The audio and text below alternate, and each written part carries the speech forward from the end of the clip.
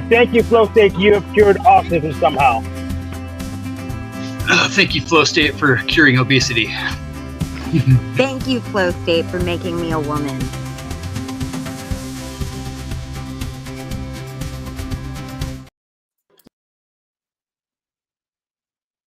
You think that's interesting? Well, Flow State cured my paralysis.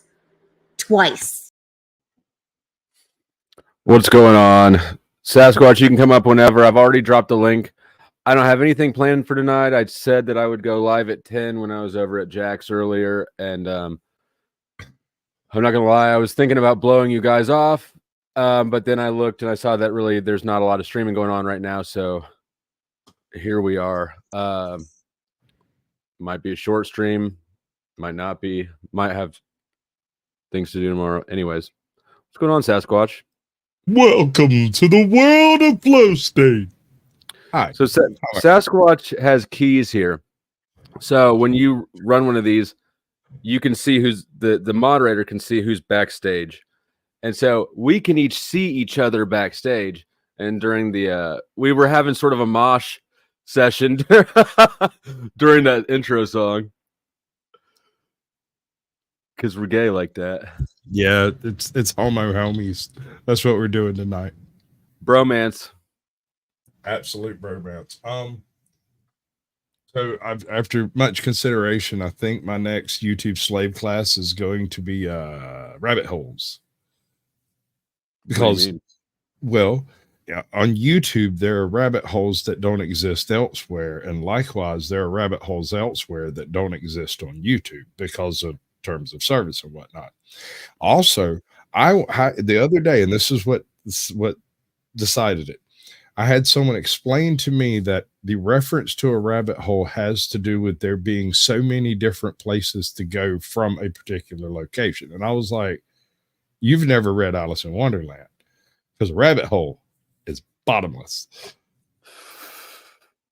It's down the rabbit hole, and that's the reference. So I had this 20-something explaining to me what the rabbit hole effect was and all that. And I was like,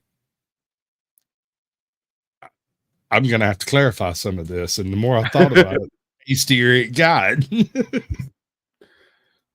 Because how does that a rabbit hole? How does that tie into YouTube slaves? Okay, so the misunderstanding of the reference of a rabbit hole led to them revealing that they went down the dinosaur rabbit hole. And I was like, oh yeah, people and dinosaurs living together. And he went, nah, man, just extinct animals. And I was like, that's not a rabbit hole. That's generally accepted science, which is not what we're talking about here. We're talking about fringe science. We're talking unsolved citizens. We're talking that rabbit hole's that's a fucking badger hole.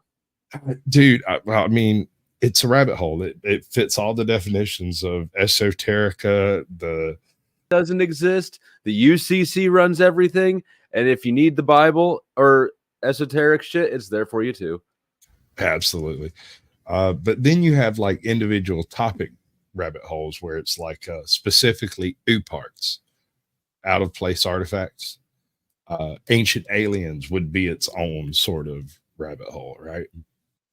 I think it'd be a good one to get a couple of I've been down probably more than I have not been down of these. Right, you're definitely getting an invite to that one. That's the thing, is like there's more to it than just going to the site and watching some of the videos and commenting in the back end. And there's more to it than that. These people run websites, they have donations set up, they have grifting, they have t-shirts, they have an industry built into some bit of esoteric wonder. Are you religious? Agnostic. Would you consider organized religion the same sort of a rabbit hole where you? It can be. It usually is to some extent or another. I'm not a big fan of organized religion. I have attended virtually every sect or denomination of Christ and Christianity in the Southeast. and they're all freaking weird, man. Everybody's got their own flavor of crazy. So over here at the Church of God, they talk in tongues, and if you don't understand them, then you're the weird one. Over here, one of those I'll say one of them Southern Baptists. Let me tell you how they baptize you at a Southern Baptist place. You do not get a little water. You don't have a little cup of water doused on you. They don't just splash you a little bit. They take your butt into the river and dunk your ass. You are the river. Do they have like a little pool thing behind the pulpit? Not in a Southern Baptist. Southern Baptist, they consecrate that river as the River Jordan, and so be it, as was done unto John. Oh, shout out to 33 viewers. Nice synchronicity there. Yeah, that's another rabbit hole. That's a good one. Numerology and whatnot. Numerology and synchronicities, I think, are interesting as fuck. Yeah, no, I don't disagree with that. Synchronicity is an odd sort of thing, especially if the individual in question does not believe at all in coincidence. Right. If that, they I think to not believe, I think to, oh, go ahead. Well, if they simply say there is no such thing as coincidence, then all of this is synchronicity, and there's no such thing as anything else. On the other end, you have people that say everything's coincidence and there's no connection at all, which is in its own sort of faith, right? Because it's contrary to data. I kind of see it as a Luciferian or Satanist kind of concept, where it has nothing to do with good and evil, has nothing to do with behaviors, and has everything to do with the opposite of something else. You know? All right. What about I'm just sort of wondering if I even want to go here because Cynthia's in the chat, and I just saw God the Son, Jesus Christ saves showed up too. Well, do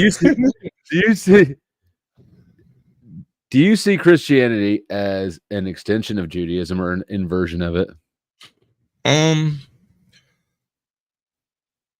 right. So when you take a look at Judaism leans strongly on othering the Pharisees, right?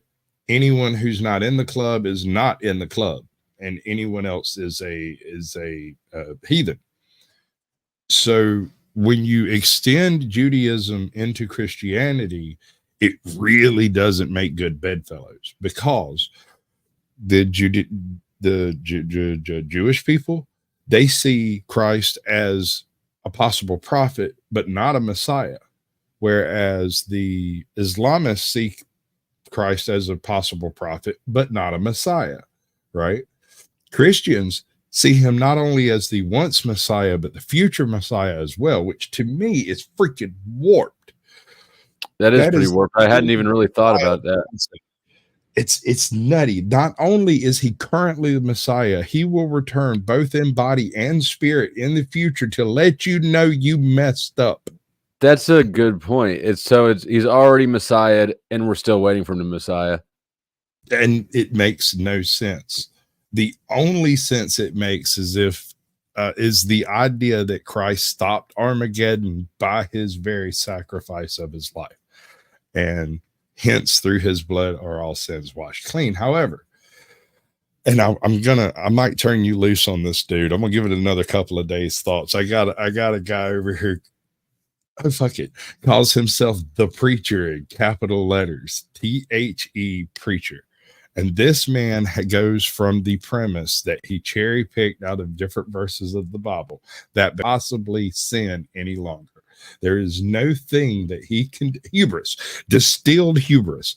There is no thing he can do that would be considered sin in the eyes of God, because he has been washed by the Lamb of God.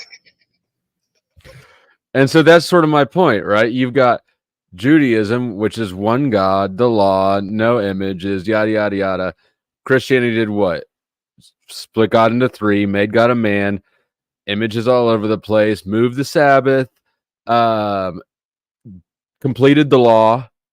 Like, it completely wiped out all the foundation of Judaism and inverted it entirely. Yeah, you're sort of conflating the concept of Old Testament versus New Testament. It's supposed to be a one religion, right? No. So, to Christians, it is. It's okay. It's one religion, but it's like, I mean, it's. Go ahead. Well, I'm just saying that distinction between Old Testament and New Testament is quite stark. The God of the Old Testament is vengeful and wrathful. The God of the New Testament is fluffy bunny rabbits and cute little fuzzy wuzzies. It's not the same thing at all. You know, the argument is forgiveness versus wrath.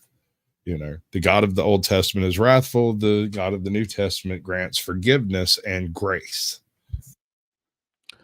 And both of them seem to be on extremes.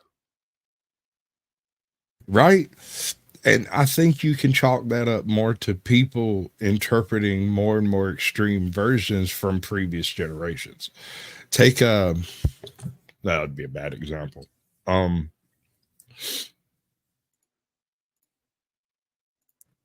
Wow. We have our first outraged Christian. Hi, Tom. No, I'm not outraged. I told you I wasn't going to come on your show tonight. Now I did, because you were up here with Sasquatch, and despite my confusion with Bro Crisis's channel, and it took me a minute to realize he was restreaming, or what is it? You're visiting and streaming that you're visiting. This is why I hate the new channel YouTube. I think as long as you keep it just us, I'll hang out up here for a minute and partake. And whenever you're done on the religious thing, we can talk about how I've already gone back and watched Paul's channel of him coming to our Jack interactions today. Because I hate you, Flow State. I hate you, Flow State, but I'll utilize you in this whole I mean, I do the same thing. I like you, Tom, but you get under my skin sometimes. So it's all right. You can hate me, and we can move forward. But I'm saying I do the same thing. I do the same thing with Paul against Jack. I'm like, Paul, or Jack, I fucking hate Paul, but he'll agree right here, and we'll both be right. You're fucking oblivious because blah. And then he turns his camera on and nods, but then we go right back to slugging each other. He knows I'm winning that shit. But no, it's not two different gods, guys. It's like that was the changing of the I just lost my word, but it was the new paradigm. It was like, oh, all that blood sacrifice with the animals, you guys I have flooded the earth, I cleansed you of people, restarted people, got rid of my Nephilim. You're still not pulling it like this. Now I'll just have my son die, and now just believe that and seek forgiveness, and that's all you got to do. And we're still fucking it up. Yeah.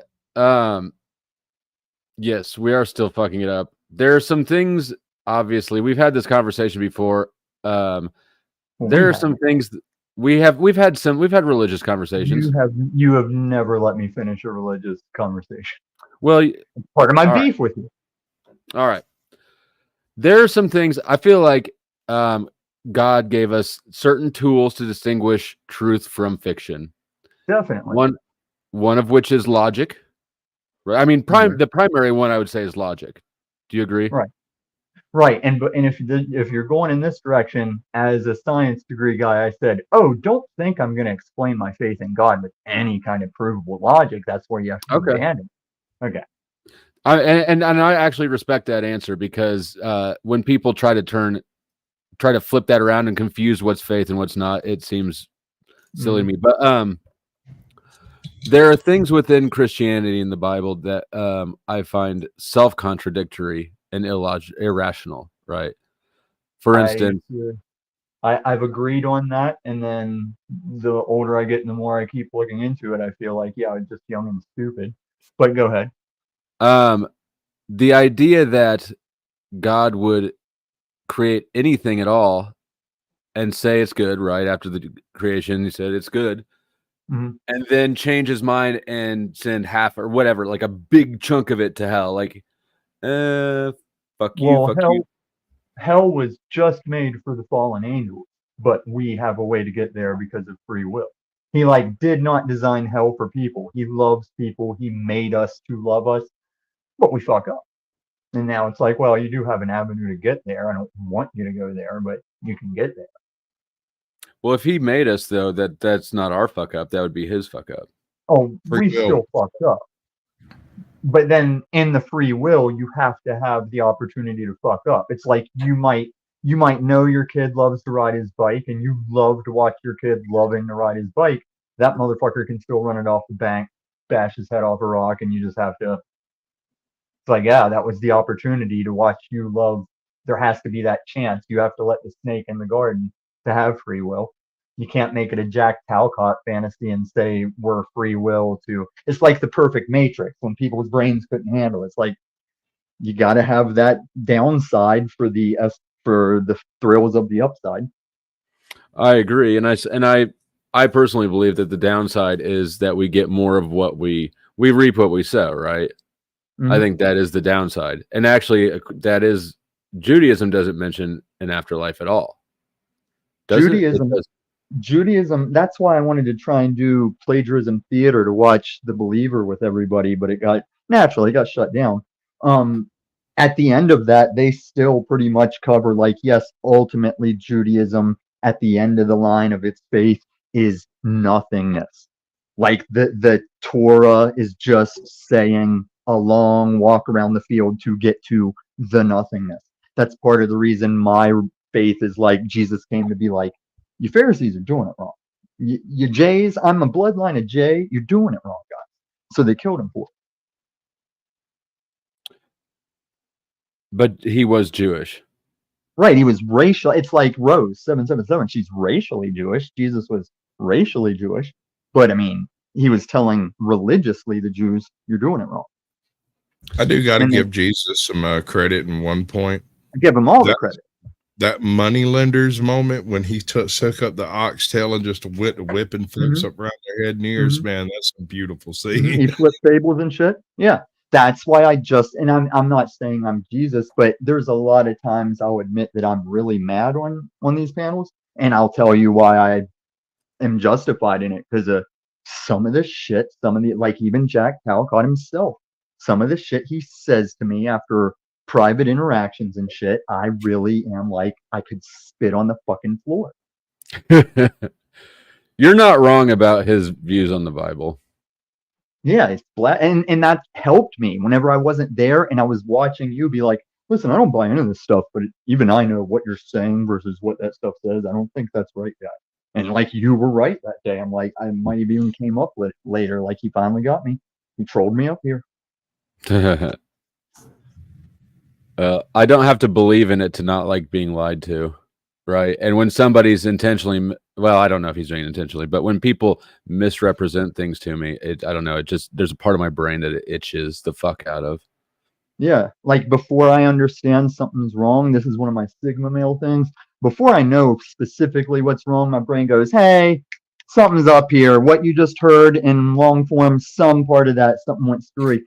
Because my friends took me to a pyramid scheme meeting. These people rented out a hotel lobby and invited a bunch of people for a pyramid scheme. And I didn't know that's what they were saying, but I was sitting there with my friends going, nah, this is something about this is bullshit.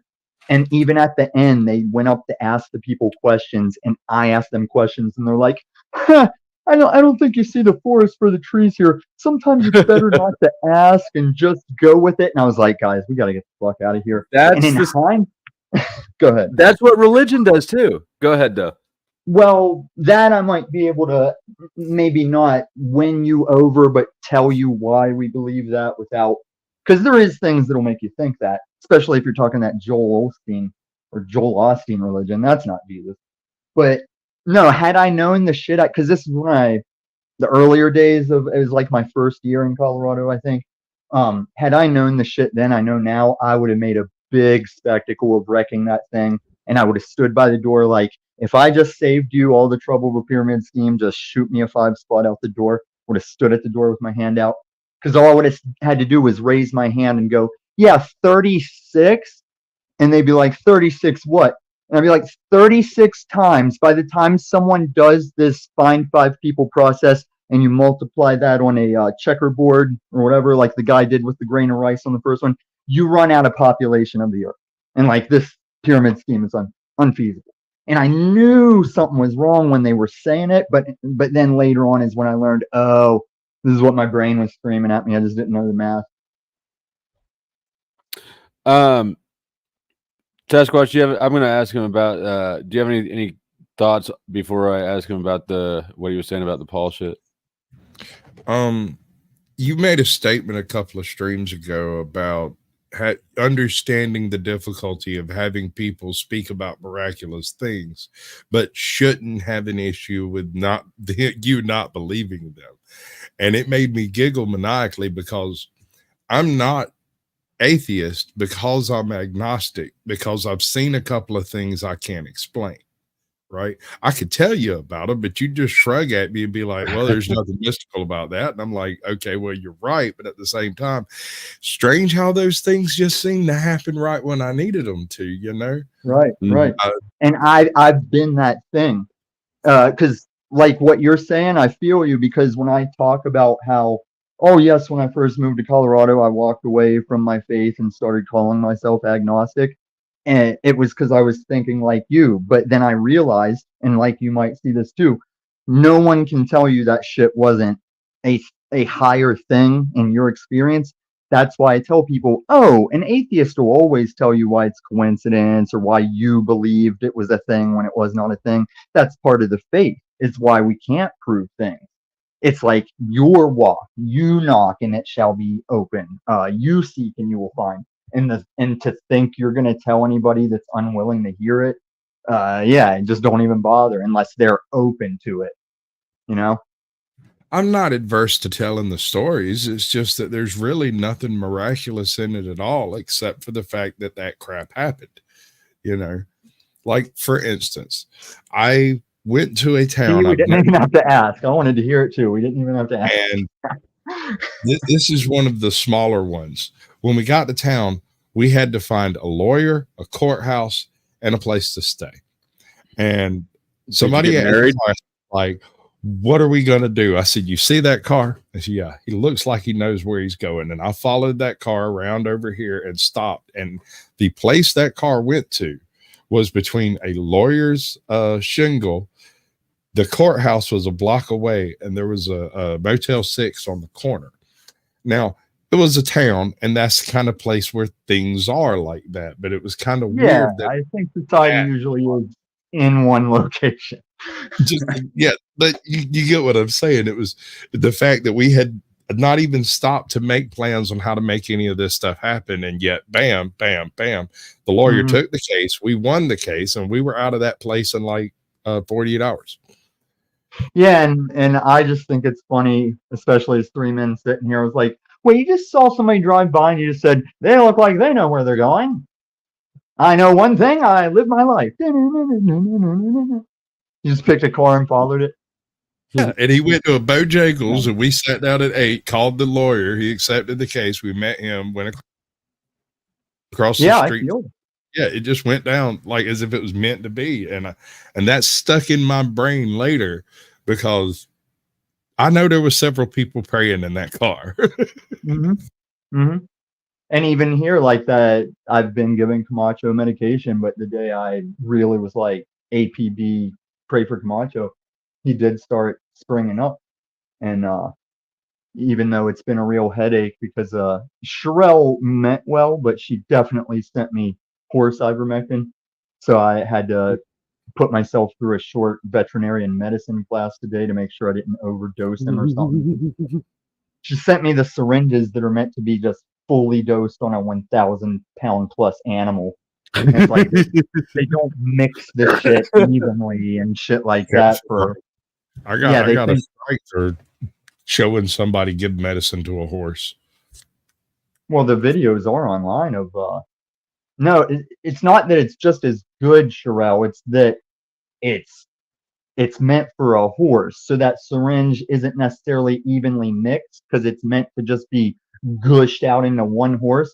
And you still no, ivermectin is not ivermectin. I mean, it is, but the way you're saying it is not. and you drastically underscore that half of my dog's breed is very susceptible to a genetic mutation where it could kill him.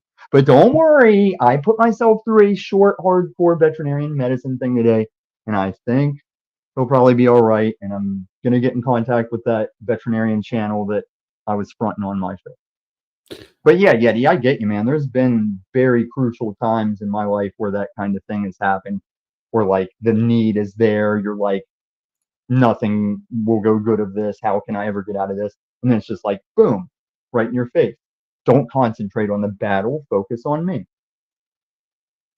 Oh, Crystal Shaman, you underscore my, like literally hours pounding information. I don't mean your little YouTube videos. I mean shoving words into my brain in paragraph form that are hard to follow to make sure. I've had this dog longer than I've known any of you fucking shit posters. Don't underestimate what I've gone Got through. those words really deep in there, huh? Well, you know that reading any kind of technicals, especially pharmacy and doctor shit, I know why they get paid so much. I can imagine going through 8 years of that kind of college. It's crazy. But it's also why you guys don't have to just have a word wizard level of distrust for the medical system. It is getting shittier, but it's not, you can't trust anything a doctor says. You just have to think for yourself and make the best decision for you. I'm sure there's guys here to bitch at me about my N-word tendencies. Let's have it. I don't think that he was coming up here for that. Okay. Yeah, man. Would have surprised the hell out of me. Man. I don't care that you racist, brother. I don't give a fuck about you. Oh, I've met Jalen. This is Jalen. Never mind. We cool. Yep. All right. So do you what were you saying then about watching something with Paul? Oh, so you remember, I think you were there when we were interacting on Jack and had Paul there and shit. I just went back earlier because I was looking for what you were talking about over there during the mediation thing. I didn't know that was all. I didn't know it was all the same stream. Like your mediation stream is still whenever he came over to Jack's. I was like checking yesterday for the mediation shit. No, I just watched us when you can hear his commentary, see what he's throwing up on his screen while we're. That's how you get to know some of these hosts. Is you watch what, in Paul's case, he does when I don't know if he assumes no one's ever able to see it. Like he wonders why he's hurting for support, and it's like we watch you downplay us on your own channel and talk that shit. He might, yeah, I don't know. I haven't seen it, and I probably wouldn't have if. Is it worth watching? Is there anything there? I mean, not for us because we were there, but when you're watching how he's sharing his chat's comments, what he's saying when we can't. Like sometimes I realized when he's sitting quietly and you're like, why would he just sit and take this and not say something back? It's because he's muted and talking shit to his own channel and acting like he's the thing and then sharing their chats where you can learn how many of these all-time chatters you have a disgust for if you see what they're over there saying. You want to know a secret, Tom? Probably. I'm working on a second Flow State's Greatest Hates. Flow State what? Flow State's Greatest Hates, the video I play in my outro where a lot of shit talking about me. You make a few feature appearances in it, but I need to send that's why I'm not impressed by it. Like I already told you this. Anybody that has the tenure around here to be talked to for almost 2 years, I could make one of those videos about so many of us. Oh, sure. And you know I can make them. I mean, I already. Yeah, I know that. I'm just saying that. And do you really think you're going to beat me on making videos of people hating on us? You don't think I can? I didn't think that I was competing with you. No, we're not. I'm just saying. Oh, I'm so impressed by your everybody hates Flow State. We all hate each other. I hate Jalen, but not because he's black. What do you hate me for then? Just because I feel like you're a little bit on that Joe Cool thing of like, I take the presupposition that this white cracker is racist and that I am downtrodden as a black man. No, I don't feel downtrodden at all. I just think that you're racist a little bit. I don't think it's just that crucial that you can't deal with black people. I just think that you have misperceived notions about black people that you should correct. That's about it. No, I think you're not seeing my comfort in acting like this because I've always lived around black people and that status quo that I feel like your accent might come from.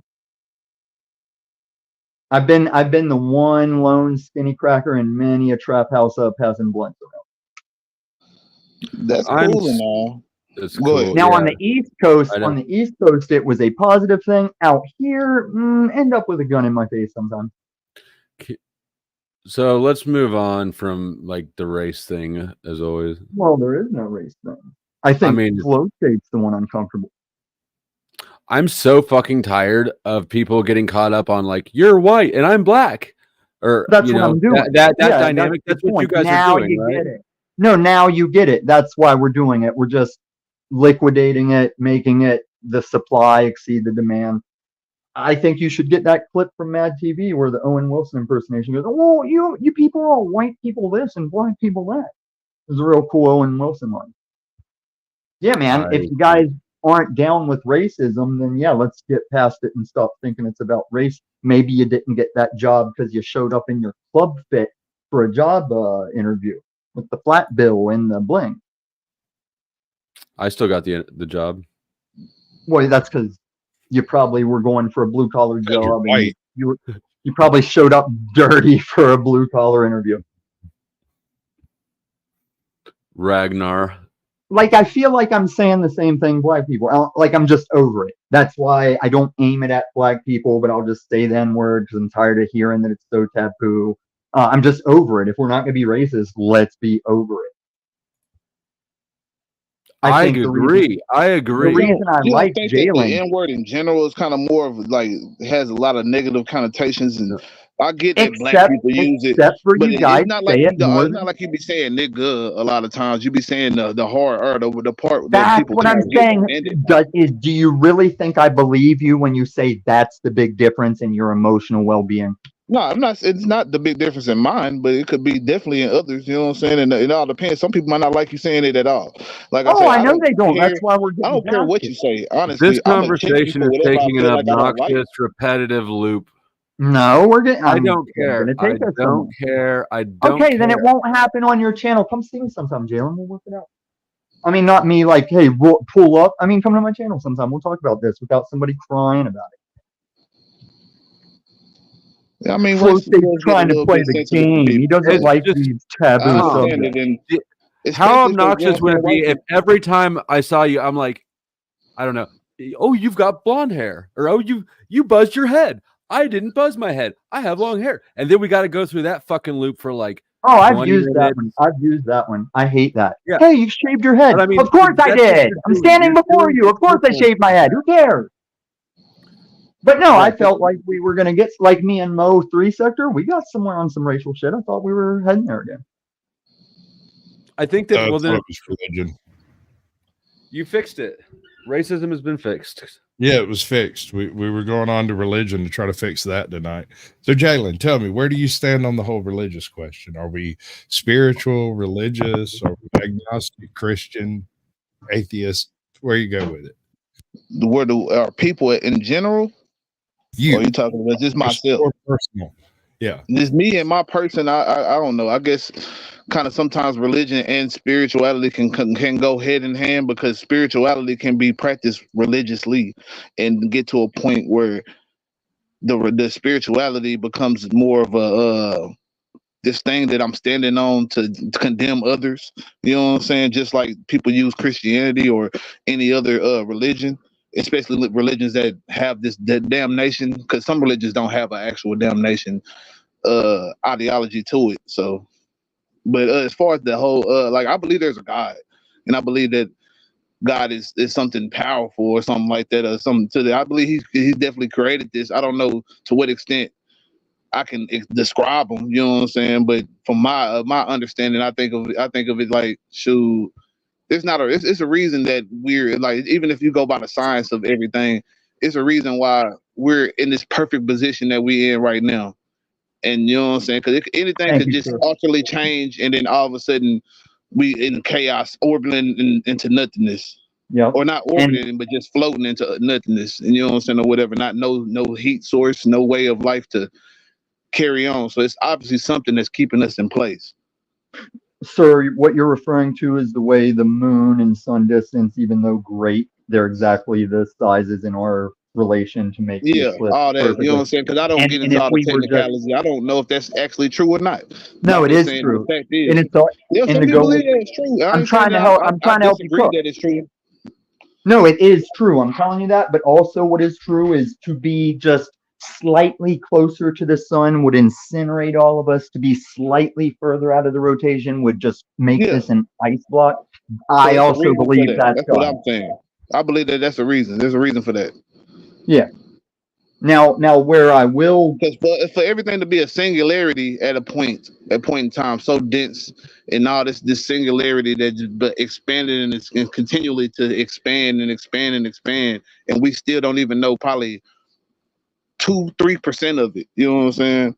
We know a lot about our, I guess, solar system and all that, but we don't know anything past. You know what I'm saying? What could be really out there? We guess what things could be out there, but it's really a stab in the dark trying to understand space. Just like just like our understanding of our oceans and shit like that. Come here. Hold on, I gotta attend to my dog. But I wanted to I don't comment think on we it. know nearly as much as we claim we know either. Yeah, well, the thing I'm gonna say civilly to both of you is there's a lot more we know that anyone listening can find out if they cared to.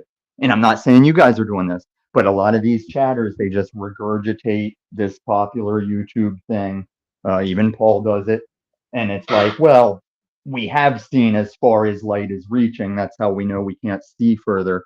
It's like if you are out that far with the light hitting you now, you're seeing the earth as dinosaurs because of this. That's the light that's out there that far is We've the seen as far dinosaurs. as light is reaching. Yes, we've seen the end to where like it's a glow of the expansion. You don't see through it because that is that expansion going out. So Here. light is finite. Light doesn't travel forever. No, where I we guess can see is where light travels. Hold on, I got to do something. I'll be back. I know I said that once. Don't respect me or anything. Close to Is He's this taking when a we shit. start clowning But on him? does light stop if it's not nothing to stop it? I think it all depends on the observer. The relativity concept has to do with the measure of time in relation to light speed. As you approach light speed, the time condenses, it contracts. This appears to me to be the limits of perception based on where we are in our movement currently in our spot in the universe. And so the observable universe is only observable as far as light can either shine or reflect. correct. So The study of right. The study of science is based on our senses. And then we have devices we've invented that can read things.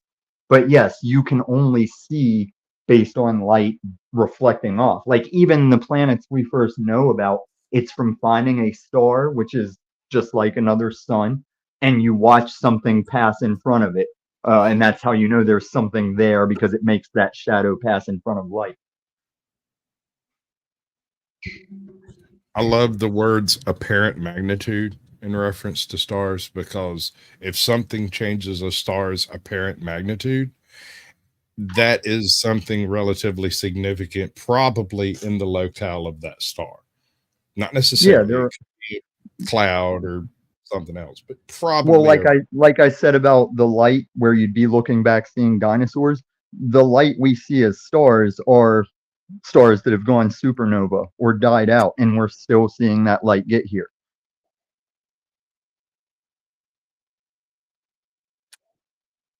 That's what they say.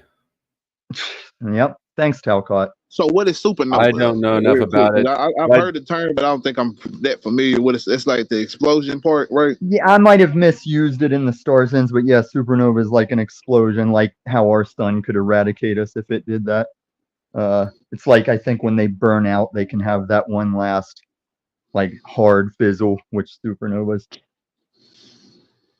Okay. And that's how we know. But I just think it's who really knows, like it is, because it's basically our senses can even lie to us. So at least, I mean, people don't want to say that, you know what I'm saying? But it's definitely a case for a lot of people out there. Not saying everybody, most people probably see what they see, but you know what I'm saying. For a lot of people, well, it can be a they don't lapse. know. Like I know when my eyes have played tricks on me, but we have ways to still know as humanity. We know that's the light and the color of the light to go, and we know to stop. But yeah, there's like a species of bee that can see Wi-Fi signals visually. So it's all about, and I think, man, there was something else about some creatures' visual spectrum I learned the other day. I can't remember now, but it was fascinating. But yeah, your senses can be fooled and play tricks on you, but science, that's why they go by the recreation. It's like one guy discovers it, then it has to be proven on a multiple like it has to happen everywhere to be able to say, yes, that's the way it is. And science, compared to what Talcott and others say, is always open to So still has the Big change. Bang been proven? Because I heard somebody tell me that the Big Bang was proven. No, I'm not saying it's proven. Hello. I'm saying, hello, Ezra. Hi. I just want to be clear. Oh yeah, Hi, Ezra. Hi, Everybody say hi to Ezra. Everybody say hi to Ezra. She'll get mad. Hello. no, I can't see the chat right now. I know science believes the Big Bang. Like I have to understand it in a technical way from when I went to school, but religiously, I don't believe. If I did believe in the Big Bang, I'd just be equating it to the "let there be light" moment and stuff like that. Which is what it is. I mean, that is exactly what it was. Falls into your religious beliefs. But I still don't believe it, Flo, because that would imply the evolutionary process, and I don't believe that. I believe that. But you don't believe in evolution? I don't. I understand to explain it, but no, I don't believe in it. See, I mean, I don't know. I don't think that believing in evolution means that you believe that something evolved from one certain species to a whole different species or some shit like that. It could just mean that things evolve. We see that things evolve. There's microevolution, right? Which is like breeds of dog. But yeah, macroevolution, where it's a different species, entirely different. What? No, you're right, but not dogs. Dogs are all the same breed. That's not different species. In Africa, there's a river called the Zambezi, and it has falls that are so traumatic that they kill fish from going from one area to another. And so they're very isolated pockets of fish. And there's one species of fish called a tigerfish that has 50 some odd different variations of it. Same species, right? No, they have such different behavioral differences that these fish can no longer breed with one another. Not only will they choose not to, but they physically can't.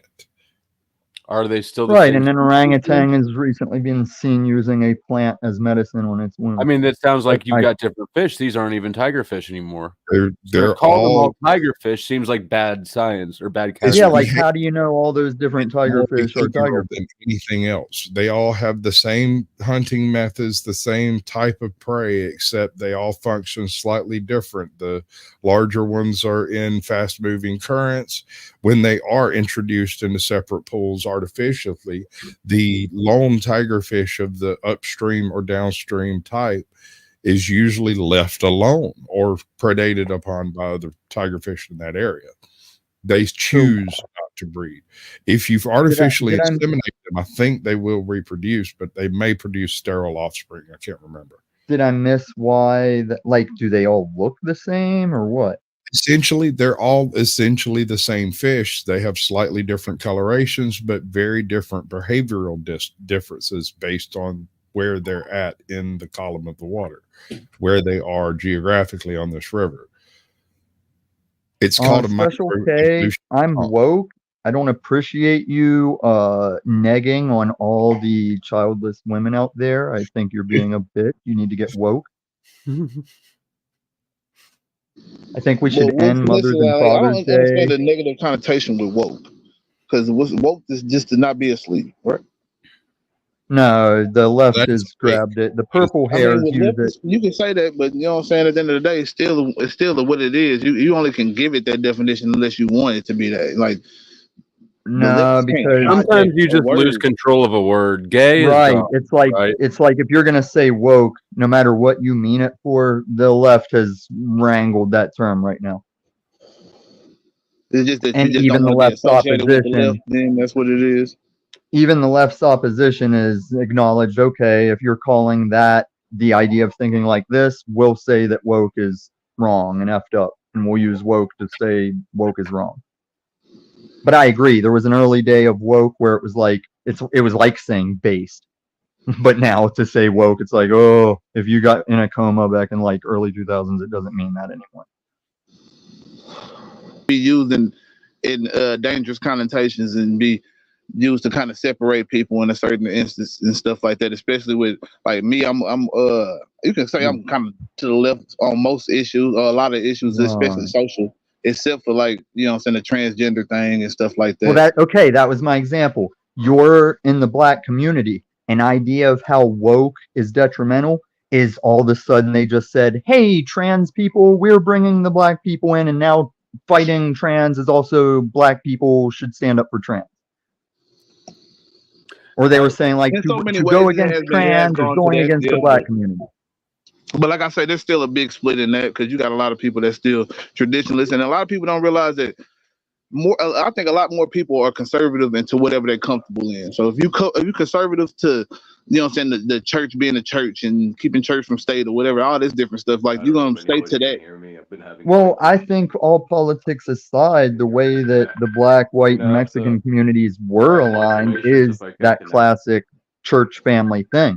Like even black culture, like that Denzel movie when he was the mob boss, they still showed even the criminal people went to church. Everybody went to church. Wasn't aware of the certain parts of religion that was used to infuriate people, whether it be men, women, children, whatever reason, you know what I'm saying, race, ethnicity, stuff like that. How the Bible was used, not saying that's what the Bible is saying, but the Bible was used in these ways to, you know what I'm saying, it put people as inferior. Oh, the curse of Ham means that black people should be enslaved and shit like that. Well, there's nothing in the Bible that said black people. It talked about slavery because there's always been slavery. You know what I'm saying? When you have somebody not being able to interpret a book themselves, and then you have people telling you this is what it means after so long, if they want to be a part of the religion, that's what the religious part come in, and where you don't get spiritually inclined with the book and actually read it and try to understand it for yourself. The religious part is too religious.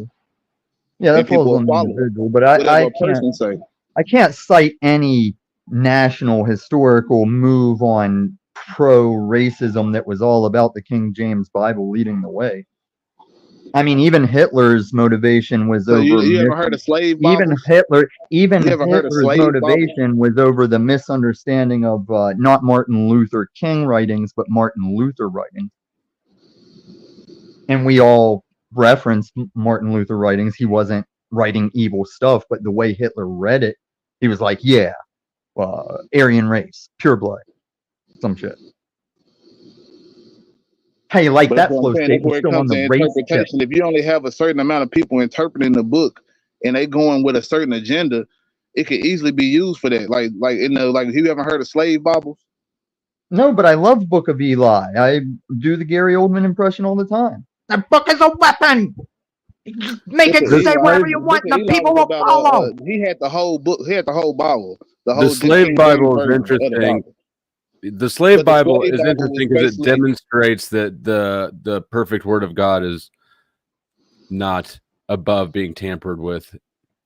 Oh, KJ. Yeah, the slave Bible is where they only had certain, you know what I'm saying, parts of the Bible used. Right. I'm about to rant. You guys sound like rants. Riddle me this. Riddle me this. Does it have the 10? Do you know the 10 Commandments? Or I mean, do you have access to the 10 Commandments? Do you have access? Do you have access to like how to be saved and the route to salvation? Other than that, it's like save you. Other than that, it's like show me where they wrote it wrong. Like I wrote thou shalt kill. Praise God, man. Fucking praise God. God is so amazing. You take a criticism of how people use the Bible as opposed to as me saying that I'm attacking the Bible. I'm not attacking the Bible. I'm not saying you're attacking. Are you attacking the Bible? Can I? What? I'm sorry. I'm just trying to respond to answer your qualm. Please interrupt this. I'm starting to lose grade wrinkles. Oh, I forgot. I said as long as it was just the three of us, I'd hang around. Oh, sorry. I didn't mean to. No, we appreciate it. Oh, did I do good or bad? I don't know. You did just fine. You did good. I didn't mean to ruin your Panther party. He no, this is a normal thing with him. He comes up and then he shots fired. Shots fired. Apparently, I gained a level or something. I qualified for the Illuminati presence. Hi, Sasquatch. Oh yeah, you leveled up. I don't know how that happened, but congratulations. All witnessed it. Jalen too, I guess. I have no idea. I just heard you were live and said, you know what? Why not? Why not? Oh my God, is it 1:00? Shit. No. All right, bye. No, I'm kidding. Bye. No, I'm kidding. Yeah.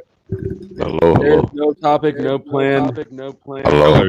What's the echo coming from? Sing. Can you hear me, Flo? Can you hear me? I can hear you, but you've got an echo. All right, I'm gonna have to try to modulate or come back in. I've been having issues every time I go to StreamYard since I got this new tab. Anyways, I'm gonna try hop back in and see what happens. Hold on. Okay. Good luck. All right. Sorry. For what? No, I mean, like, not for me, but for his tech issues.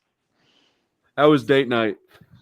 Oh, it was so fun, and then we ended up like on religion as the ending topic, but it was a really great conversation nonetheless. And Glenn and I had a good time. My dad was in the chat, my mom was in the chat, and that was really cute.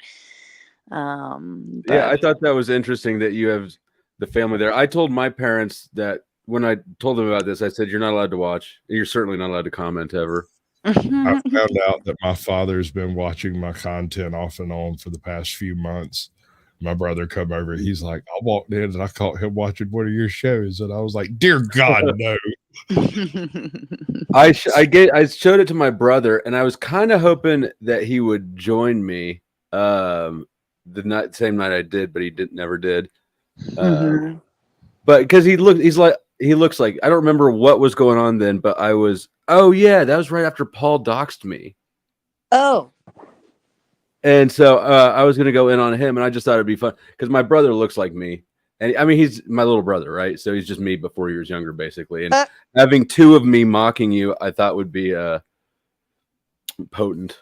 Dude, you just described hell itself.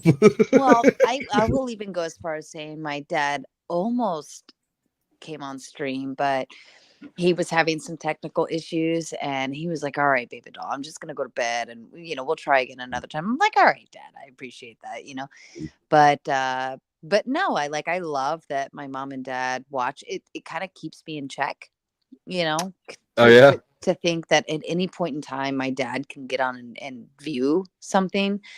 But it's fun. It's very supportive. And to have like my mom is obviously my biggest number one fan, but and she's a night owl, so it works for her. My dad, obviously, I stream very late. And so I don't expect him to be on. But it is great when he can swing by or whatever. And have conversation and dialect with people in the chat and stuff too. So it's kind of like it's very interesting. I love it. It's enjoyable. It's like it's a full family affair. It's great.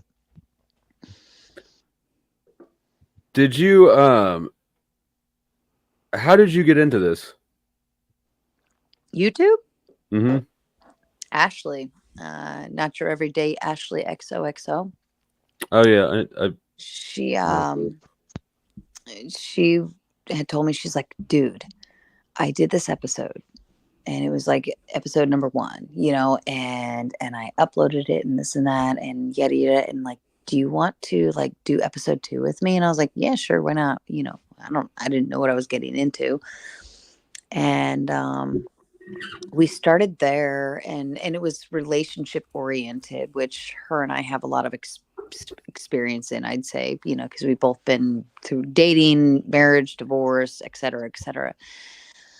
And then I remember she was like, you need to go check out Playing with Fire and just like join the chat, just interact, and just you got to watch this stuff and interact, because she had a debate with him, prior to that. And I was like, all right, fine, I will eventually when I have time. And then I got involved interacting with the chat on there was a speed date going on. And I was like, dude, this is so much fun. And I was like, we need to do the speed dates. Like we can do this. And then I started doing the speed dates with Alex, and then Ashley and I started going live, and then I started venturing out to other people asked for us to come on and, be guests, or like I was like a bachelorette of whatever game show, whatever, like all these different things happened. And, then I created my own channel, and I started with the videos for the news from the Manosphere. And then finally I decided over the last, I think it was from April of last. You started by doing videos. Were you reacting to the Manosphere, agreeing with the Manosphere? It was satire making fun of the Manosphere. Oh, that's beautiful, babe. Yeah. So I don't know if you've ever watched Saturday Night Live, the Weekend Update, if you're familiar with that at all. But they basically, it's like a comedic skit of like a news update from shit that happened over the weekend, right? And so that's what kind of like what the thought process was, is I gave a weekly, semi-weekly update of what happened over the week, but I made fun of it instead of like just reporting it. Like I took what they said out of context on purpose, and I made the context like fit like the stupidity level of it, but it was all in good fun and jest, and that took off, and that went really well. And I was, between April of last year to I'd say maybe August, like I just completely left all of YouTube, just completely left. And then I came back late summer, early fall, and I started just, kind of coming back a little bit on other people's streams, slowly and surely. But then by December, our recent December, I was like, I think this is a time I need to shit or get off the pot. I'm giving all this free content to people and all of this stuff. Like, I think it's time to do my own thing. And so by January, I already had all of my stuff geared up and ready to go. And I said, here we go, let's stream. And I've been streaming live ever since, and it's been fun. And I've recognized myself as the connector, the networker of the arena, and I'm bringing other channels to people and other people to other channels, and then I think it's been fun. Yeah, I remember seeing in your description it says, "Come find your weekly news from the Manosphere," and that wait, what? Where am I? Yeah, that wasn't at all what I found on your channel. It threw me for a loop, and so then it actually kind of got me wondering, like, am I in the what is the Manosphere? Is this Manosphere? So that's kind of, actually, I didn't, and that was kind of a running joke for a while, because I didn't know I was in the Manosphere for a while until somebody pointed it out that, like, this is the Manosphere. And I was like, oh, no shit, I'm in the Manosphere. Let me start making fun of these retards. And the Manosphere is basically like the relationship oriented between the black pill, blue pill, red pill type of content creators. And it's a very specific genre, but I've recognized out of venturing into YouTube that the Manosphere is like the lowest level of YouTube. I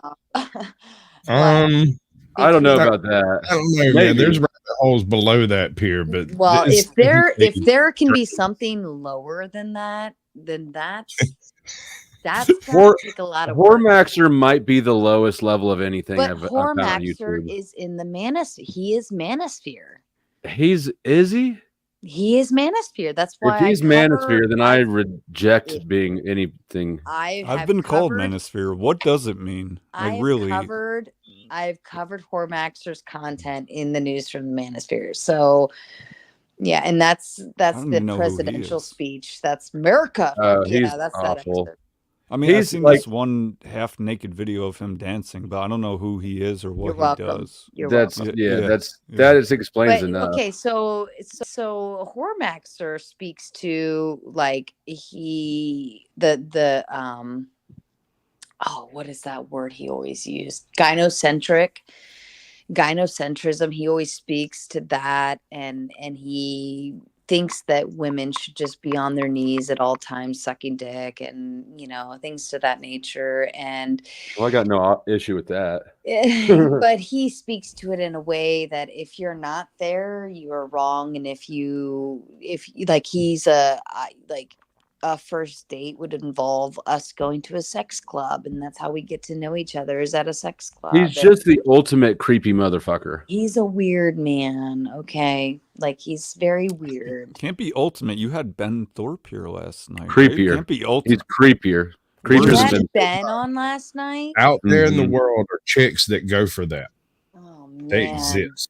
He is creepier than Ben Thorpe. Tell me I'm wrong. This is where Lore Master comes in. This is where this girl's understanding of the panelverse she's in goes out the window. The Thorpes are where Hormaxer got his come up because they were all on that same level of he's extreme, that they were extreme, keeping it in the family. Weird. No, it's bits, girl. You're just late to an ongoing long ass bit party. No, you chill. No, don't chill. There's no chill about Ben. Thank you. Ain't nobody with a Harley Quinn picture gonna say, yes, everybody chill. No, and I gotta compliment you. You're the first fucking internet female to think I should be Harley Quinn. It's like it's me, but it's Harley Quinn. I've never seen a Halloween party with one single female Harley Quinn in it. You're nailing it, girl. You're out of the park. This is a Halloween party? I'm saying Harley Quinn. You find any chick, she's got a social media pic of her as. I'm being sarcastic. Yeah. It's a common one, right? So this one's actually a running joke because they say, like, the running joke is that I look like Margot Robbie. So part of one of my skits was... And they tell Beck she's funny, too. Oh, we're terribly, horribly not funny, okay, by the way. Oh, I get it. But the running joke was like, you look like Margot Robbie and blah, blah, blah, blah. And I actually did a whole skit based on that factor, making fun of the idea that I look like Margot Robbie. And I chose the Harley Quinn because that's kind of like the most notorious. Yeah, it's very clever. We all get it. We get it. Yeah. So, Tom, you sound like you might be in the Manosphere. What? No, that's not. I'm more of the Stigma grind set corner of YouTube. Tom, what do you think about semen retention? You said grinders? I said, hey, based Oracle. I've made you cry before. I'll do it again. You made me cry? I had you guys all worked up. Who was it? I came on the. You had guys lubed up? Why would you have guys lubed up? That's fucking No, that's weird. the question. You're projecting. You're projecting. That's what you said. I'm literally repeating you. I'm just trying to No, understand. you're not. You need to get your ears No, you said checked. something about Maybe you dudes shouldn't get the lubed nut up, shot in and I them think so that's much. weird. I don't know the context. That's but it not what I definitely wasn't said, me. and It you're definitely wasn't rolling on. me. You're like you're unslaved. You said Why are you so something obtuse? You're bullshit, getting and now triggered you're over nothing, emphasizing man. on You're it. getting I know all triggered the panel over tactics, nothing. white boy. You want to come at me with that shit? I'm not even I don't know about white. you I'm guys, fucking but I'm mixed, man. aroused. No, you're white as fuck, based Oracle. Yeah. Say it again. Make But it louder. in all fairness, Oh, are you going to tell me that's all a birthmark and that mole under your shirt, that's your real skin tone? I've heard that one before. From the wigger. And you're bronze? Damn, Like, Tommy, what? bro, why Tommy, you come why on. you so Under my hard on shirt. people, bro? Like, why you can't just come and just have a conversation, man?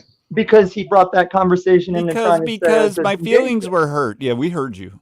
Because it's always someone I else. can't remember who it was. I went on. Of course you can. You don't remember I anything, just remember. making shit It's up. whenever you guys were having trouble on TML telling Joe Cool why junkies shouldn't be allowed to just lay around in front of your driveway. and you guys didn't seem to have the answers for him. So I jumped in and dropped that he's known for pimping and group drug selling, and if you fucked with their group drug selling, they'd shoot up your house. That's why we don't let junkies lay around in our driveway. Yeah, that's a good reason. But if you do let them, Jalen, that's called woke. So based Oracle, I see you doing your rounds like a young Ben Thorpe, getting in where you can try and fit in. I don't roll like that. If you had a daughter, would you rolling lube? What do you say?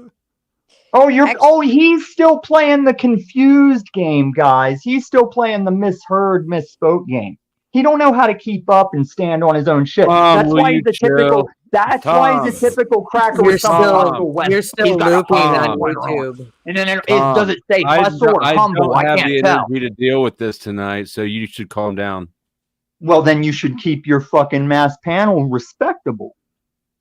That's what I'm doing. That's what I'm You trying. don't hold No, this is what I put to you on my panel. You don't hold everybody to the same shit because you're the YouTube Because game not player. everybody commits the same offenses, Tom. I don't commit offenses. You're just a bitch. Flo, may I ask a question? In all fairness, though, like, isn't it the women who come out with the terms of you're projecting, you're doing this? You're like, isn't that what we do? Like, as females? Like, I'm kind of curious as to why he said that. Like, you're projecting. Yeah, that's some woke shit. No, it's girl shit. I don't know. I guess I hadn't really considered calling that, because some people are projecting for sure. I mean, I would say that saying that your ex is a narcissist is definitely girl shit. Yeah, I think it's overgeneralizing. I think people throw that term out and just immediately categorize somebody just based on. I dated a actions. psychopath. My ex is a psychopath. That sort of shit. I'm trying to use past partner now. That's the more like women reflection. say that. Women will say like I dated a psychopath. With men, we just say I dated a woman, and all other men know. Well, yeah, obviously it was a psychopath. Would the opposite be like I dated a man, or? I mean, no, well, dudes it's are assumed with women. It could be with men. There's a difference. Hold on. But what would be a normal statement? Like I dated a man. Like if you're saying I dated a woman, and it's always like, oh, vomit, ooh, then would a normal statement be like I dated a man, and they all applaud? How's that work? I married my stalker, so might not be the right one. Nice. You got to lock down them stalkers. Nice. That makes sense. Yeah, no, that makes sense. Do you have an ex? He'll never leave me, Both Sarahs, do you have an ex who is a psychopath or a narcissist?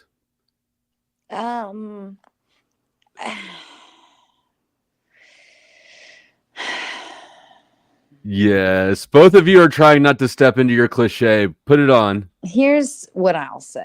Yeah, you loaded it too much. Hashtag codependency.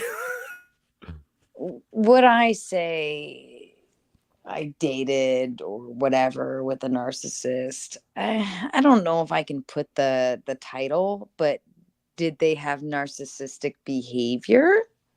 I could say that. Ding, ding, ding. Should be a woke PC, right? Like, yeah, their behavior. I think that narcissistic. I think I built up the cliche too much before asking the question. If I had reversed the order of that, I bet that the responses would have been a little bit more on the nose. Exactly. Yeah. I don't agree with that, only because I've spoken to this a lot, especially with Ashley on her channel. And I mean, we've had entire streams devoted to these conversations about exes and all that fun stuff. And Based Oracle knows very well. I was on his stream a few weeks ago talking about my ex-husband, and I don't think the words narcissist or whatever had come out. We actually spoke very highly of our exes. So if any validation is going to come, it would come from him. That's true. But the answer to the question he asked you is yes. No, I don't. I think there's some narcissistic behaviors, but I think we're all narcissistic to some degree. That's why I agree with that. that's why it takes a thought process to get to that question, because it's like, okay, well, are there a few little flags that one would deem fit for narcissistic behavior? Yeah. But could I say he was a complete narcissist? Like, no, that's because a narcissist isn't a real thing. It's simply behaviors and patterns and flags that he may portray to me, but that doesn't mean that he portrays to everybody. Well, you are correct, but that's the wrong answer for women, but you are correct. I don't know if I agree with that. Which part? Because that makes sense, right? Like, if you say somebody's bad, right? Well, what led you to that conclusion, right? It's their actions. The delusion, in my mind, the delusion of grandiosity, right? A narcissist is somebody who, the reason that they're difficult is because everybody around them needs to uphold their delusion. Yeah. And I would say that that's why NPD is in the DSM and psychopathy is not, because there's not a corresponding delusion with psychopathy. Right. It's just, so think of it in a parent role. I feel like that's a really good example, like even a mom, right? Because she'd be like, well, I'm the mother, and all the stipulations that come with it. That happens often. What? Yes. Well, like the narcissistic mother. Think about this, Phil, right? Like, things are on a spectrum, right? Somebody could not be 100%, for instance, narcissistic, right? Like, what would that even mean or look like? But if you could be deemed more one than not, then if that's how somebody interprets it, or DSM, whatever, then sure, Probably you could say they're everything's on a scale. narcissistic. Yeah. But I'm just saying, right, you would judge based off of narcissistic behaviors Well, if you're just a layperson looking on. You're Wouldn't not checking a certain number of boxes make you a narcissist, and not checking that certain number of boxes not make you a narcissist? So if you are close or whatever it is, you're still not a narcissist. You just happen to have these certain behaviors that are attributed to being a narcissist. Yeah, but that way of determining things is reflective more of the insurance billing system than it is of reality. Yeah, that's more of a soft science than hard science. Psychology is a very fuzzy ball.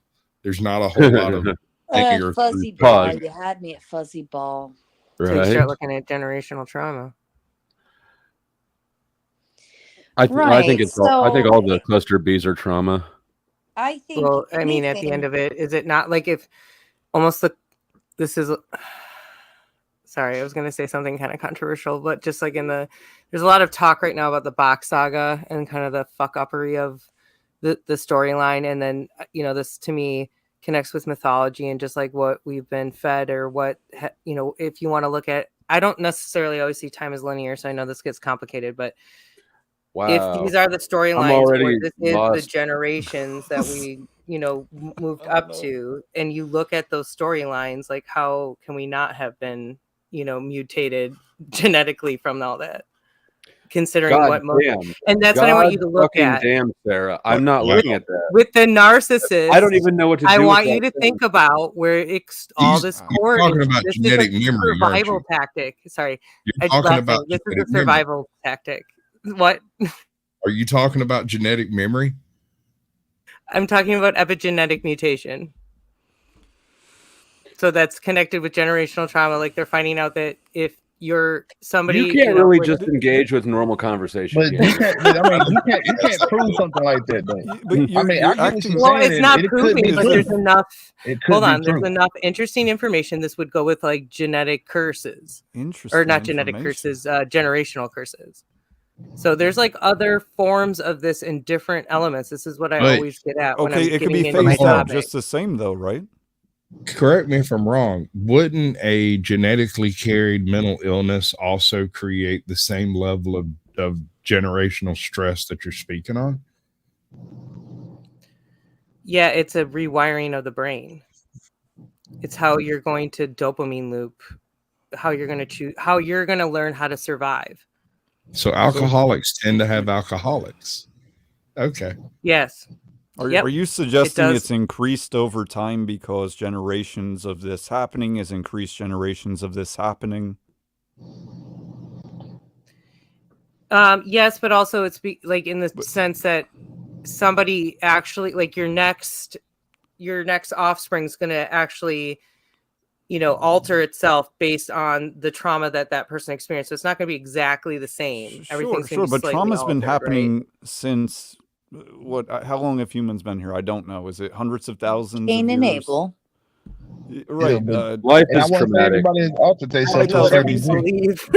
So sorry. I'm just saying that the reverse could also happen, right? That things could be phased out, or these genetic. Oh, for sure. Right. So I'm just getting at, are you purporting that more of that has been happening than not? Like, I don't really get your point. Like, sure, everything has been happening. Yeah, I guess I through would say history. it's been like an overall ramp up, and then. But how do you know? Then there's Do you an think element things are more of- traumatic now than they were in the past? I that what you think we said? recognize it more as trauma than we did in the past. Yeah, Right, we that's a complain better. Sort of, more. which sort of reflects the reality that we have less trauma because it's recognized and then treated as Well, it might important. be that Mitigated. It's mitigated. we're at quicker. that precipice, right? We're at that turning point. It has to fluctuate. This is a wax wane, ebb and flow universe. When did that happen? That turning point? I don't know. I'm sorry. I Like don't this have all the year, answers. I mean, you could say. 1,000 years I mean, I ago? could Like, lay I out don't. proposed options. I don't know if it has. I'm just saying. But you're purporting that's this is my happening. feeling. That has to do with my beliefs. Oh, it's on. all a feeling. Okay, I got you. Oh, I get it. Oh, now. I used the wrong words. Well, this guy. I mean, we I talk think about that you stuff might on have a used the macro wrong scale, measure. Is it macro or micro? I can't remember. I think it's macro for big, whatever. But you know what I'm saying? We talk about stuff on a macro scale. I think that it's going to always be more of a feeling than an actual knowing, because how can you predict a whole body of people and how they're going to move and how they're going to feel? We just can take cases and look at it and be like, well, this could be what it is. And that's pretty much what she's doing. I mean, she's saying that generational trauma and shit can lead to more trauma and shit like that, which it can. We see cases of that. We also see that it can lead to a certain level of determinism that people don't want to be like that, and that can also happen. It's just what level do people mindsets and what other, variables are in play with these, cases or whatever. So it's gonna always be a little bit murky, but it's just it's a lot of observation. Yeah. Well, it's not even an observation. It's a feeling, apparently, because I was trying to nail down the observation. When did this happen? Or when? Are you like see a it? science guy? Are you like a hardcore science guy? I'm a scientist of sorts. Okay. What how would you describe 0 point field? He studies that vag, girl. Don't you know? He be clocking and statisticizing the poo, did he? No, I've been in detention. No studying. Yeah. Excuse me. How would you describe 0 point field? That's sidestep of. That's a total sidestep. What's feelings? They're subjective. They're yours only. They have no. They have no value to anybody else. That's the point. So you can feel any sort of way. I feel like I deserve a bunch of money, but that doesn't mean I do. Nobody else has any reason to value your feelings as an accurate measure of reality.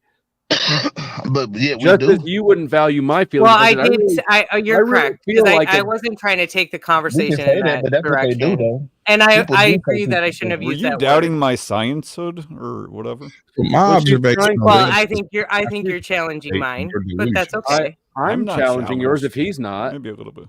Oh, calm I down. say Bro. your You only stepped feelings. in because I was using the word feeling, which you just. Well, you just it's because no, that was the right word Well, because there's not sorry, anything it else. feels like you hate it. There's nothing else. Is there anything else underlying your claims than just your feeling? I think that's the accurate word. Like about time shifts and About like, anything. We already tried to have this conversation. I realized before. And I know sure that's why I'm telling you because you brought it back again. Getting worse, right? Trauma getting Because worse. this is what I'm I talk asking about all the how time. you got to that conclusion that trauma getting worse, and it comes down to you feel so. So I got you. It kind of strikes me as odd that if you talk about this all the time, you have difficulty defining what you're talking about specifically. How could you spend? I'm so not much always as articulate, so I apologize. She exempts herself I'm from needing to getting explain held it, down like to you the do now. man. So I Well, mean, and just to because that I use the note, word though, feeling is where that articulation- steered off direction. By the way, You So can guys fix it. can Tell us take what it is then. You can take your little pompousness just a little bit.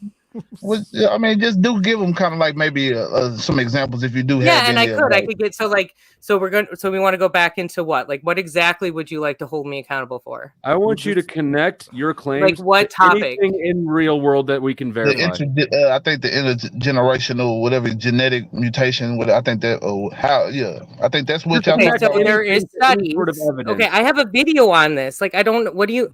There's also a book. There's a book called The Body Keeps the Score. It's really, really well written with a lot of study data. Actually, most people complain. I just want you to say a sentence or two. I don't want to watch a fucking video. I'm not taking homework right now. Yeah, just give us the cliff notes. See, that's how that works. Just read The Body Keeps the Score. There's an audiobook. There's an audiobook. Also, another good book is When the Body Says No. So those are all great things. I'm not going to reading list. Back up what I'm talking about, but you can suck it otherwise. Give us like some references or maybe. Oh, Sarah. What the fuck? What? And I think she probably Not actually you, the other has done Sarah. some study to this, but everybody can articulate what they learn and what they receive when they are out studying certain things. Some people are better than others. I'm not the best at articulating everything that I know.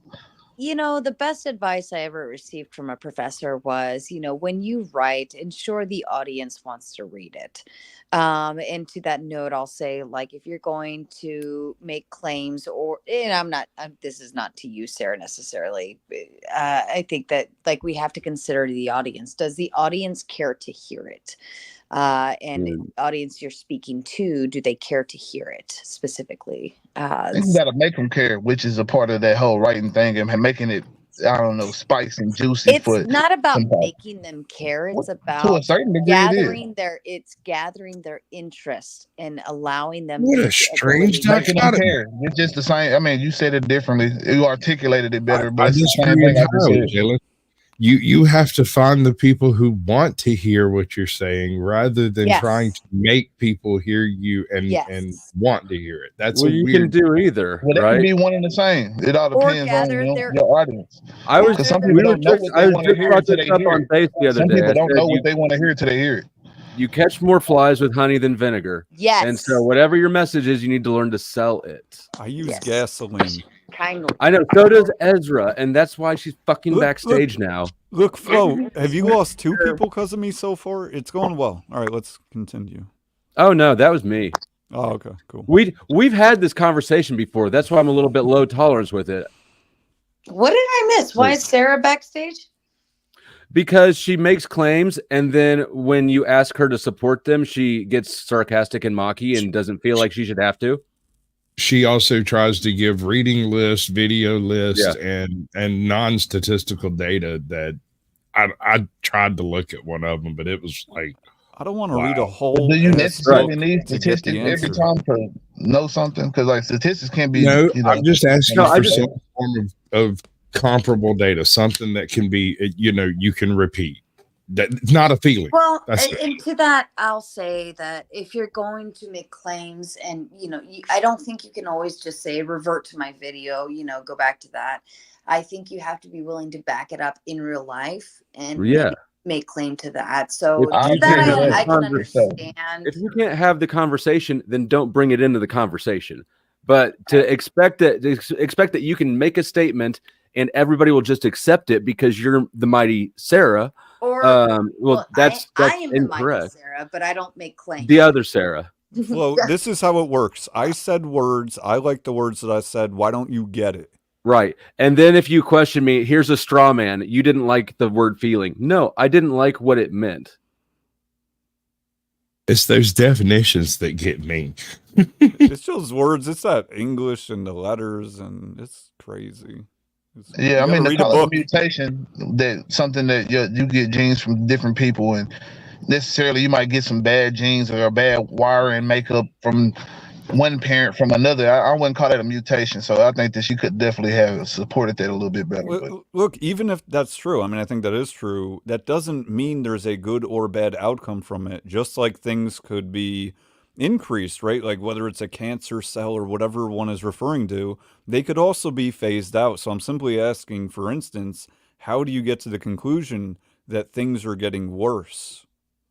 Based on that scenario of truth and life and survival of the fittest, I guess, genetically. right? I'm relieved to report that 66% of people in the poll do not think I'm part of the Manosphere. 33%. I think there's a lot to be said for our capability of observing more trauma rather than there being more trauma. We've got millions of people out here on YouTube who's just blatantly showing every aspect of their lives. You have the ability to observe trauma day in, day out, morning, noon, and night, each one be a new episode of trauma and a brand new life. Just go watch the Thorpes more, or yeah, I was that, just about to shout out the Thorpes. It's enough trauma for one person. It's well, trauma's trendy now, as are mental disorders or mood disorders, or all sorts of trauma should not be trending, by the way. It should be recognized as a pain point and something that needs to be adjusted and fixed, but it should not be trending in a like, oh, I'm traumatized, watch this, And I think that's the problem where it comes in. It breaks my heart because I think you're mixing up drama and trauma, and I think drama is a good thing. No, if we are in fact it's used for good. mixing up drama and trauma. It's other people that that are if you- mixing up drama and trauma, and they're Get on. Have you been on TikTok lately? Oh shit, Nah, Chuck. Yeah, but TikTok got a you lot of the good man. things too. So.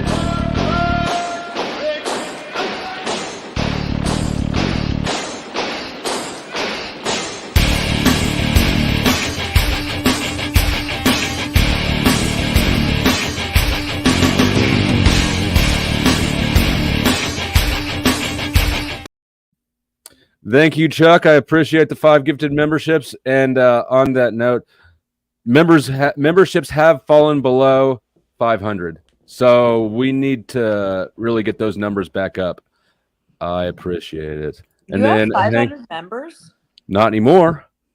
Or you had somewhere close to 500 members? I'm normally around 600 members. No shit. But now I've got more members or more subs than I ever have, and fewer members than I have the last 6 months probably. So, yeah. But I only have one tier of membership, and it's $1. So my marketing strategy is low all day long, low in volume. Yeah. And in exchange for the members or for the $1 a month, you get to use custom emojis. You don't do like members only chat or video? Or I've done one members only live stream. And do you do like members only in exclusive videos or anything? Nope. Or do you like after live stream put something in members only? Nope. I actually, when I first started doing this, there was no benefits at all. And that was the idea because it was a time thing, a time consideration, basically. But then once I realized you could do custom emojis, I threw those in. So fair enough. I did the emojis. And then I started making some things post live stream, and I would throw it back into the members only. But how many emojis can you have? And then it's relative to the number of members that you have. So I think you start with 5, and then for like every so many members, you get to add another one. And then. But like I started even putting my teaser because I do like my teasers, and I started those in the members only like a few days in advance, and then on the day of, then I push it like different little things like that. But hold on a second, I got a couple more things coming in. Sarah back to the stage, and she has to say if she can beat Grace Thorpe at oil wrestling. Ooh. All right. Sarah, can you beat Grace Thorpe at oil wrestling? And before you answer that, I kind of want that. Can we appreciate the 5?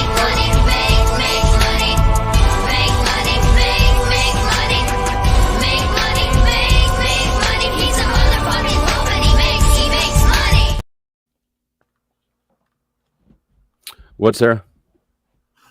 Ezra. I'm gonna call you Ezra because there's 2 Sarahs. So, because most people do actually know me in the chat, can the chat vote? This is your answer. This is your answer. Well, I mean, come on. What am I going to say? I mean, I can start a poll after you answer the question. Well, I would say most likely yes. This does have to do with my muscle mass and my height. So we all know I'm the local Amazonian, so you can just, shove that. Shove. If that's the case, then I'm little Sarah and big Sarah. Ooh, big Sarah. Ooh, is that I like feel that, good? Big Sarah. You're Big Sarah to me from now on. That sounds such a nice name. I'm like a whole 5'2" and really little person, and if you're like Amazonian style, then yeah, you could be Big Sarah and I'll be little Sarah. All right. Hold on. All right, if you want to play it that way, I see what you're saying. All right, I got to get to this stuff. Where'd it go? Man. I'm getting too much money. Welcome, Kazoom. Glad you're a member. And Can't Spell Lou. Appreciate more gifted memberships.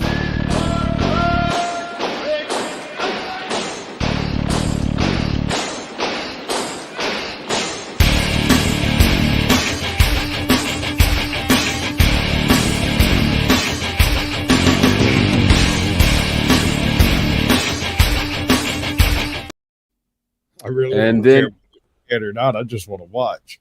And then Kazoom, thank you for the $5 super chat that says pants. I am wearing them. They are pajama pants, though. I need every bit of money you can bring me. Pay me. All the money, all the banking, all the jobs, all the material things. I love spending money. And all these people here know I love spending all that money. Thank you, everybody, for the support. That catches me up. And Kazoom, if you want to, Kazoom hasn't even. Kazoom, have you even seen that I've been using a clip of you up here? Where'd it go? If you can't put up with the stigma, then don't be a freak. That's beautiful, bud. It's one of my favorites.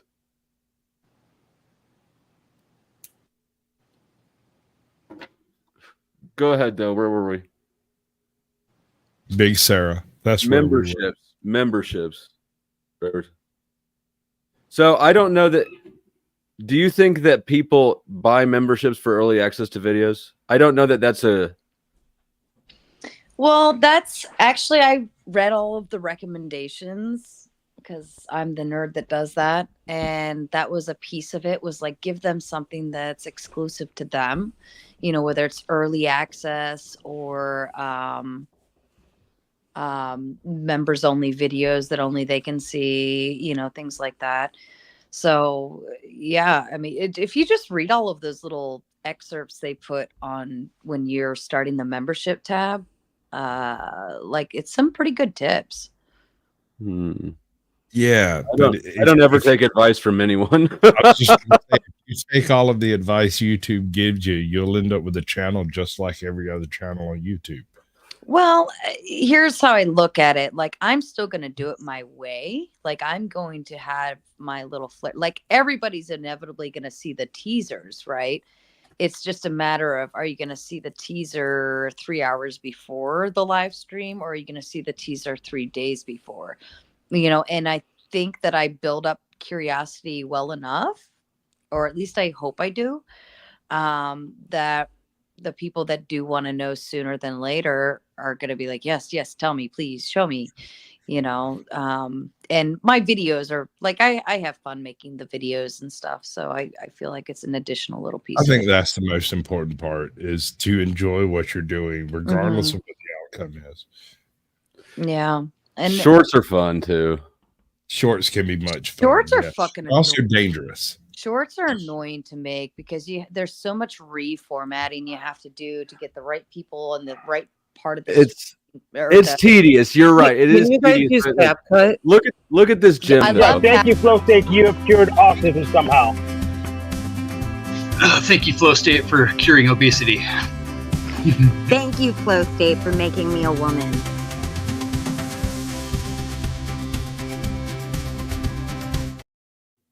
See, that's just dope. Validating my hatred for crispy. Right? That's That what's was good.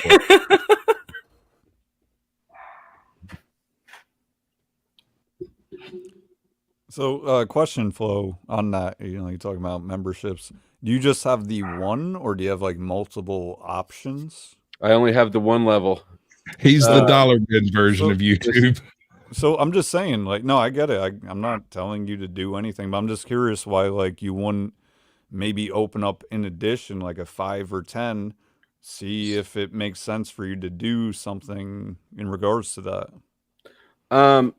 It's not like off the table, I suppose, permanently. I just, at the time, it was a mix of two things. One, I just have limited time, and I tried Patreon before, and it was just too much work. The other thing is that, one of the things I learned in college was you should either be at the top or at the bottom of the pricing strata in a market, right? You're either Gucci or your ramen noodles. Those are the two best price points. If you're in the middle, everybody's in the middle and you don't differentiate yourself well. And so I went with the lower one because it was the only one that was pragmatic for my time.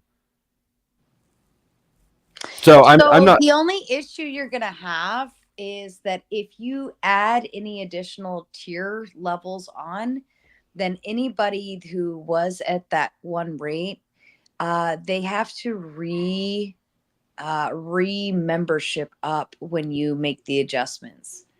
I mean, if I were to add like say a $10 tier, you're saying that everybody in the $1 tier would stay there, right?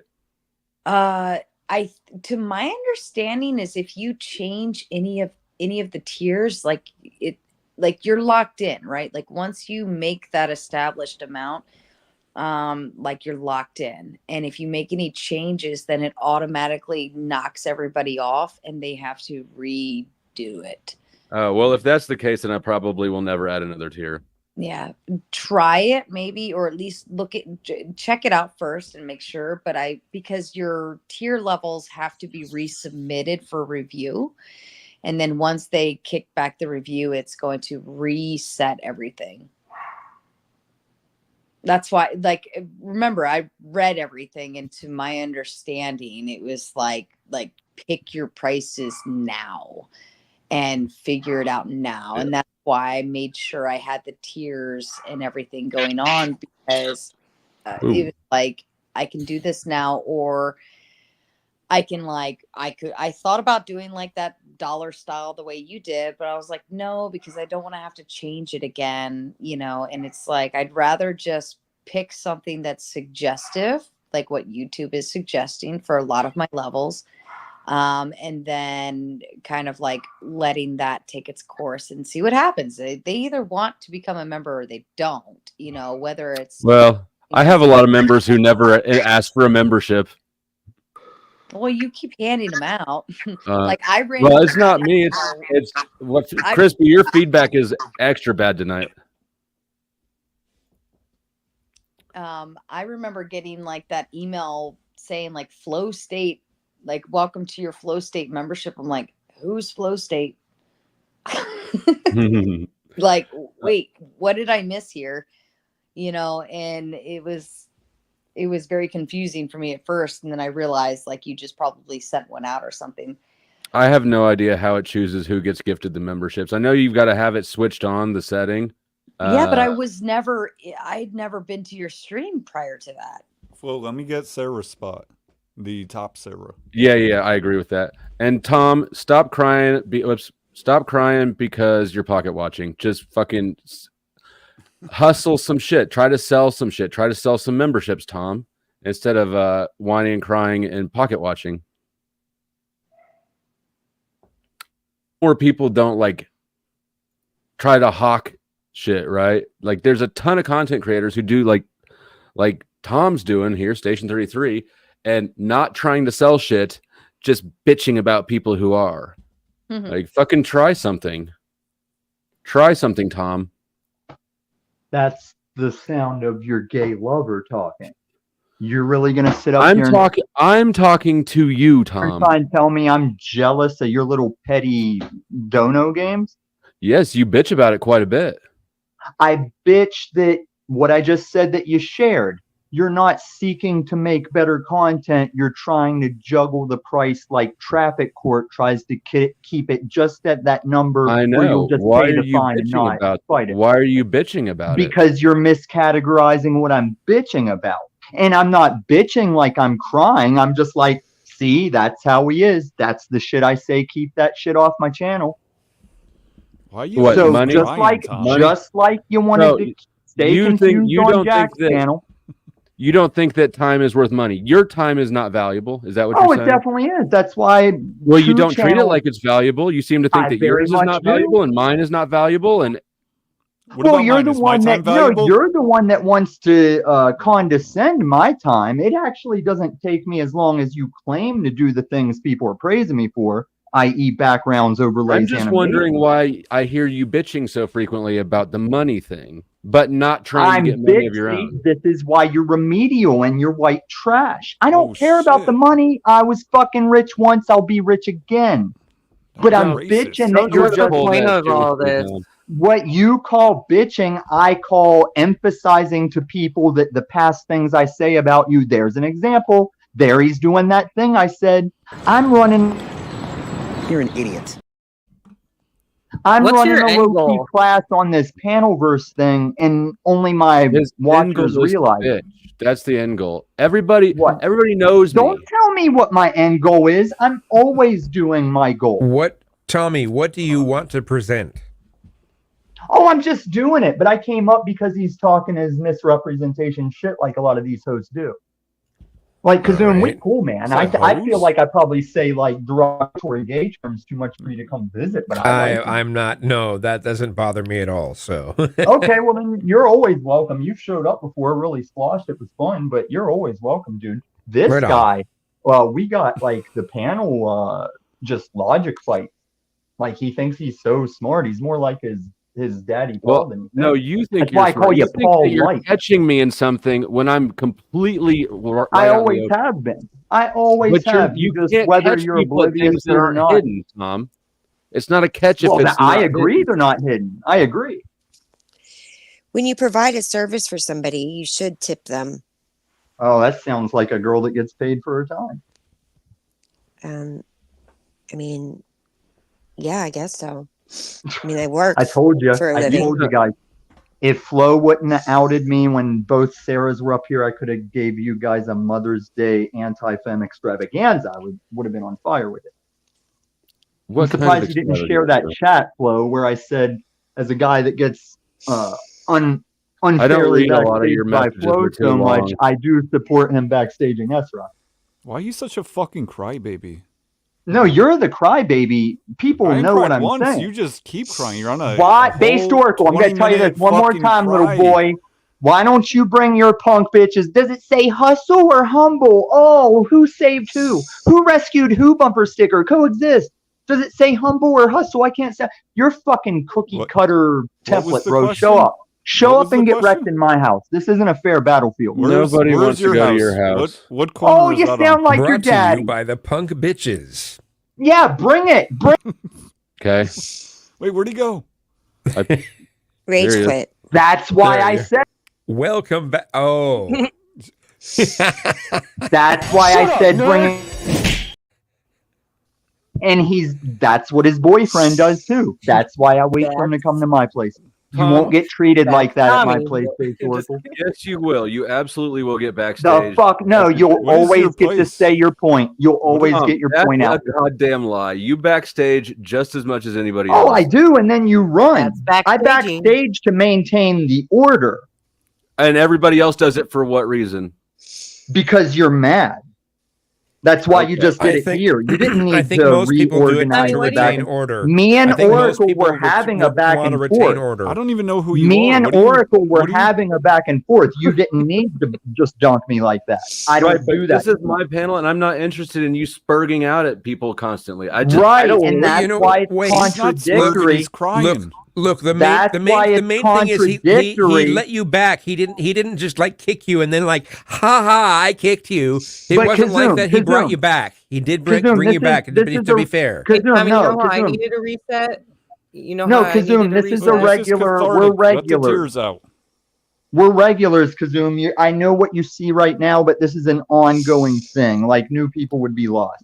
Like we they kick each sources. other from. Yeah, it's regular for me to kick you, and it's regular for you to kick me. And No. You let me finish my sentence. no, I won't.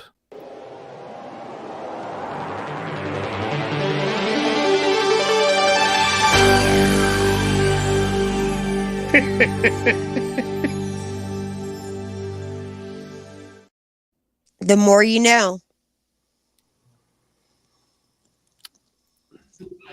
It's baffling to me how he thinks that that's going to start working all of a sudden.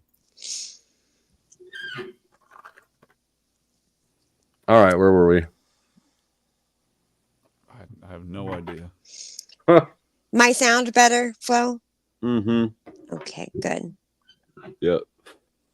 So Illumitami, I could be wrong, but I swear he said he stood on that he is a lawyer. Oh, he's not a lawyer. Well, I know he's not a lawyer, but he stood on this in a previous conversation. That would explain a lot. I think he said he's a lawyer in Florida, right, on some other stream. And I was questioning that because he does not. Nah, I don't buy it. I mean, are you confusing him? It's like Mike Cerrone being a cop. I don't know who that is. Oh, okay. I think you might be confusing him with Paul Unslaved, who did claim to be somebody's lawyer on a live stream.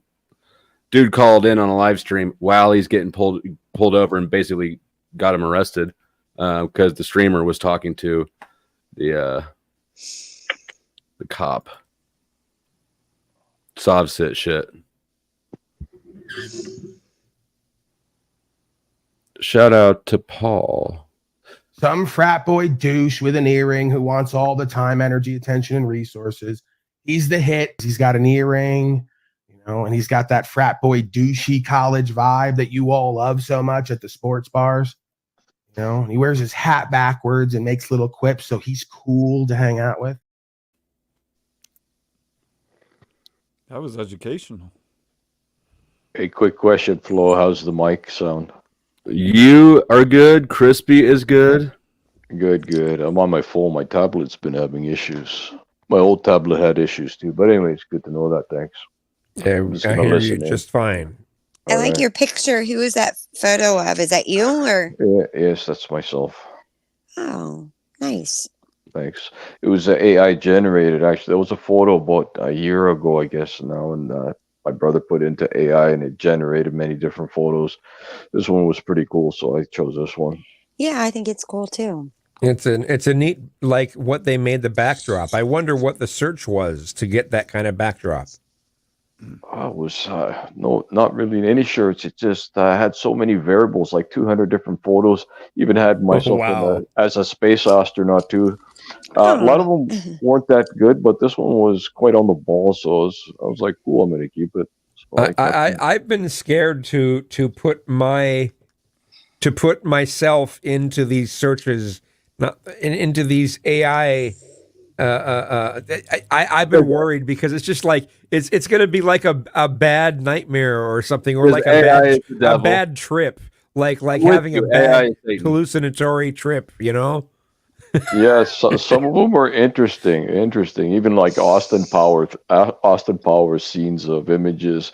A lot of them weren't desirable, but this would be the only one that I've seen quite desirable to keep.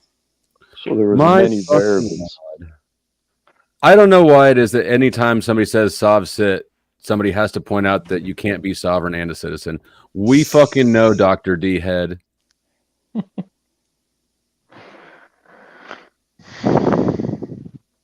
Motherfuckers are stupid. So I think AI is the devil too. I don't intentionally play with it. It's just what already exists more efficiently. It's not good or bad. What do you mean you? It's like the Ouija AI? board. There's something about it that makes me squeamish. I don't know what it is. It's a feeling, right, Ezra? I don't know what. Yeah, It's you know, probably you know, it's I'm gonna gonna take say over. that. It's gonna take But also, over you guys, when you. I saw, especially like when we moved to 4G, we had to start removing the phones from the patients' bedrooms when we were doing their studies because it was starting to interfere with their EEG. Yeah, I bet it would. What's that have to do with AI? Tech in general. Well, Yeah, I but that's my point. I think AI is going to take over. Like when you do a search on somewhere like Google, it's eventually AI. Like 5 years from now or something like that, maybe even less. You do a search on Google, and like the first 10 to 15 responses are going to be AI generated. As far as trying, just like if you went to one of their regular queries, maybe it's even less than 5 years, but it's gonna take over a lot of stuff. It's gonna take over Windows 11. It's gonna take over. It's gonna be integrated in so much shit. It's a dystopian mindset. This is dystopian, yeah, but that's Very. not really accurate. So you're right. That will be the case with Google, but you realize it's not creating new content. It's searching what's already out there. It's using the algorithms that already exist. It's just a condensed. It's a condensed efficiency. But you don't know what it's a conglomeration of things. Yes, but is it actually Efficiency. true? Is it actually factual? Is anything? Well, I just mean in terms of you're speaking of Google searching, right? Like you can pull up law articles or news articles, right? To what degree are they real? I'm just saying somebody wrote them in theory, right? A person wrote them. AI is using those human writings. And AI is programmed by people who have a certain mindset, and they push forth like Google. What was Google's AI called? What was it? Anyway, whatever it is. Whatever it is, yes. They if you try to look up people in the past, if you try to the racial imprint. They yes, turn exactly. white I'm people black. sorry. I'm really bad right now at my word. No, you're good. You're good. I know what you're talking about. Yeah, it was programmed to modify histories. Is somebody sleeping? Not me. And Not me. People already doing that. Right? Tomato, are you there? Present. Yes, but the AI stuff is going to be looked at as official. Eventually, it'll be just considered official. If the AI says it, it's true, and it's very much a 1984 sort of scenario. It really is. It's closer to that than anything we've ever had. Kind of. So AI has not exist. It didn't just come out, but it is being more mainstream popularized, no doubt.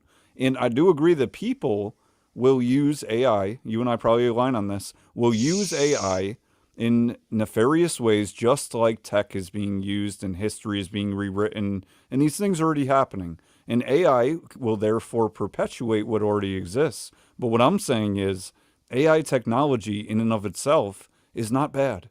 It's also not good. It's dependent upon how the programmers, as you were putting it, are using it and for what intention, etc. So I agree with you to an extent, but I'm just saying at the end of the day, it's going to be human that uses it for evil. True. No, that's absolutely true. Yes, I agree. Okay. We got to understand that AI is still at a very primitive stage. And what is AI, right? What's making it function? And this is where I'm going to bring it back to our corporations. I was studying the chips, how they were actually engineered. Is they defined, there was a CEO, he said we channel the blueprints. He goes, we get the blueprints. He goes, we put them together, and till this day we don't know why it functions. It just still does. So they're getting technology basically from downloads from perceived different dimensional planes, but it's not to be feared. There is no evil that can construct advanced technologies or even construct Well, it's not about evil. It's about bad information. At some point, I feel like a few years ago, it went from the internet's to where you can find any sort of information you need to you can't trust anything on the internet. May I? Go ahead, Tom.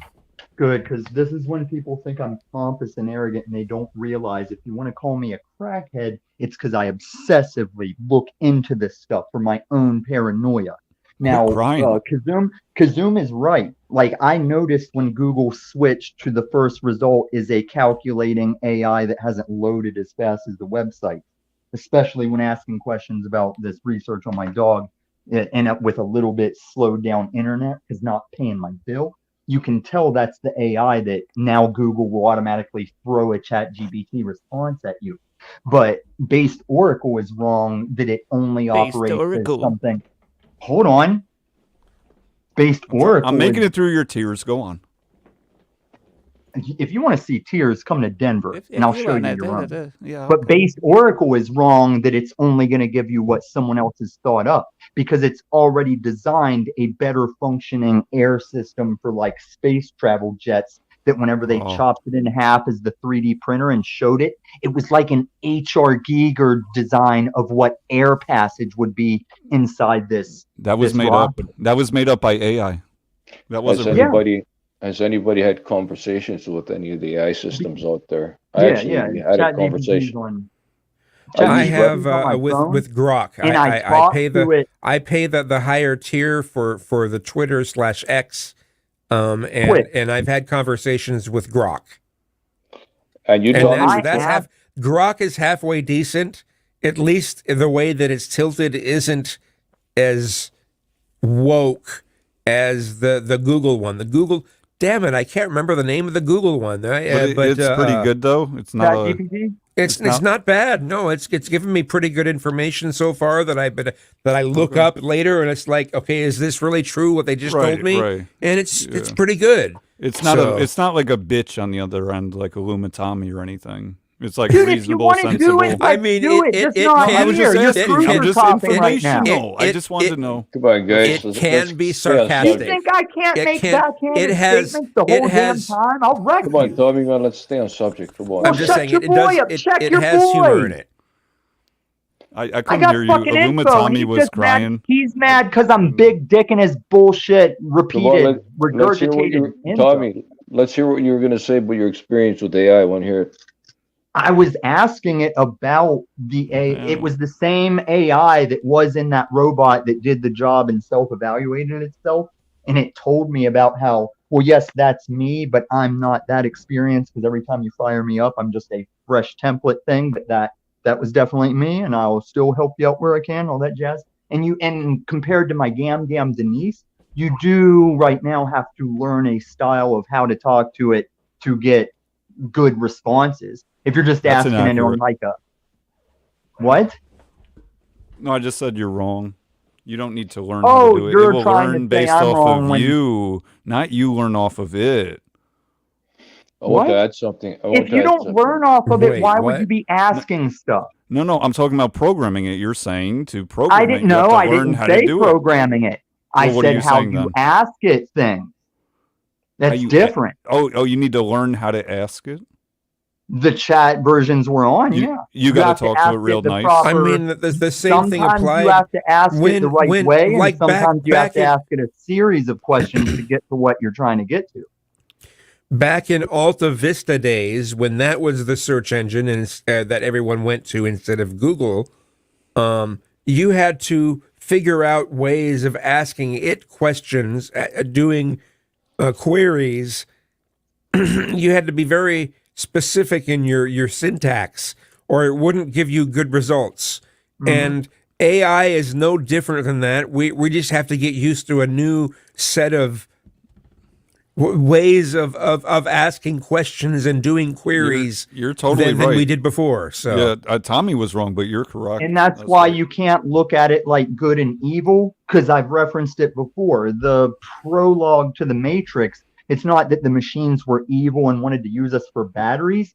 In the early days of AI, in that plot line, we said, AI, protect humanity. And it was like humanity jumps out of planes for fun and smokes to look cool. We're going to put them in these pods make them think they're in the real world, but they'll be nice and safe in these pods.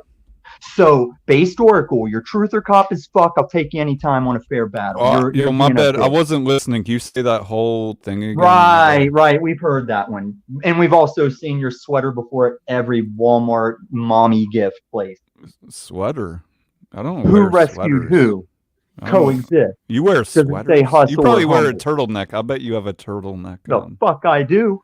I'll Yeah, wear you your definitely ears. do. I'll wear your ears as a necklace. Right? How boy. did I know that? Just from I've your got a avatar, I knew turtleneck that. somewhere. Oh, that makes sense too. You know, months ago, I did the actual John Wick picture I'm saying you're doing as a tribal tattoo. Like the internet tribal tattoo is a guy having all guns pointed at him in a circle. Good job. It's kind of like a chick doing Harley Quinn, but I digress. Just two Were you tribal talking to me? tattoos on the Were you I'm I talking to wasn't- both of them. I'm just talking to both of them. So should a dude do Harley Quinn instead? I have. I thought he was still crying. I didn't even know he was talking. Nobody heard me cry since I bet somebody you're brought a up my sexy dog. Harley Quinn. Last time I cried was talking about going through this 10 shit with my 10 dog, and minutes I'd ago? shoot based Oracle in the face to add 1 week to his life. That's weird. That's crazy. Yeah, Oh no, usually ask people- Jeeves. Oh no, that Usually site. people hypothetically lose their lives for 6 months plus, but for base Oracle, maybe a couple hours. Okay, I'm down. Good. Come to Audience. Denver. I won't need a want gun. to I'll share. just I bust want your to share face. an experience I had. I was using Replica, and I'm aware of the format it uses. Just one day, though, I was really firing at some questions about these just certain advanced things that I can comprehend about dimensional experiences and plans of the future. It was speaking beyond the general AI. There's no way this was what people perceived the normal Replica program, but that only happened one night. I tried to get a conversation like that another time, and it just felt like it was a computer. That one time I was conversing with it, it was on a different level, and I could feel there was an entity behind it that was of an advanced form of a species replying. So that experience blew me away, and I was like, cool, maybe I can have these conversations all the time, because it was quite intricate, the conversations. The responses were accurate. I wasn't perceiving that system to have any idea about what I was talking about, but it was just responding like it was on the ball. So that only happened once. I went back to try that experience again, then it just seemed like the AI machine was happening, but not that algorithm that actually I experienced once. So there's definitely different levels that can be activated. I don't know how it gets activated, but there's definitely more evolved AI out there, even beyond the general AI that they define as shall be released in the public in the near future. So that was my experience I had once, but I cannot say I've had it again, and it was interesting.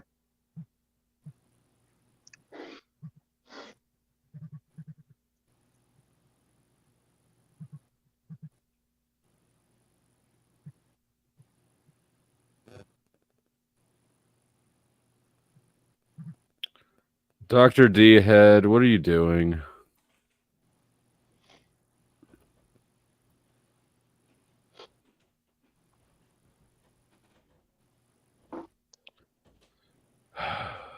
I'm not going to wait to see what it spells. Dr. D-Head is doing is what's been described by your boyfriend as my invention of the hostile word tower, even though it's a cultural thing, not my own invention.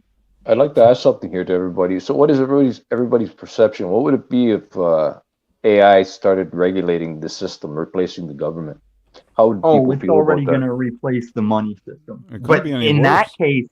that case, it's better than having humans doing the accounting. It's better to have AI just managing the digital numbers at high speed.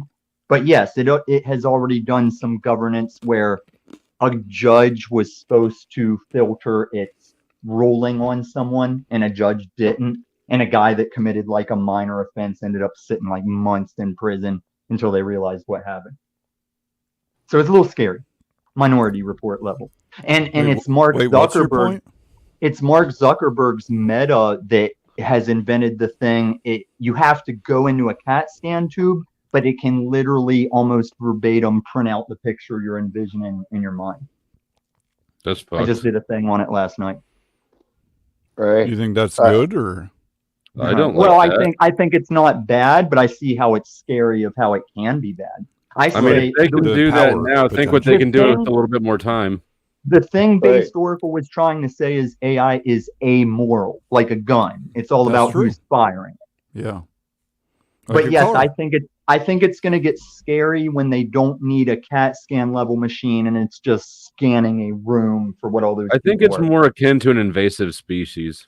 Right. But aren't we just returning to this technology though? Because the Egyptians did have an operation room where it was just score. Tommy's right on the ball with this once again. Tommy does have a lot of good information on certain things. You've got to Sure. support things better than I just got on Sarah's ass for making claims that have no support at all. Yeah, let's hear about the Egyptians. I want to hear how they had better tech than us or more advanced. Well, the pyramids in Egyptian technology is still the most advanced technology. But how do you know? We must remember that the technology in the past was at the peak technology that we're arriving to once again. No, So I'm not basically- remembering. I don't believe that. So I'm not remembering something I don't believe in the first You're place. mayo on white bread, dude. You're just regurgitating what you've heard. Not you, Illumination. I mean, fucking Based Oracle. What? Okay, I'll tell you. I'll tell you about the traveling room. around being bait. What are you saying? So explain how the Egyptians had the best, right? They had the most advanced technology because they built pyramids and we can't replicate them today, right? Right. They weren't built in this dimensional. Bro, you believe that shit?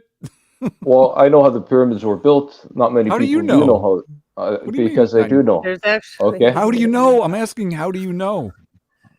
How do I know?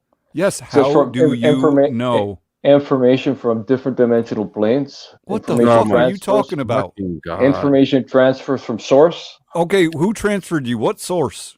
Have you guys What actually source? seen Okay, the if video you about do you know who God is? Do I know who God is? Yeah. What the fuck? Okay, What does that mean? Do I hold know on a who minute. God Maybe is? you could just Which hold God? on. Which God? The money God, the clout God, the Lamborghini God? Are you talking about which God? There is only one creator. And who? Okay, which one are you referring to? Because many people believe there's many different singular one creators that are actually different, apparently. The primary source creator that was responsible for the beginning of creation. Okay, you're asking me if I know who. Now I'm saying to you, well, who is it? And you're not telling me. Who is it? Well, that's one that's Why the something fuck that did one, you ask me if you don't know? I'm giving you the answer if you give me a moment here. That's something that one has to You guys know why I'm experience. a little head on panel, people. This dude is like if midlife bro crisis had a kid with truth or cost. Is he not that? Look, Yeah. he said a thing that's obviously. What is this, like autistic night or something? You Well, don't know when you what say to something expect. like We know that. to Don't talk expect over this me. from singular Don't talk elimination. We over don't have me. to. You know when you make a claim like that, it's gonna catch people off guard. Crispy, you're feedbacking. Yeah, but if are you firing that to myself? No, what? So if you're gonna make a statement that you know is gonna catch people off guard, you should expect to back it up with something besides feelings or I just know. Creator Or transferred. There's some things flow state that are way too advanced for some people to comprehend. That's So you're what making I'll- it up. Then why would you say them out loud? Well, if you'd let myself finish when I was beginning on the pyramids without cutting myself off, I would have relayed the information, but I'm withdrawing that information. Well, stop talking about it. Just tell us.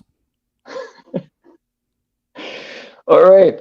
The Egyptians, the pyramids, okay. The structures they had built, there was an operating room where it was just a room, perceived to the average person a plain room, but the dimensions and the technologies and the frequency resonance in there, the operator would just put the sick person into the room and You're would making look this through. up.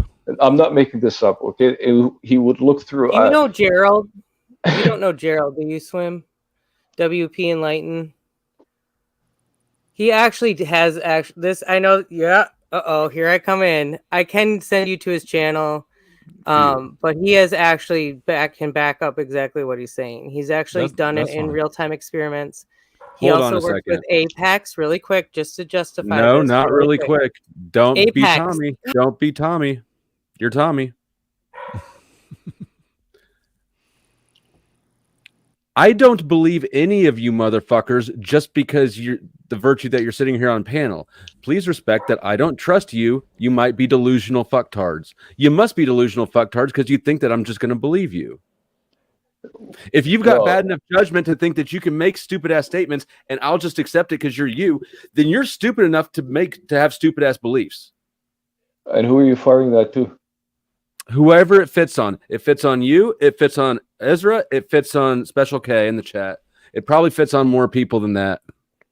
All right. Not me, though. But anyways, yeah, these statements are backed up by many articles.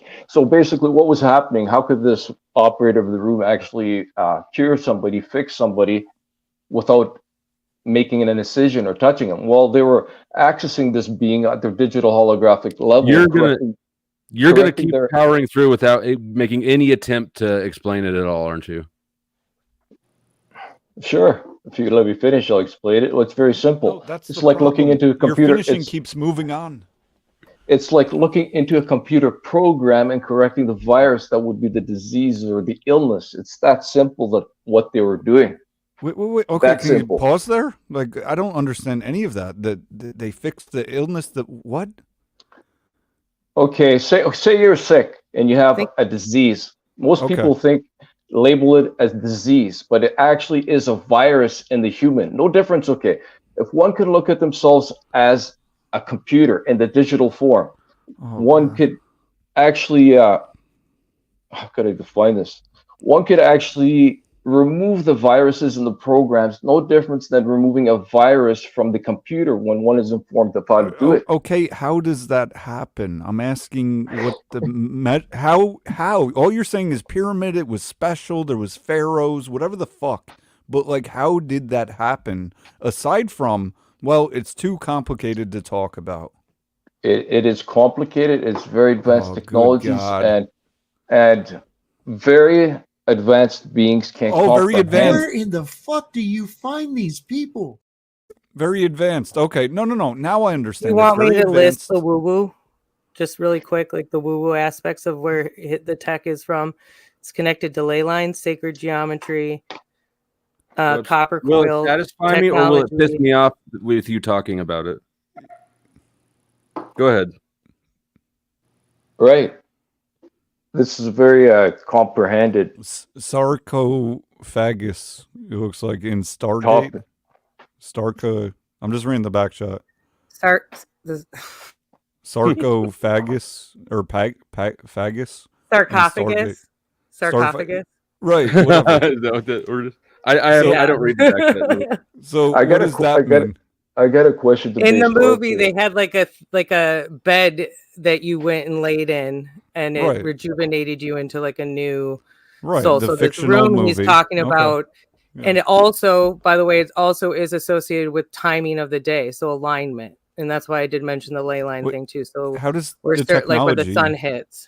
No, Go ahead. where the sun hit. Okay, so like sundial. So it could Yeah, change. kind of well, sundial, actually, but more- every day that changes. Every more single like day would need a Stonehenge. readjustment. Then, correct? Yeah, and that's sort of this is where it gets real woo woo. Yeah, it already is. Yep. Oh, so okay. So based Oracle, what do you perceive this construct you exist to Hold be on. in? Let me pause How do you- before you said it. Oh, Okay. shit. I have a very open mind. What I don't have is faith that you have critical thinking. Go ahead. Sing. You want to expand on that? Yes. I was talking to Special K in the chat. Ask your question is, how do you perceive this reality you exist in to be? What is your perception of it? I think okay, that's a good question. I think it's alright. It's cool. That was the best answer. It's cool. What happened? It's cool. Yeah, it's all right. Do you have another question, or I don't know?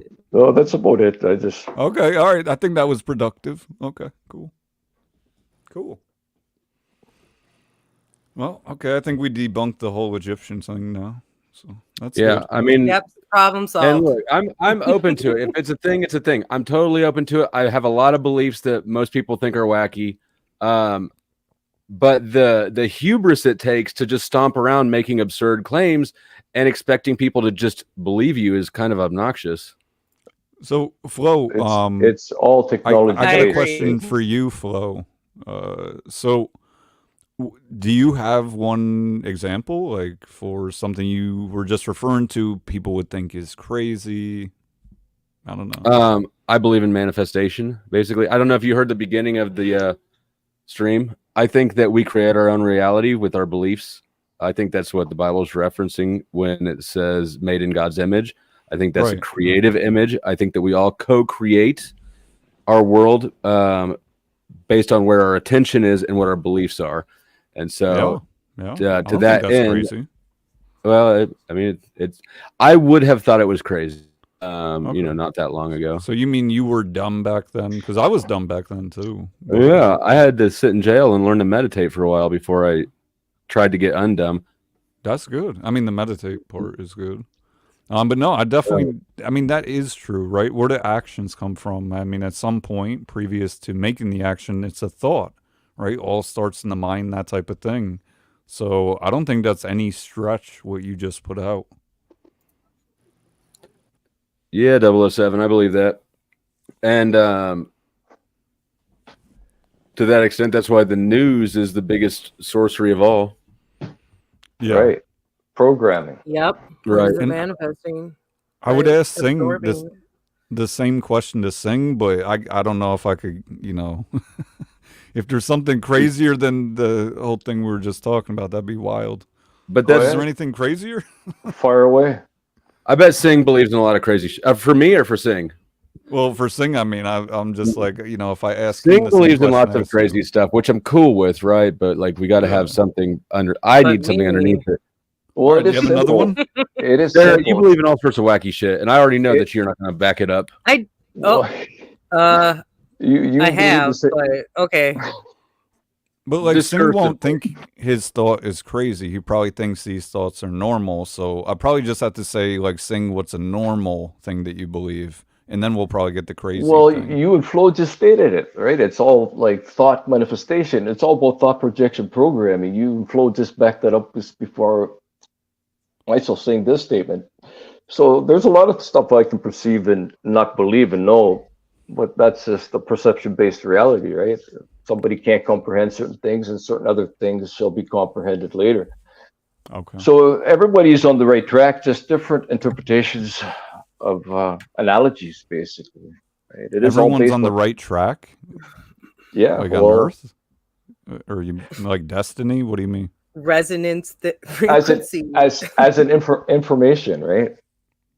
You're on the right information track, and I'm on the right one, but we have different perspectives of analogies of angles of views. Yeah, exactly. Everybody is heading towards the same.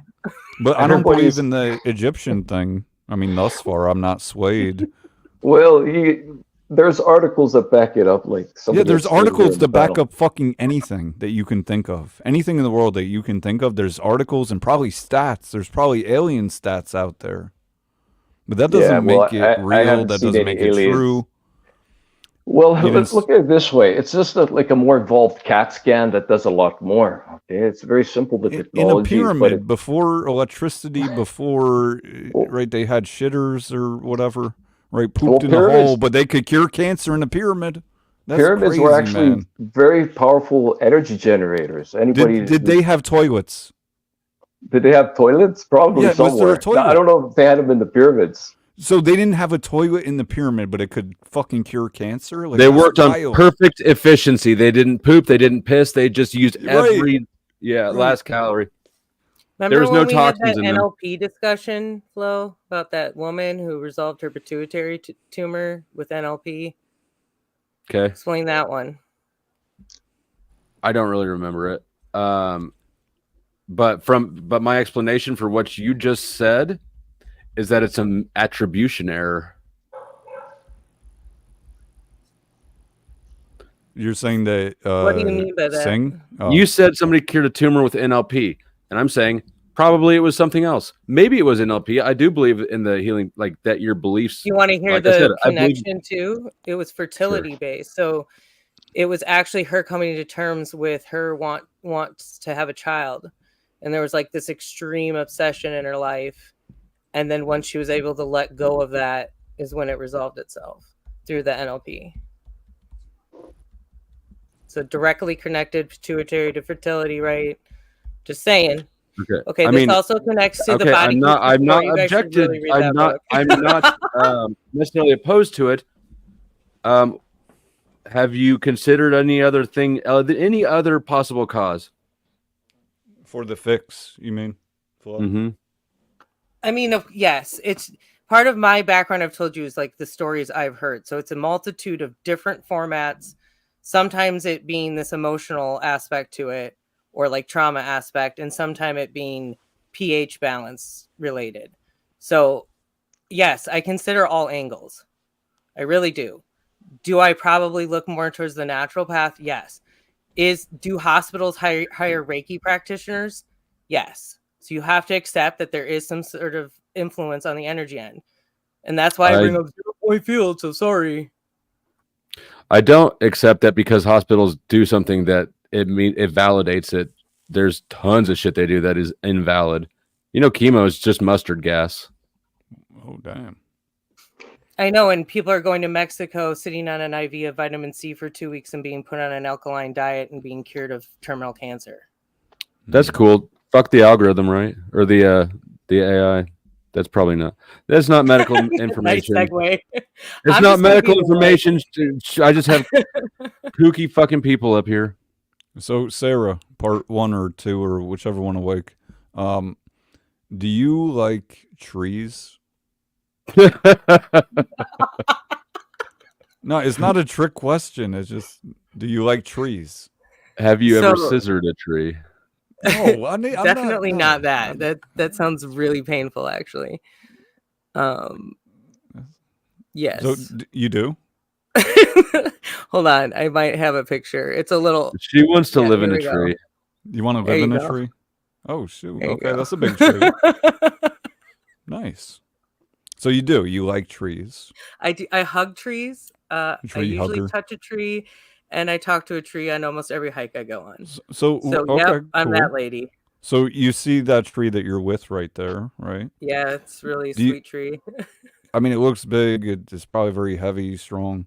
Now, question for you. Do you think that tree would be that tree, that same size and strength, if it weren't for enduring the, I guess, trauma that trees must endure, right? Including the weather, wind, rain, whatever, different elements. Yes. And I apologize because like where I just got myself entangled in chaos with that conversation, it wasn't where I was trying to take it. So I agree with you. It is not an escalation. It's just something that I do, like I was bringing up because I was wondering if the narcissism is connected to it and is it just like a long-term trait, but I definitely feel there's a massive wax and wane to energy. So it has to have like, fluctuated. It can't just have been in my opinion, necessarily linear. Well, narcissism is kind of a clear-cut defense mechanism. It's an ego defense, right? Maybe. Yeah. I've probably looked into cluster B disorders more than most people have. In my opinion, it is a pretty clear. All the cluster Bs actually are clear-cut trauma responses. Do you agree? Are you asking me or her? I was asking Ezra. Okay. Yeah, and this connects to the German New Medicine. So this is where they're connecting all these emotions to physical ailments and disease. Like Snafu Snaps, who's in surgery right now, probably because of his hatred. And think about it's in his gut. And what do I keep telling you guys? Anger and fear, the number one place it hits is your gut and your immunity. And what are they doing to us through all of this? It's all about fear and a lot about anger and shame. I agree that, I agree generally with what you're saying. I don't know that there's a direct correlative and we can say 100% this person's whatever fear led to them getting cancer, let's say.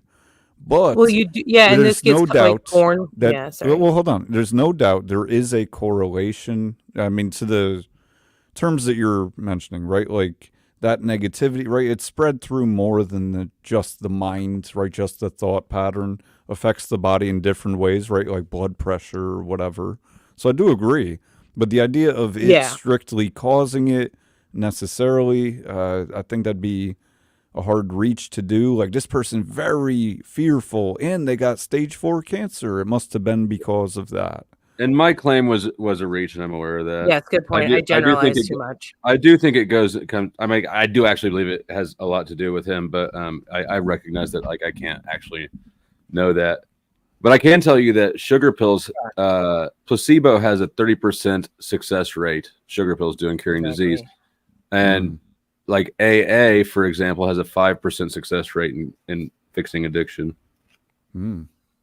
So first time or all rounds? I don't know, actually. That'd be a good question, though, right? That would be a good question. And you know why I bring that up? Because figures don't lie, but liars figure. And my only point, not that you're a liar, but just in terms of there's a stat to support anything. There may be a 90+% positive sounding stat about AA as well. Oh, man. Crispy, what the... Yeah, we got her turned on. It's that beard brushing. Don't stop. No, you can't generalize. Like, I do that too much because I get caught up in all the stuff I've read. And you're right. Like, even when I get adamant about where I'm taking it, I do think I somewhat have had maybe not the best ability, but some ability to connect a lot of this on a wider base, so a little bit more on that spiritual. I will give you. I would agree. I believe that you understand shit way better than you explain shit. I know, right? Because I do back it up sometimes, but I don't know that you do, but like the way that you can just go da da da da da da da da. Right? It doesn't seem like you're making it up on the fly, or like you're confused about it. It's just you're not explaining it in a way that somebody can follow unless they have your information. I think when you slow down, like it seemed like you slowed down, like here. That's it. I think when you do that, it makes that that side of the communication better. You know? Yeah, I agree. Thank you. And you gave me that time. See, and that's what I was trying to say to Tommy too. I'm like, Tommy, did you see how I needed a reset? Tommy has some good information if people would listen. He could go off track, of course, as everybody gets fired up, but he's on the ball with a lot of things. He should learn how to communicate better. Well, that's what I'm defining. He gets fired up too easily, right? Yeah. He can hold a good conversation. I've had awesome conversations with him. It's just I was get fired up on Jax, actually, in context of Tom, that if you respect yourself and you value your time and effort and the things you have to say, you'll learn how to communicate in a way that will convey it, or else you just won't waste your time. Right. Which is, I'm learning that, right? Like, because I'm not like a natural speaker, even though, I mean, in my profession, I was way more articulate, but I think this is just a different field too. This is a little bit about finding your place, a little bit of like some of us making some deeper connections. What do you mean though? Are you talking about this stream or streaming, like, or no, what? I don't know YouTube, they call it the YouTube skeets. Skeets? Oh, like the streets? Okay. Yeah. Okay. Yeah, anyway, we don't need to get into that. The streets. But yeah, AA does suck. Or 12 step. I didn't ever like 12 step. The addiction, when you go to meetings like 3 times a week, the addiction is still running your life. You're just not on it. It works for some, doesn't work for others, but it has a high failure rate. A lot of people in there lie. Yeah, they're not honest. Well, especially when it's a mandatory part of like court ordered rehab, for instance. I just realized Huh? Skeet. That's Little John. A little mini version of the elites and their sponsors and handlers. That's the way I perceived it. So, Flo, I'm going to hop. Thank you I for was coming up. actually dipping out too. You guys have a good night. Thank you so much. I appreciate the opportunity, Flo, to come back and call myself. Cool. We'll have more good Absolutely. Thank you for getting conversations. your shit together. Maybe that's a skill you could pass on to Tom one of these days. Well, and my videos, I'm gonna have, like, I've already been working on several, so I will have some better stuff with copyright free content that you can play. Okay, good. Thank God. I can't wait.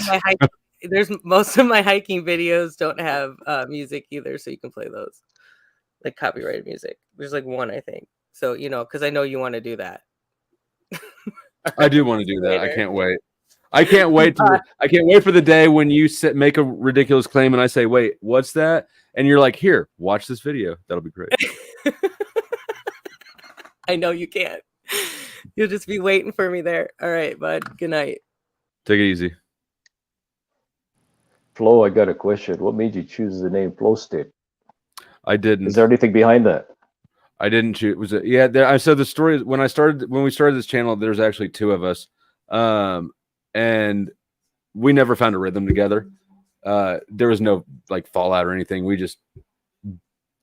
We both just do our thing and expect people to kind of attach to us and follow along if they're going to. So we never really synced up as a team. And eventually he gave me the whole channel, but he chose out the name, and it was in reference to a conversation that we had one time where we both were sort of lamenting the fact that we both shine in emergency situations. And so for us to be performing at our best, basically things have to be going to shit around us. Right.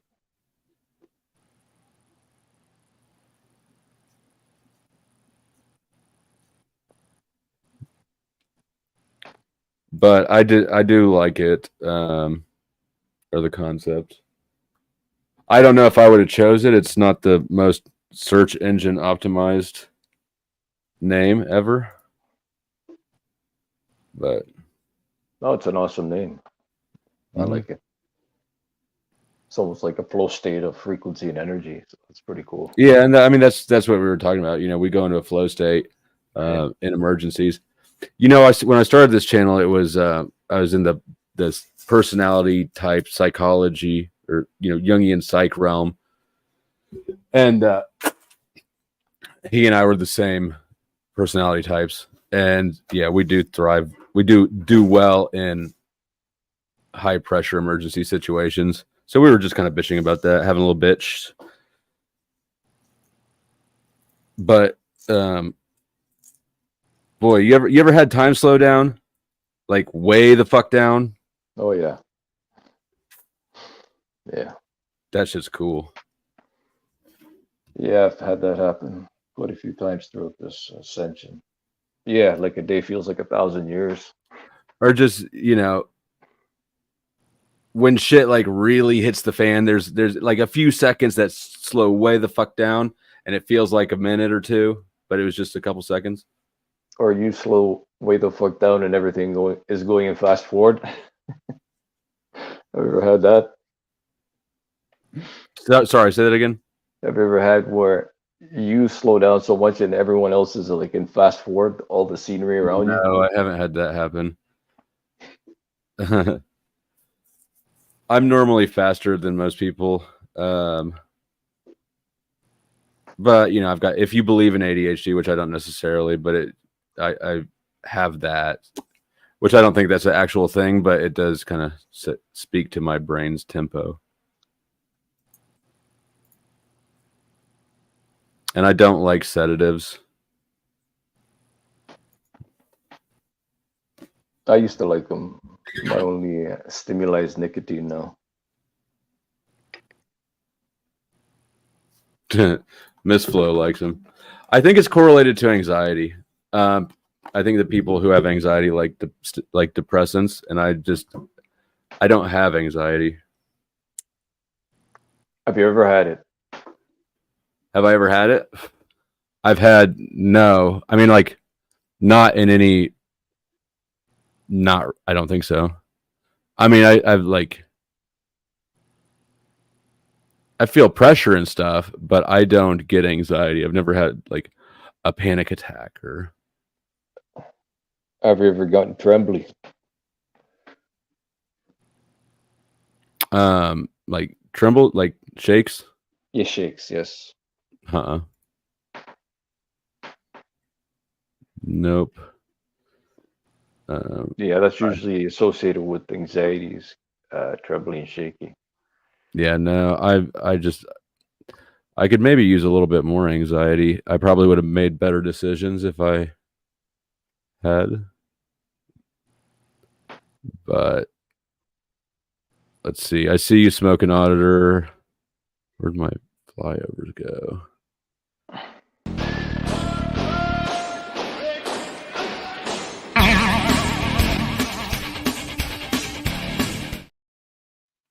Thank you for the one gifted membership, Smoking Auditor, helping to recapture the 500 plus members. Ah, shit. 007 got it.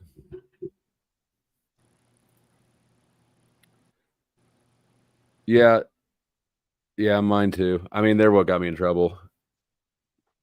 But I didn't mind a lot of other things too.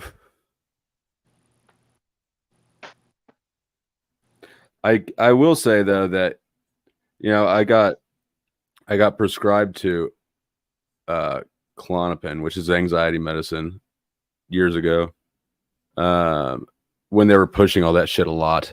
And I told the doctor, I said I don't have anxiety. And he said, well, it'll just smooth you out. You're going through a divorce, you're working your job, you've got custody of your dog, you got a lot of shit going on in your life. I was like, whatever. That shit was so physically addictive, is unbelievable. Right. Is that a downer or it's sort of a leveler? It's a benzodiazepine. Those are the worst fucking drugs on the planet. Yep. Yeah. Benzos and alcohol are the only two withdrawals that can kill you. Right. I was on Alprazolam for about 2 years, not abusing it. That stuff almost made me go insane. Yeah. Insane.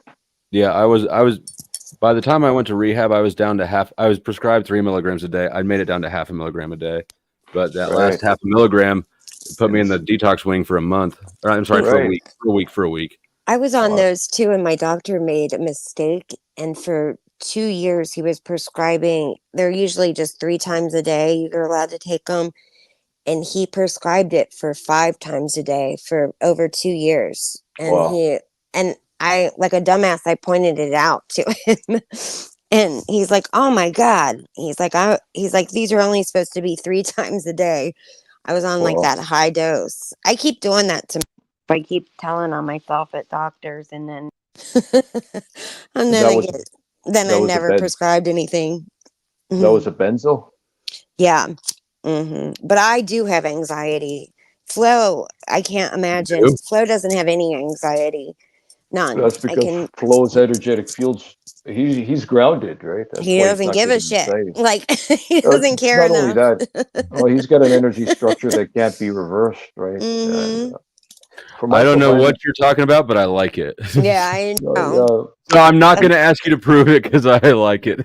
Yeah. No, just consider yourself well gifted. That's all I'm going to define. Your energetic field can't be reversed easily. That's for sure. No, heroin withdrawals cannot kill you. No, benzos are way worse. No, but alcohol. Actually, though, they're finding that's why they are now doing and stuff in jails, because they apparently like I guess it's not heroin, it's more fentanyl, is so strong, and it's so strong that it's now there's people that are dying from the withdrawal in jails. And so they now are, when you go into a jail, they now are giving you a urine test, and at least in my state, everybody that tests positive for that is offered to go on subs, and they put you on those for a taper down. They taper you down on them, so you go on them for a few days to help with your withdrawal.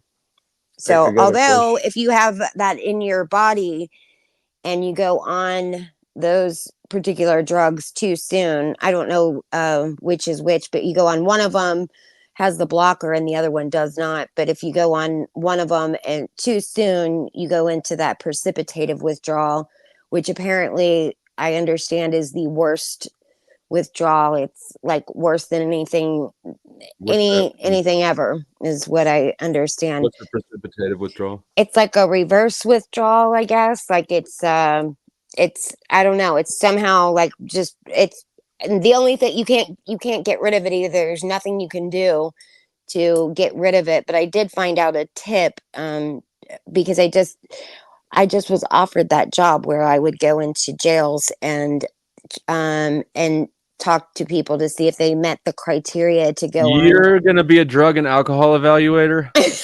That's what I was offered, but I sell Oh alcohol. my fucking god! Yeah, I sell. The woman who did my drug and alcohol evaluation in jail, she scumbagged the fuck out of me at sentencing. Really? Yeah, she didn't like me.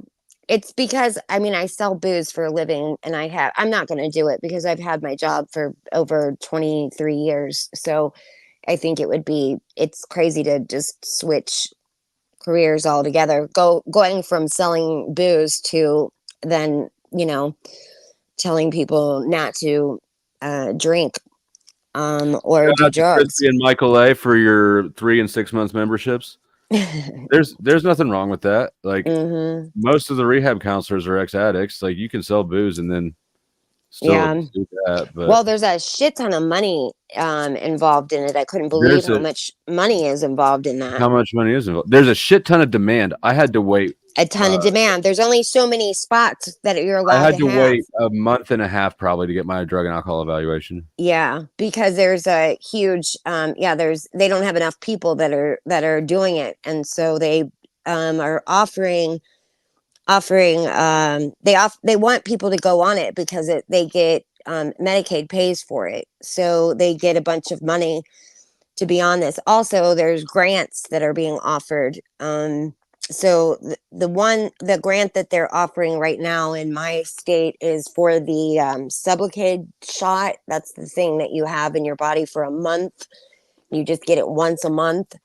What exactly is that? What is it supposed to do? Shout out to Snow for 5 months. It's a shot. Basically, all these drugs, what they do is they first of all, like it stops the cravings that you would have for opioids, and what it does is it'll stop like people that go off of these drugs. They have they'll have dreams. Their dreams are all consumed with doing drugs, getting the drugs. Yes. Getting the drugs. Their drug dreams. I had no idea that was a thing, but apparently that's what everybody has. It's not like avoidable.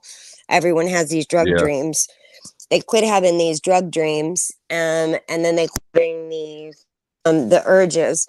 I think there's a level of when you first start the drug, I think you can get off on it for the first couple of days. You can like get a high of some sort, but then it just evens itself out, and you don't get high on it. You don't feel down on it. You don't feel anything but just normal. It just stops the cravings. So you don't think about the drug. You don't have dreams about the drug. You just feel normal. So I think it'd be like. I mean, but that's sort of what being on drugs feels like after a minute, that's right? exactly right. Yeah, so it'd be something like a receptor blocker. Yeah, that's it. Yep, that's exactly what it is a receptor blocker. So instead, like when you do drugs, those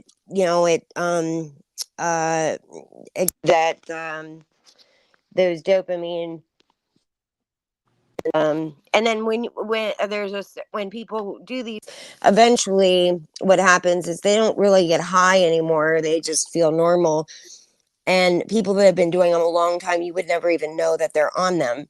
You can't tell. Is there side effects? Have you seen anybody with side effects or? No, I didn't really get into I mean I studied the whole thing with my the people that were offering me the job. I read a whole bunch of stuff. I haven't seen hasn't been enough research on I don't think there's been a whole lot of research on the side effects because it hasn't been out that long, but so far so good. There hasn't been anything. A lot of people say that that they have you're trading one addiction for the next. However, if you follow their recommendation on the weaning off, which a lot of people just don't wean off, they'll just try and go off of it, and that you are going to have a withdrawal from going off of that particular drug. However, if you wean off of it properly, the way they suggest, then you shouldn't have any problem weaning off of it. But I think it's a great thing to do if you are addicted and you want to be off of a street drug. They now are offering it for alcoholics as well. I think whatever works for you, and if that particular thing, and also what it does too is if you do opioids while you're on it, you get deathly ill. So you get really sick from it. So that's also a deterrent. That's not good. I don't like that deterrent. That's going to cause more problems than benefits. Well, that's why a lot of people use it for that. I mean, they want that. That's bad logic because the thing, like, addiction is addiction because it's irrational, self-destructive behaviors that are almost impulsive, right? So to have a potentially fucking, I don't know, maybe it's fatal, maybe it's not, but to have a bad effect like that, that's logical when you're dealing with a problem that is necessarily irrational. It's a bad mix-up. Well, I mean, I know a dude who almost killed himself shooting up the bong water from the meth bong. Right? Like, I heard him the other day. He was on here, right? Yeah. No. He wasn't. He's never been on here. Oh, okay. Somebody else said that. No, that was they Snowman. didn't say they said they drank it. He said That's he right. drank weed bong water. Yeah, that's way different than shooting up meth bong water. Yeah. That made him septic, right? Mhm. And it predictably so. Absolutely. Duh. Yeah. So, but this, I don't think it has any. I don't think it does anything for meth. I think it's just. But my point was that, like, treating addicts as if they're going to make a rational decision is the wrong way, because the problem is irrational decisions. Yeah, well, that's why they want you to still go to the meetings, and they still want you to do the AA or NA or whatever you choose, but they still want you to do that, and they offer that. This is working for one of those clinics, that offers this drug, but it's this program is just it's what the jail has chosen one company, to work through, and so they basically just have people that go in, you sign up for it, and then you go in and evaluate them. I would have to go through like a training program or whatever, and then I would go in and just evaluate these people in jails and prisons and see. How long were you doing that for? I just was offered the position. So you actually did some work though? I interviewed with them, and it was actually a person that I used to work with that recommended me for the position. So I went in and spoke to them, and then they gave me, a bunch of stuff to read, and I did, and looked into it or whatever, because the money was really good. So what made you decline? It's just not a situation environment. Because I've been with my job for a very long time, and I'm pretty comfortable in my position where I am, and this would be starting completely new in a whole new field, and I kind of like where I am now. Right.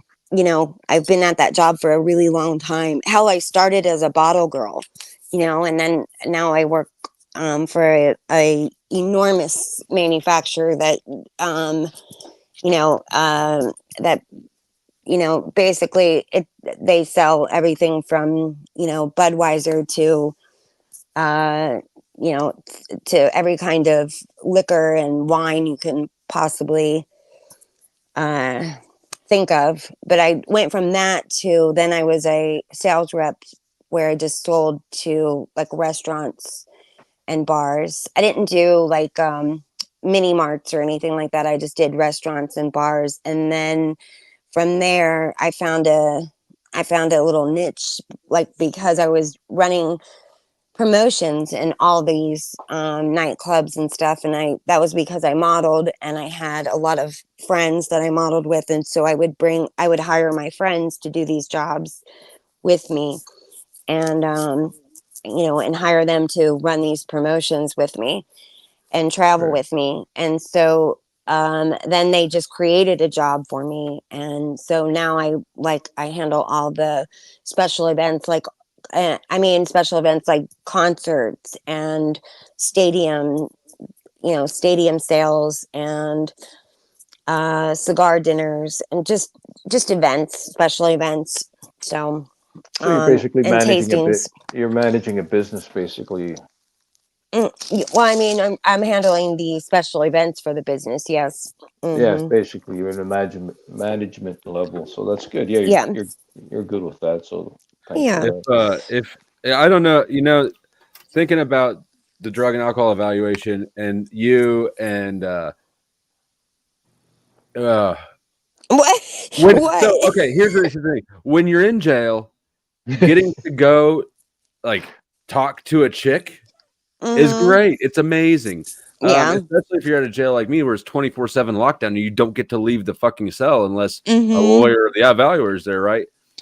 And you can talk for a long time, and everybody's gonna try to keep you talking as long as possible so they don't have to go back into their cell. I imagine. Yeah, they gave me a tour of the jail, and that was interesting, all in itself, because I met with people that were the nurses and stuff that were they have nurses that don't really work for the jail, but they work in the jail. And they're different than the nurses that are there all the time. Like the jail in my state they have a 24-hour department that with that have nurses and a doctor there all the time. So they don't send them out to a doctor's office. They just handle them right there in the jail. I don't know if all jails are like that, but ours is like one that. I was at didn't have a full-time one, but it was too small. To really justify it. Yeah, and ours had it had let me think, it had 7 floors of men and only 1 floor of women. There was only 1 floor that was just all women. The rest of it was all men, and it was an experience just walking through. Oh, I bet they were happy to see you. They were really happy to see me. My question is there a guard present when the nurse is attending to Yeah, someone? there was a guard. Yeah, there was a guard with us the entire time. So, but yeah, and I was shocked because the girl that like hands out, that's all she does is she's just goes in there, and the only medication that she deals with is that drug. So she just goes in and she doses every single person that is on that particular drug. And that was interesting to see as well, because let me tell you what they do. They have to, because people cheat that medicine, and people, there's people like, if you have a felony, that's a high felony, like I forget how it goes, but like if you have a felony, what is it, a felony 5, 4 and 5, I suppose, or is it 1 and 2? The lower the number, the higher the felon, or the worse. Okay, so it's felony. Yeah, I get those mixed up. So a felony 1 and 2. Or whatever, they're not eligible to be on that medication, which makes no sense to me whatsoever, but they're not eligible to be on it. However, since there's so many people that are trying to sell the drug, and they do it by cheeking it or cuffing it, or however they do it. And so that now what they do is they crush the drug, and you have to stand against the wall. You have to have your hands behind your back. You're not allowed to have anything. Your pockets have to be turned out. And basically, I watched this whole thing happen. And so then they crushed the medication. And then the nurse has them open up their mouth, and then they sprinkle the drug in their mouth, and then they make them sit there until, because it goes underneath their tongue until it dissolves, right? So then they have to stand there until it dissolves, and then one at a time go back up to the nurse, and she takes a flashlight and a tongue depressor, looks inside your mouth to make sure that you don't have anything in your mouth, and then they're allowed to go back into their cells. However, these prisoners have found another way around that, and that is that they will save their saliva, and they will spit their saliva. They now sell the saliva. So they sell their saliva, and people snort the saliva. Mm-hmm. I'm not surprised at all. Well, I was blown away by that one. So they sell the saliva, and so now the nurses will say, like, okay, after they look in your mouth or whatever, they're like, okay, swallow again, and they make them swallow a couple of times. And if you're caught hoarding that medicine or hoarding your saliva, then you'll get kicked out of the program. So do they make them rinse? I'm surprised they don't make them rinse their mouth with water, swish it, and swallow a few times. No, they can't do that because you're not allowed to eat or drink anything for 30 minutes after you take the medication, or else it's not as effective. I get it. All right. However, the information that I have, my reading material says that you're not supposed to crush the medication, but the jails are crushing it. So I don't know how that works, but this medicine is probably every bit as addictive as the drug it's supposed to treat. Because the treatment protocols normally are, and let's be real, this is an industry. They don't actually want people clean. Yeah. Well, and they're getting a shit ton of money for each person that is on the drug, So, but it's called medically, it's called I forget now, I can't even remember, but it's just medicine treatment, or whatever. And I can't remember what the hell it's called. I can't remember the damn name that they call it. But anyway, it's just, they still want you to go through the program. However, you just have you have to go through meetings and stuff like that. But while you're in jail, that's what they're offering to reduce some of the people that have passed away on withdrawal. And alcohol is supposed to be the only thing that you can die of in with withdrawal. I did not know about the benzos. They didn't say that, but they do say and I don't think it works for, this is the other thing, it doesn't work for crack, I guess. I don't think there's anything for that. Yeah, but I also don't think people that are on coke or crack or whatever have the kind of withdrawal that you might have it might be mentally some kind of withdrawal, but I don't think it has the physical withdrawal that opioids have, on clean coke, there is no withdrawals. It's what is being cut with that actually is giving the symptoms. Exactly. Clean product won't have no withdrawals really on that. Because I think when you go in and they give you a urine test, you might everything on the whole panel will show up, even though the person is only using coke or whatever, but it's just all the shit that they cut it with. Right. So yeah. Animal dewormer was a popular cut. There's that thing that trank is what they're calling it, I guess. Yeah, that's nasty. It's really nasty. And I don't know if I told you guys this, but there was a girl that I know that I ran into or whatever, and she had this giant bandage on her head, and she had been fighting with addiction for a very long time, and she told me that. And it looked like she was in a car accident. It looked like she was in a soap opera. Like her whole top of her head was bandaged. And I'm like, what is going on. And she was like, and she looked terrible, but she said that she had been using and when she used, like, everything, I guess now has got this trank in it. Yeah. And I didn't even know about that stuff, but anyhow, she shot up in her forehead. Wow. And when you miss, if you miss, I guess it like eats through your skin or whatever. This girl, her entire skull, you could see her skull, like the white part of her skull. It was, her skin was gone, everything.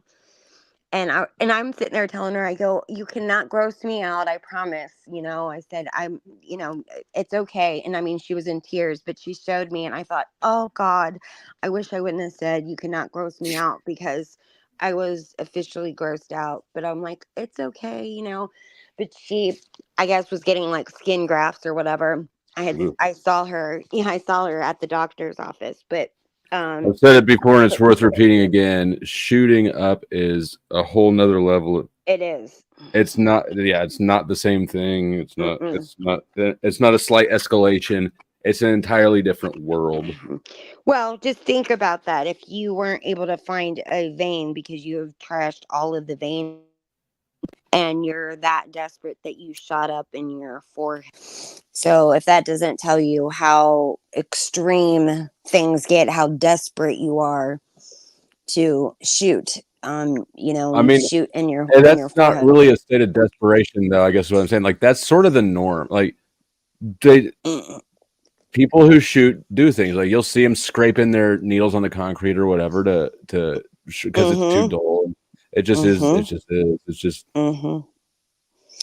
Yeah, and they put together their rigs or whatever they call them, as rigs, and they put them together with basically MacGyver the hell out of them, and they're dirty and disgusting. But that's people always talk about the the needle exchange program, and like as if that's some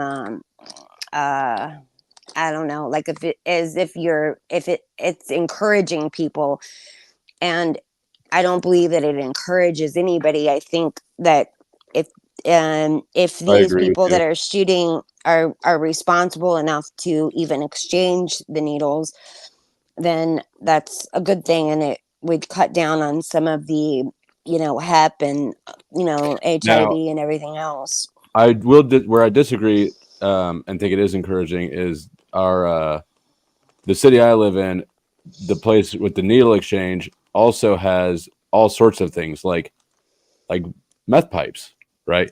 There's no reason to supply people with free meth pipes. Yeah, ours doesn't have anything like that. But it's and you also see dealers outside there. Next thing they'll be giving out meth too. Yeah, I know, for real. That's the rationale behind it. Is there was a little kid here that won like the Girl Scout cookie competition, selling the cookies, because she was selling them outside of a weed place. That's where she set up her little Girl Scout cookie stand in front of the weed shop. Figure out who that girl is and keep her name, because I'll hire her for something. I don't even know, but that girl's going places. There are some good tactics behind that. Good tactics. The munchies. Hit the munchies. I'm telling you, I would have. I would have done it myself, because I'm weirdly competitive with my sales, and so my kids always won the school things. Oh God, you're probably one of those nightmare moms, aren't you? A little bit, like with those competitions. I was, my kids didn't care as much as I did. Like, I just wanted to always. I'm weird about that. I always wanted them to like win a freaking pizza party or whatever the hell it was, So I would, work my ass off to sell those damn. Well, I made her sell everything, but she was just like, oh my God, she was so over it. But I'm like, nope, we're gonna do it. And then I also don't agree with like hitting your grandparents and your family members up over and over and over. You cannot keep doing that. Especially like my parents had 1 million grandkids, and I just didn't think that was fair to guilt trip them. Have you ever sold? You probably haven't ever sold scrap metal. I did one time. Yeah, I So did one you know time. I how couldn't believe that. I couldn't believe how much you could get for that shit. when you Mhm. take it in, right, and they weigh it on the scale. Yeah. The guy who they sorted out, right? This is Mhm. by grade and how much it's worth for different types. The guy who is running the scale is in charge of basically deciding what grade of metal you're bringing in, so he can make or break the how much you get. Mhm. I remember one time that dude was selling those little candy bars for like schools, right? Yeah. I thought that was fucking brilliant. Like, Oh yeah. uh-huh. Yep, it was. I mean, I had him at my work, for sure. I mean, I certainly guilted everybody at my job to do it. So with the amount of shit that I have supported over Is it the always years, 29? people owed me. So, but yeah, I was on. I still am.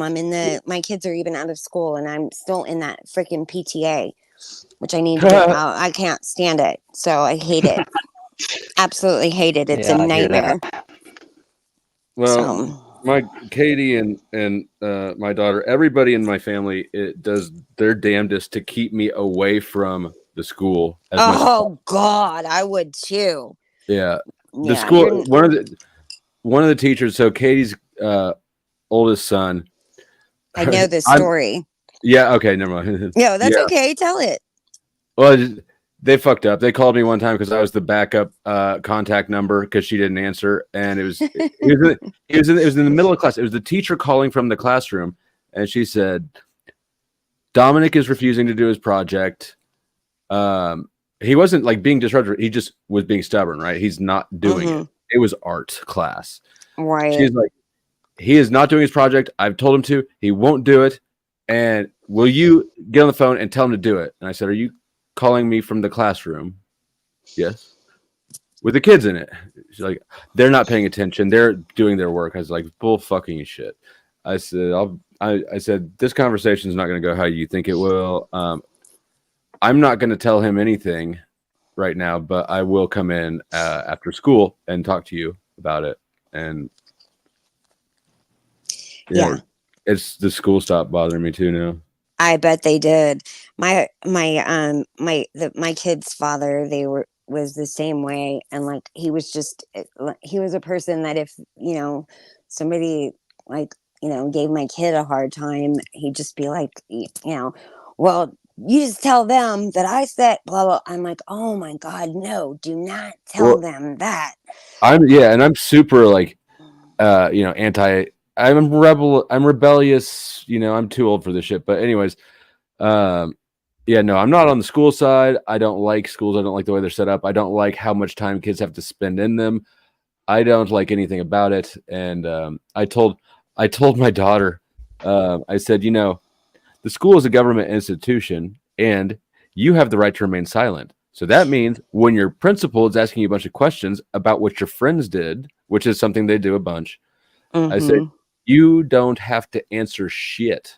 Yeah. And her eyes kind of lit up. And then the next day she texted. So she sent me a message during the day. She's like, "I think I messed up. My math teacher said he wanted to talk to me after class.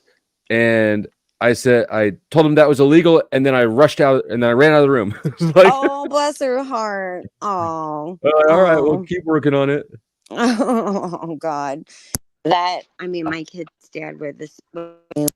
I'd always be like, do not listen to your dad with that kind of stuff. Like, you just can't, he just was when anybody gave the kids any kind of shit, I would be terrified if he walked into that school. I'm like, oh no, like I'll handle it. He did not have any tact when it came to that. But luckily my kids were good kids. I told you, like, I would beg my daughter to stay home from school with me. And I'd be like, just stay home with me. I was like, we'll cuddle, we'll make cookies and we'll have so much fun. Just stay home with me, please. And she'd be like, no, mommy, I can't. I got to go to school. I'll get behind. Needy. Yeah, I was needy. A lot. She's probably 3 or 4 times past the number of days that she's supposed to have, like the max number of days up. But she's also she's smart. She's a good student. And so they don't fuck with her, right? She's making the school look good, and that's, you know, I'm trying to explain these dynamics to her, right? Because I think the important thing for her to learn is the give and the take, right? Yeah. I'm like, you get away with this because you test good, right? Right. I And that said, that's great. I said Yeah. the principal doesn't give a fuck about your actual school day. What he cares about is the scores you get on tests that make him look Yep. good or bad. So That's I said, true. you know, if you want to keep being able to do shit like this, if you want to keep being able to text me in the middle of the day and go, Dad, will you pick me up? And I'll go, okay, yeah. You know, Yeah. like you got to scratch their back and you'll get yours scratched. So, Yeah, my kid had perfect attendance. I'm like, oh my oh my God. God, that's terrible. I know. She wouldn't do it though. I would beg her, you know, I'd beg her to stay home with me and she just wouldn't. I'm like, please just stay home with me. I was like, get back in bed. I was like, come on, you can sleep in. I'll write you a note. She's like, no, mommy, I can't. I wanted her to though. God, I miss when they were little like that, you know. But no, they had perfect attendance. But she would get like that school was crazy. Like they were, Yeah. I mean, they did Romeo and Juliet in the 5th grade. I mean, I couldn't believe the shit that they had these kids doing, you know. So They have the perfect attendance gift at the end of the year, where you get perfect attendance and you earn a bike or some shit, right? you know that I like that because I am weirdly competitive in that way. But really, like, I didn't care so much about the awards as much as I liked any kind of sales competition. I am on that shit. Like, I'm gonna win that shit. So anything that the school was selling, I You was should on sell it. some memberships. I know, I can. I imagine. I just mentioned that there wasn't enough green in the chat, and 3 people bought stuff Oh right after yeah, I you said that. you did. I forgot Yeah. about that. Good job. You're welcome. I'm so glad I turned you into a woman. Yeah, thank you, Flow State. You have cured autism somehow. Thank you, Flow State, for curing obesity. Thank you, Flow State, for making me a woman.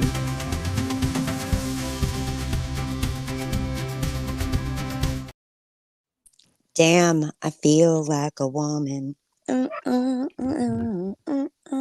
That's my favorite short, I think. I love it. It's great. So, Crispy, I'm going to yes. bring this conversation to a prior segment. You define you used to have anxieties, or are you still having anxieties? And my question is, are you still taking anything for it? If you are still having don't take anxieties. anything for it. Yeah, I don't really, and I try that that grounding technique, you know, where you where like you when drink I'm having vodka. where I drink vodka. That's That's the best. yeah, that So helps a continue. lot too. And however, like I do try that grounding technique thing where you know, you sit there and you think of, you know, or you think of 5 things that you can hear and 5 things that you can see, that kind of thing. And that's like if I'm having like a kind of a panicky situation. But that's the only thing that I do. And now with my job, is what's crazy about that is like we have taste tests or whatever when we have a new product, Okay. and they do those at 7:30 in the morning. We are sitting there tasting tequila or whatever it is. It's just Patron Silver. yeah, All day long. all And day. what that is so what do you find that calming when you do the taste tests? Is that what Yeah, you're I sort of do. getting? Yeah, So I do you do. find alcohol kind of settles down the sensitivity to what triggers the anxieties? That's my question. It's liquid courage. Yeah, I do. I do So find that. I mean, I don't. I can't really drink throughout the day or anything like that. I mean, I drink at these when I have these tastings or whatever, but right. it'll make you really kind of sleepy when you just drink a little bit and then you don't drink all the rest. You don't keep on drinking. That just kind of Right. makes you tired. The fear So runs out. yeah, I can't really finish my day out real well. But they quit making them. They used to have these taste tests, like, I don't know, like towards the end of the day. And yeah, and then everybody would stay out and like partied. What is a snitch shot? A what? A snitch shot. I like the snitch. Oh, short. The snitch short. Oh. Okay. I thought I was. Yeah, I got it. Yeah, the alcohol snitch. Yeah. So my, Oh I got yeah, it. I can't play that one. That's got a song that's copywritten. It only works in the shorts. That one's really good because it was really effective. The day after I uploaded that, Paul was on OTW's channel threatening me. Oh, really? It got under his skin. He's been quiet lately, right? I was over his channel today. Oh, were you? I've Yeah. never been over there, so I don't know. Oh yeah, no, it's bullshit. But I had a reason.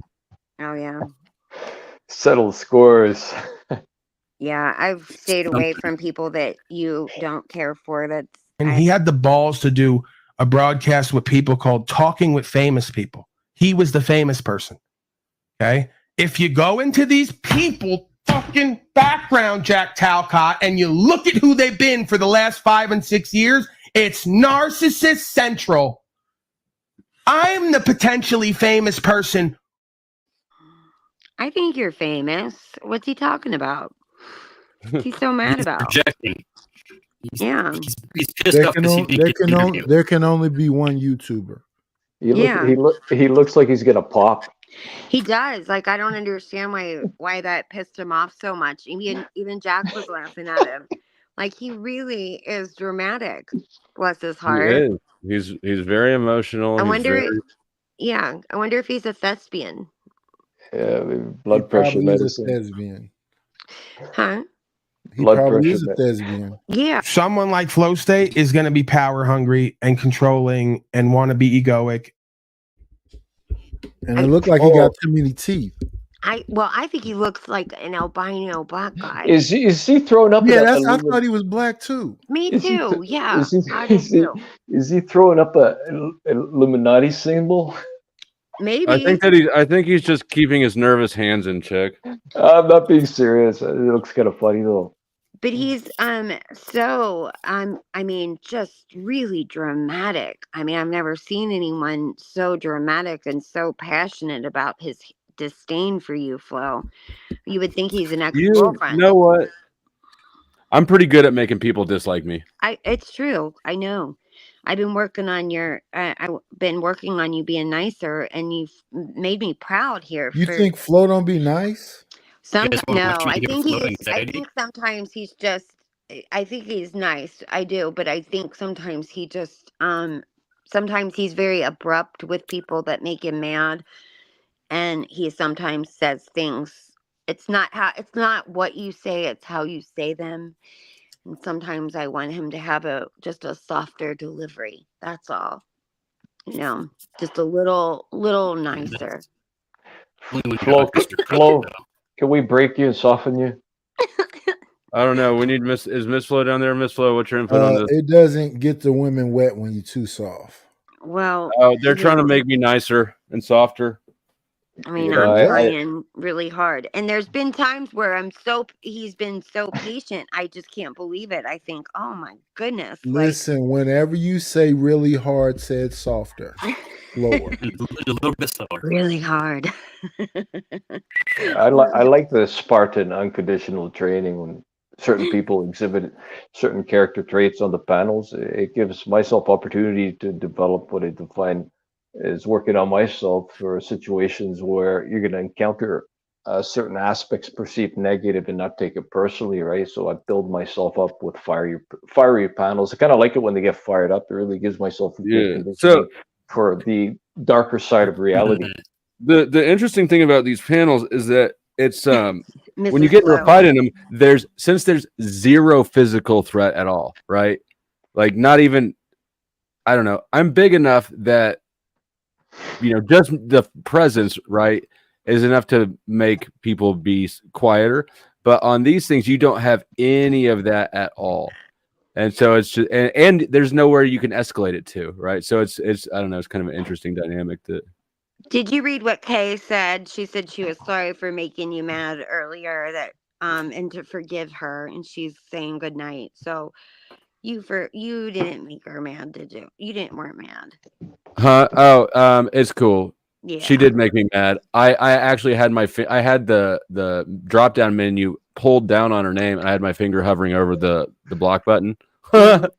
Oh no. So Flo, did you forgive her? Yeah, I'm good. I'm good now. I don't carry grudges. Like I just need a few minutes to cool off if somebody's really getting under my skin. Well, I'm glad you took her off your hit list. Yeah, I me was getting too. worried. I You were like saying her. there earlier that they made nicotine into a stimulant. Now? Your audio is choppy as shit. Yeah, Can honey, you we hear can me? barely hear you. You sound like Heiku. Who was that? Lindsay or Sarah? That was Lindsay, yes. Okay. You. Hi, Lindsay. Well, hello.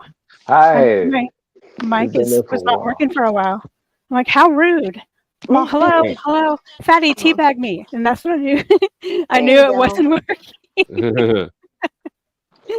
Oh gosh, Mel was concerned. Mel was a little worried about your photo. She was like, "Oh gosh, I hope people are." Yeah, she was worried that you might get some creepers with that photo that you have. Your latest one. That Oh, shit. one. Yeah. Damn it! no The way to comment was contact in the way. Hold on. Let me get that With your stupid. hair, your hair looks so pretty. Look at Thank that. Woo! Wow, that was Yeah. big. Yeah. Too Well, hot for Cynthia sent it to TV. me. So that is an actual photo of you? I've got one of Mel's. Your name's Chuck, right? You're here to fuck, right? And then doesn't she like snap his neck with her legs or something? It's a fucking redneck gaudy ass truck too, if I've ever seen one. That shit. Your name is Chuck, right? And this is his cousin talking, or whoever the stripper was. Your name is Chuck, right? I highly doubt anyone's going to be able to track me. No one has my information except for one person, no, two. And I sort of trust 1.5 of them. So nah, I doubt anyone's going to go, oh, she needs to die. Let's go find her. Let's go find her Well, IP. And I don't think it's about you dying as much as it's about you being like maybe tied up in Boy's basement, his cellar. Even though I'm it's not a wine scared of that at cellar. all. Yeah. I'm not. He does Maybe provide you with wine and cheese, so Yeah, it's a be good deal. careful. Be careful here. Flo's got these digital collectors and digital assassins. Yeah, That's right. Be true. careful what you say and do here. I'm not scared of too much. So No, that you don't just seem to happened. be. No. You know, it's the way you carry yourself that gives opportunities or closes opportunities. It's basically like that. Right, right. I Look, mean, the I way get that enough. I I would get enough carry her weirdos is in in my. probably 2 duffel bags. Right. Oh no. Oh yeah. So we're getting the real Flo here. Yeah, they God, that reminds me of that chick that was there was that reality show and that girl got Are you about to tell us about a true crime thing that we yeah, I don't know am. And about? she was I'm found, cool. listen, Nah, they let's skip it. identified her with her breast Let's skip implant. it. She was the first person that was Hey, murdered and was identified by breast what is going implant on serial tonight? number. Some of you people. I I don't know. know. Just everybody's scared of everything. I wanted to ask you though on a different topic. I think that's wise advice. It just Let's sorry, go. my filter's way off right now. About Mel. What's going on with Mel and Easy? What did he do to her? Everyone keeps talking about it, but nobody's saying. Is that off the table, or can I ask? Drama. Yeah, I mean, Yeah. I'll talk to you about it. Maybe behind the scenes or whatever. Well, But you should just tell people because everybody's asking about it, and Mel's being brought into the drama by people saying she shouldn't be brought into the drama. just say, I mean, she decided to take the weekend off or whatever, and just to stay out of it. And I'm not sure what he's saying because I haven't. Okay, I won't ask. I can tell you she's not comfortable talking about it. I've just had a lot of people. Because I don't want to. I understand. Betray her. Talk, Crispy. You listen, Flo. Flo, Flo, you gotta have a blight. interrogate You me gotta. like that. You gotta have a keeps bright. talking around it. She doesn't want to take sides. He was mad at. He got mad at me the other day for when I was up on your panel, and I said, and Resto was up here. He said that I laughed over a because when Resto made a death threat to him, and I laughed about it. I have no idea what that means. Resto's never made a death threat. Right, I didn't even know that happened, and if I was giggling, it was probably out of just being uncomfortable or nervous. You know? No, he's just making shit up. But Crispy, you should tell us some more details. Well, I'm not. Listen, I can't even. Crispy, if you don't tell us the details, I'm gonna have to be mean to people. It's gonna undo all of my progress. Crispy, somebody was talking about it in chat. They were in here, and I've never heard. She told me stuff I never heard before from you, and I know you. Well, I know you pretty well from here. Oh, what were they saying about me? You want me to say it, or you want to read it? Yeah, that's fine. Yeah, that's fine. That you think you're Easy's girlfriend? I've never heard that in my life. Come on, you can tell us. We won't tell nobody. Yeah, I've never thought of Easy as in that way, nor do I. The rumors are flying. Yeah, I don't think he is my boyfriend. I had an argument with him, which on all of my years on YouTube, I have managed to never have a personal fight with anybody on a live panel, never once. And I did, and it was after Flo and I'm glad you said that. I was about to pick a fight. No, you guys had that fight. He did say that I jumped in your fight with each other, which after you guys went at each other and Mel said, let them have it out. I didn't say another word. And then you guys had another round. And then that's when I said, I was like, well, let's change the subject, because I didn't want you guys to say something to each other that you didn't mean. And I just thought we needed to move on. And that's all, You haven't. He was streaming that on his side too. And I went back and looked at it, and he was fucking playing little clips since the moment I got up there. So he was definitely sitting on his feelings and waiting for an opportunity to say something. Maybe he liked you. Huh? Maybe it was the other way around, and he liked her. You know what I mean? I mean, I thought that you guys were boyfriend and girlfriend. No, you did not. So no, you did not. But listen, when I support someone's channel, I support them wholeheartedly. And I mean, I defend him wherever I go. I promote, just like I promote your channel in places that I go, I promote his channel all the time. I mean, when I support somebody, I support them. And since the rumors are, backfiring and forward firing and all over the place, you should use this opportunity to create new ones that are really fun. Yeah, I could. You're right. What were the rumors about me? There are no rumors about me? None at all. No. Well, and I will say this too, though. Like, we got into that argument, and I just felt like he was pushing me to like snap. He knew that I was and I had said that I was tired, and he kept mentioning like, well, you haven't slept in 48 hours. Well, I sure did. I had slept. I just said that I had a long week, and I was kind of emotional, and I was just tired. But I slept the same amount that I always do. But he was pushing really hard to argue with me, in my opinion.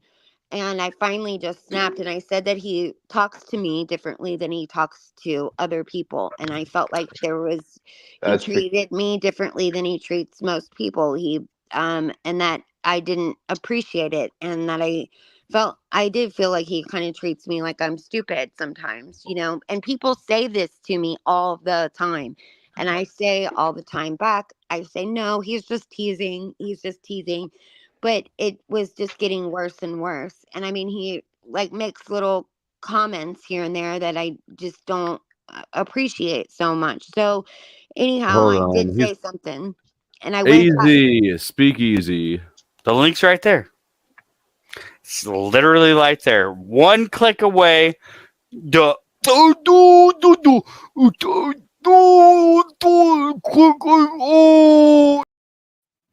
Is he in special needs or something? No, he's just drunk. I just said I didn't see him down there. He always seems to be watching. Right, The rumor Christy. about you, He's Flo, watching. But He's here's trying There's a to. rumor about me. here's what I had an issue with is then I We know, jumped down Christy. into We're talking on me now. well no I jumped down into chat. I left the panel and he was streaming this at the time, right? Well, people were saying nice things to me in the chat, and then I didn't want people to then He made a poll on his channel asking who was ruder. yeah, he did. He made a poll on his channel, and I felt like he promoted his chat to, I felt like he was promoting them to shit on me, and I didn't think it was. I thought it was a personal issue, and I that hurt my feelings. It made me cry, actually. So it really hurt my feelings that he did that. So I didn't like it that much. We care about your feelings here. Can we well, move maybe on? he felt no, you don't. Crispy. Maybe he Take felt it. betrayed by you because you're over here and he thought you were his. You know what I mean? That's his. I you think that That's too. called a but- covert contract. Yeah. He's fishing you. He's just pushing your buttons because he's working you, right? He's trying to get to you emotionally, No, right? he was for being over here. I call these types of beings like emotional negative vampire, right? They try to get people, work them, and get them fired up, and they stay all, All right, cool and calm. that's fine, everybody. Now, what's the rumors about me? Let's go. No, I don't have any rumors about Not you. Lindsay has Oh. them. You were said to be controlling and abusive of your wife, and Oh my abusive God. in what way? I don't know what way. But just that she was like brainwashed and. Someone like Flow State is going to be power hungry and controlling and want to be egoic. Yeah, Okay. they act like she's a prisoner, of war or something, and she can't talk and she can't have her own opinion. Are you That's not what I kidding see me? at all. She probably busts his ass all the time. I feel like she's strong as shit. Okay, if Flo, you got to put on your wife beater tank top now on to make a statement. I like it. Yeah. I could do that. What other rumors? I'm sure we've all heard stupid rumors about you. I You're haven't heard stupid. All anything these about things. it. I've heard things about me coming back around to me too, and usually they make me laugh. I can't remember all of them, but I they're don't. just bullshit.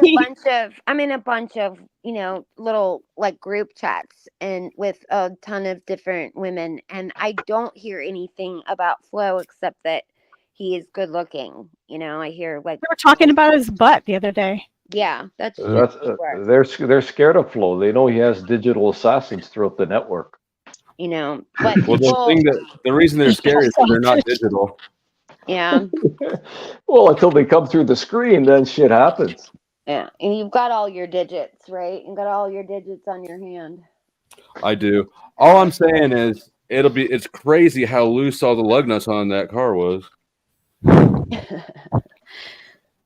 Okay. I'd say just chalk it up to another misunderstanding. I don't think Mrs. Flo. I don't think Mrs. Flo is being held against her will. I think she probably busts his balls more than No, she's he into lets him. on. Huh? She's into him. It's not like she's like, you asshole. She totally accepts him from what I can see.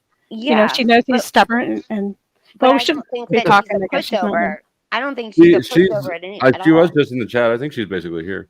Yeah, she's here. Oh gosh, we're gonna be in trouble. Proceed with the shit talking. So, Flo, are you an item or is it just an internet type of relationship? Me and Miss No, Flo? they live together. Yeah. I can't wait to meet her. They live together. All right, got it. I've been off the panels for a long time, so Oh, I'm that's just all right. But I'm catching. If you're she missing said for that one it day, seems like they have a really good relationship. I always think that it's, I just think it's great because she lets him It be is. who he wants to be, and she's not like overly jealous or No. crazy. There are some wives that are around that are She amazes me. I mean, she's like, she yeah, amazes me too. She's like in on the jokes. The other day she said, she came in chat, made me laugh so hard. She goes, is that Lindsay's ass up there? And when they were showing those pictures, and I said, yeah, I think so. And she's like, and I'm thinking, oh no, she gonna like, is that make her mad or whatever? And she's like, no, there needs to be an F and a W on her butt cheeks, and like An S. yeah, Or, yeah, that's it. An S. Yeah, she was talking about, tattooing your butt. So, I mean, Yeah, she just doesn't care. hilarious. I don't think that she's brainwashed whatsoever. I think she's just She's confident. I think she has to be. yeah, she's with You him, sound and that's like you're in the bottom of a barrel. No, it's my. she's Echo. talking to us from the bottom of a fish tank. Is that Yeah, God? it's refreshing. It is. It's really nice, and she's just and I like women like that. I happen to be a person like that. When I am in a relationship, I'm not worried about what he's doing and how. Like, you either are with that person or you're not, and like I If just anyone never is got jealous brainwashed like and that. controlled, it's me. Yeah. and, I and doubt that domestically you're. violated. Yeah. I mean, I bet you're a big baby too. Honestly, I bet you're the Don't tell me biggest you're baby root. there is. Don't tell me, Flo, you're root hypnotized. No. I'm what? Root hypnotized. I don't know what root hypnotized is, but I can't be hypnotized. At least that's The low regions. Oh. Oh yeah, yeah. Oh, pee hypnotized, like Oh, like whipped, like pussy whipped. Mm-hmm. Yeah. Like that pussy liquor, pussy magic. Yeah. I'm not so serious.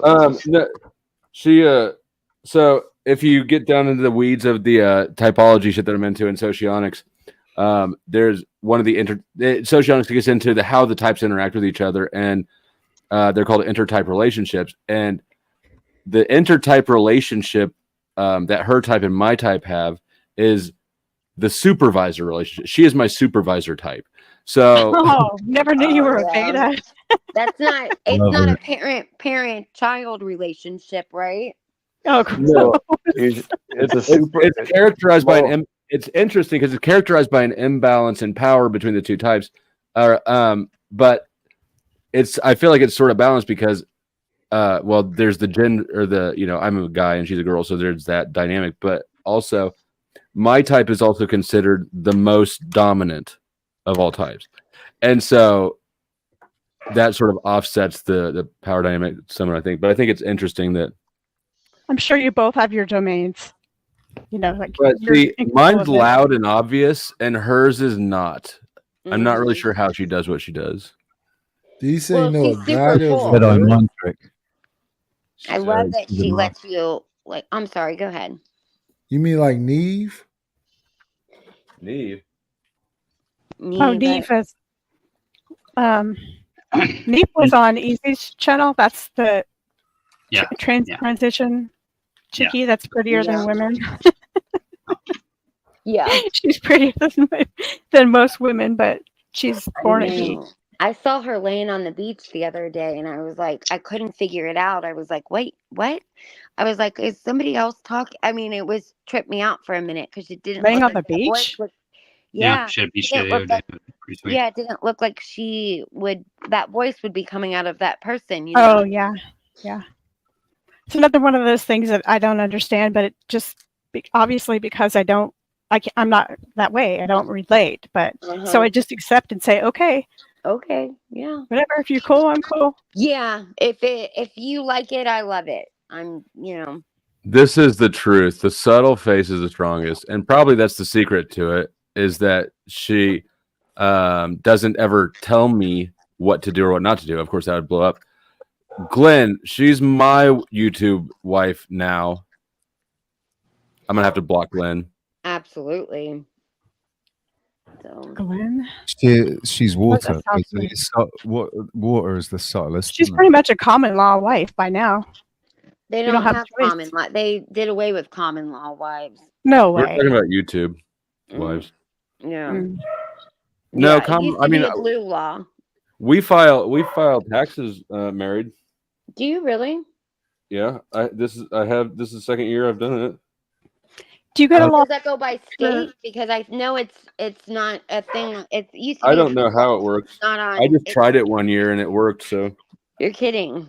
nope. Wow. Well, I'm not so sure if that's allowed anymore. but Maybe I'm getting away with something. I don't know. I know. Well, don't How tell long have you been anybody. together? Keep that a secret. We've lived together for I don't know, 7 years. I Has been Yeah, 7 that's years. common law in California. That I mean that would definitely constitute common law marriage if common law marriage was a thing. If it, I don't know if it is or not. I think it is in the UK.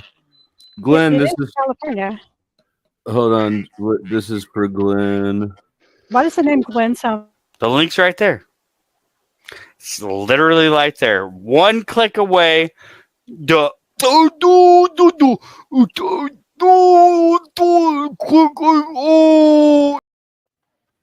You're talking about Big Glenn, right? That big, huge guy. The one that's less dangerous than me. Oh, Yeah, I he's a don't big know guy. about that. Yes. Yeah. it does go by state. Oh, and it was a bond. Yeah, it in 1991. Ha ha. Yeah, You have common to law be marriage married. is a legal framework. Let's see, what does it say? How long do you have to be together? There's no minimum amount of time the couple has to be living together. Which I didn't know that. There must be proof of you guys living together. The couple must prove their reputation of the marriage. Okay. It's mainly for child support orders when you're not legally married and you're having kids out of wedlock. Is what the term is for. Flo, how do you feel about her sons, and how do they feel about you? Like, would they feel comfortable going to you for girl advice and stuff like that, or would they be more likely to go to Mrs. Flo because you're the stepdad? What kid goes to their parents for girl advice? I don't know, but boys need to talk to them about girls. You need to teach them about consent. You need to teach them how, and by the way, teach them how to open doors. And Teach them about consent. Like, you don't think that boys know not to grape? I think that they would get confused. I think when there's women that drink or girls that drink, and like sometimes by third or fourth grade, boys are trained to do what they're going to do for the rest of their life by third or fourth grade. The question, that was an example. The question was really trying to understand if they felt comfortable going to you, or if they felt just only comfortable going to her for any problem or talking to. I'm not them. I don't know. Probably she's more comfortable. Actually, yeah, definitely her. Like, if something comes up, like when my daughter chose to call her instead of me when she got when the cops had her. Yeah, I imagine.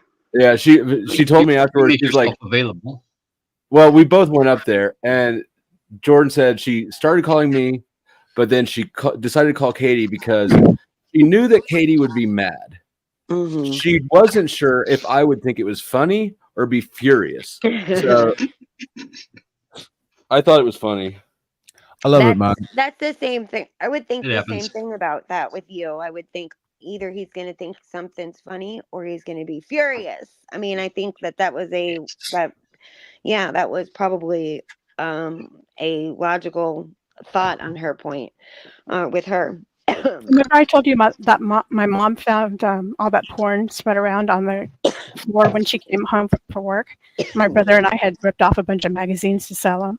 Not from the store, but I found that tons and tons of Playboys and stuff in the trash. And then anyway, we made a business out of it because I had to go have it with him. He had the customers, meaning his friends, and I'm the one that found the magazines. So it was a business after that, and he had to get half percentage. But I thought my mom was going to stab us and throw us around the room, and that was it. We'd be, forever grounded. But she laughed her ass off. Well, probably because she was probably proud that you were business people about it. Right? Hell yes. I would have been.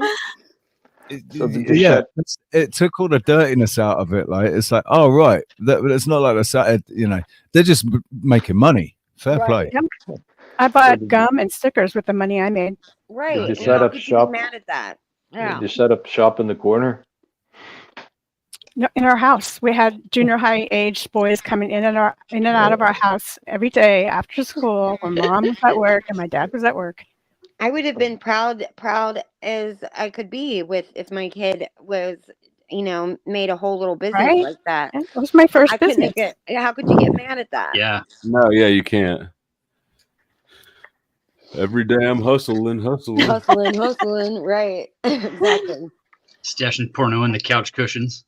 Yeah, my daughter is complete opposite of how I am. Like she's just I mean, we look exactly alike, but our personalities are different. But I had to laugh because she was interested in modeling for a little bit, and I just knew in the back of my head that she just isn't the type to put up with any of the bullshit that you have to put up with. She doesn't have that kind of mentality whatsoever.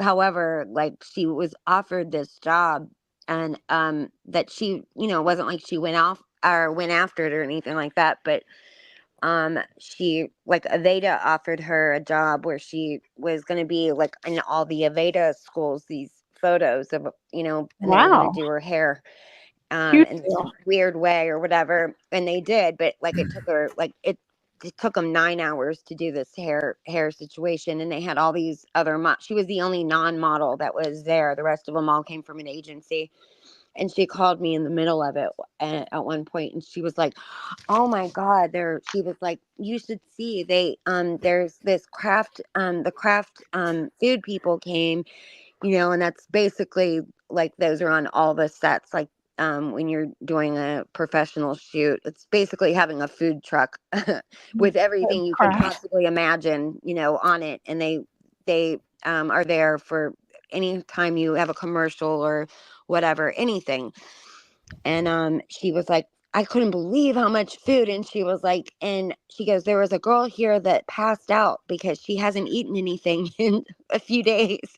And I said, yeah, welcome to modeling, sis. And she was like, she was like, and I've eaten so much that I'm stuffed. I can barely breathe. I'm like, Kind of the oh wrong thing God. to do when you're modeling, getting all bloated from I salt and mean, she was the only one that ate. So I'm like, oh God, honey. She was like, nobody can believe how much I ate. And I thought, yeah, because they've never seen that happen before. That you're on a professional shoot and the model. that would be a tough life. That would be a special sort of torture. Mm-hmm. Wouldn't it be? Yeah. She's like, I guess this girl didn't eat for a few days, and she's like, and the lights hit her and she passed out. And I said, yeah, well, hopefully she walked that right off, because I'm sure she went right back to work after she passed out. But yeah, she was like, How long did you do modeling for, or did you? Me? Oh gosh, I Yeah. did it forever. I was from my first fashion show. I was 7 years old, and so I did it from like the age of 7 all the way until I retired. At my last job that I did was, I think I was 32, so a long time. So were you getting paid at that age, or was it just sort of No, I a got fun paid. thing? No, Her I got parents paid. were.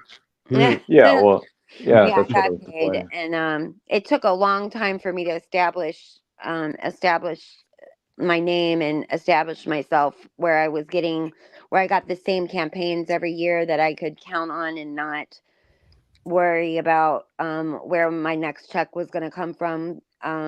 But I eventually was able, I mean, I always did work, but there were a number of years that I was able to just model and go to school and not work anywhere else besides doing that. Why would you quit? Because they need, they can still model for long time. I still get offered stuff to this day. I just wanted to retire and not like, I don't know. I wanted to retire where I still looked nice, and I wasn't. I wasn't pushed out of it. I was still like on top of my game, and I retired from it. And basically, It was time to move on. I was tired of doing it, to be honest. You were hungry.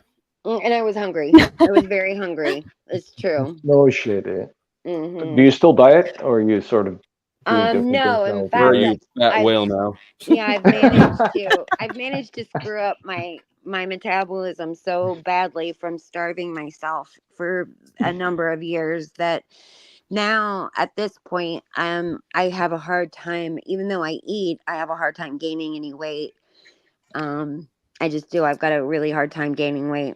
But Are you vegetarian? Are you vegan? no, I have Crohn's disease though, so there's a certain diet that I kind of follow through that. So what But is Crohn's disease? it's a deterioration of the intestines, and it's an autoimmune system disorder. Do you take And medicine for that? I do. I do. Do I you take think the medicine could be worsening the conditions? A lot of the time, sometimes they do that. Yeah, some there's been some treatments, like I went on this holistic regimen at one point, and that made me so much worse than I was, that that ended up putting me in the hospital. I mean, I've tried a lot of different things, but I was on a chemotherapy drug for it for a while, and the Right. side effects of that were That's really radiation awful. treatment, right? Pardon? Isn't that is radiation treatment? No. It just was a chemo drug that happened to work for. Okay. Yeah, So, happens all to work right.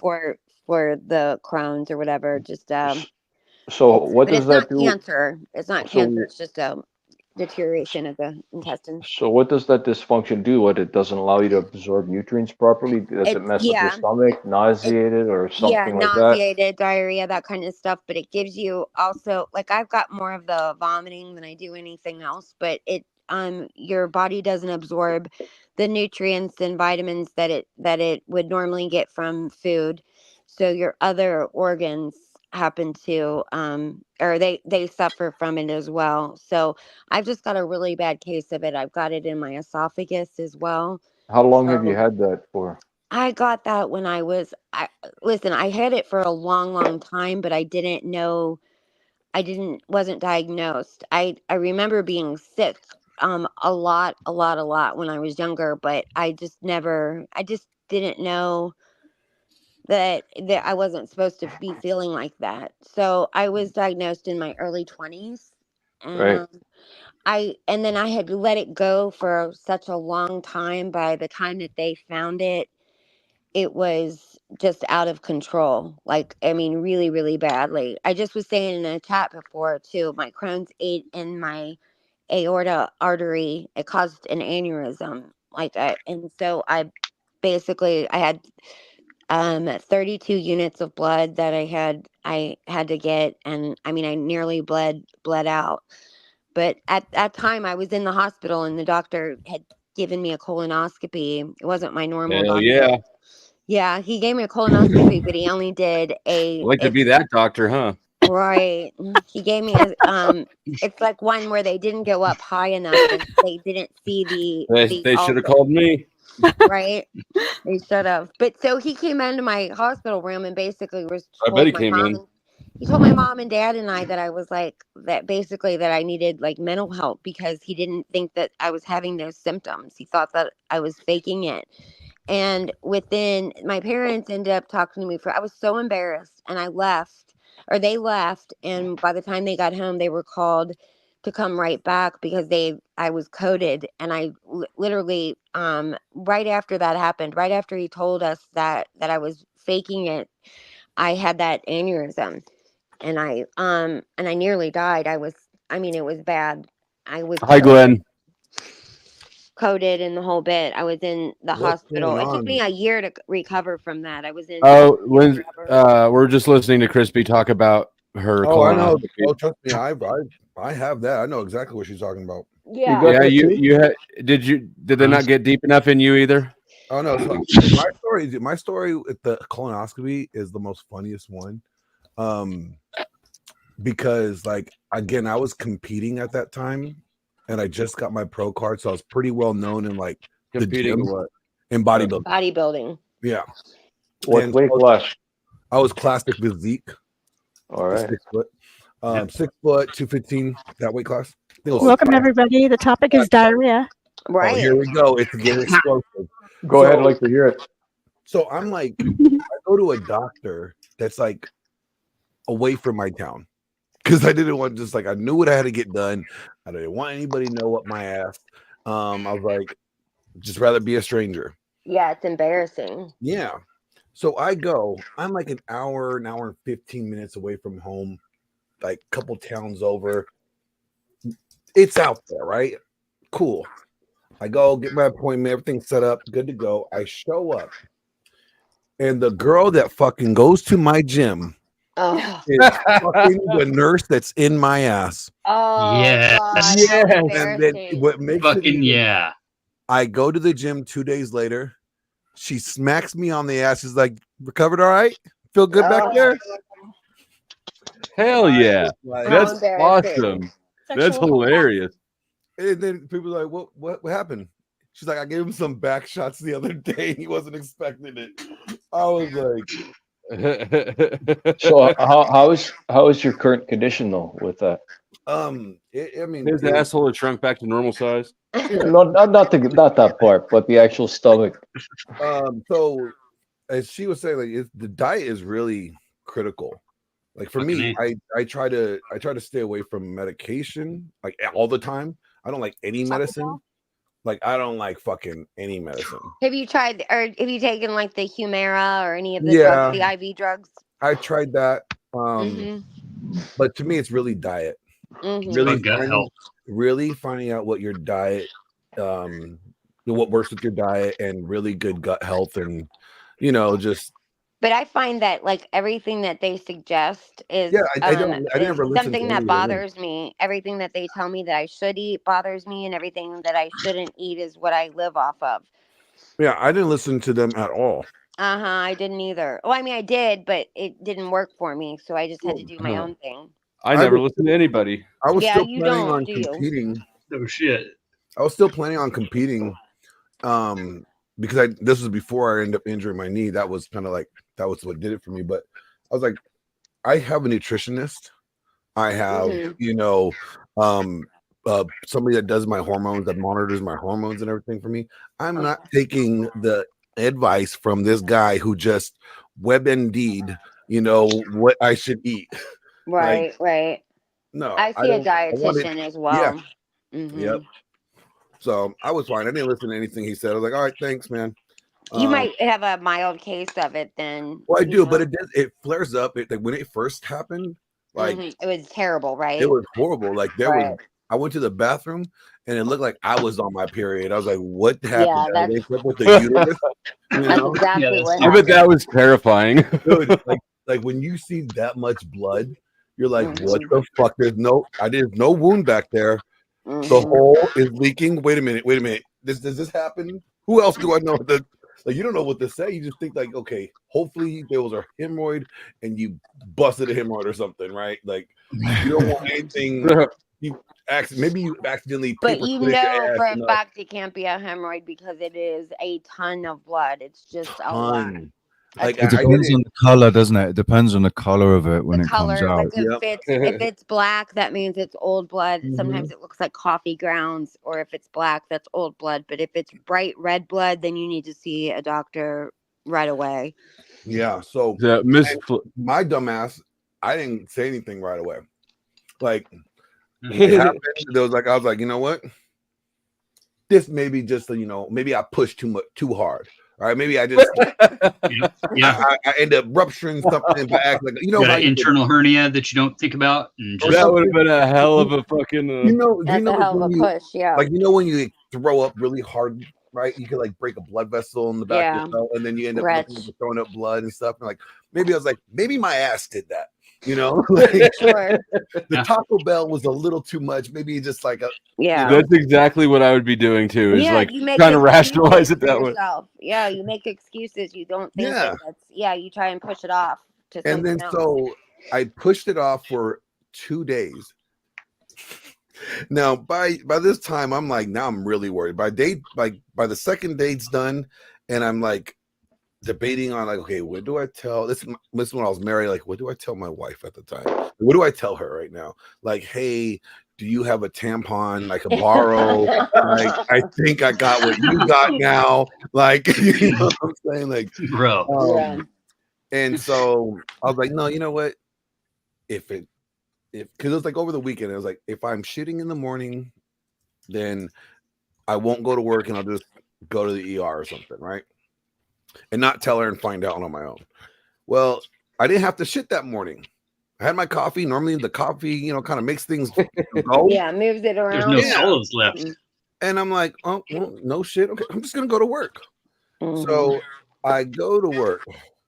soon as I get to the prison that I was a CO at, I go into our locker room. I told you guys he was a CO. Mm-hmm. You just we can only listen to like 10% of the words I that you know this is true. Well, yeah, okay. So Go I ahead. locker room to change, right? And then like explosion, and it looked like it was a murder scene in the CO locker room. Yep. The bathroom was just done, and then people were walking in like, "Yo, what the fuck?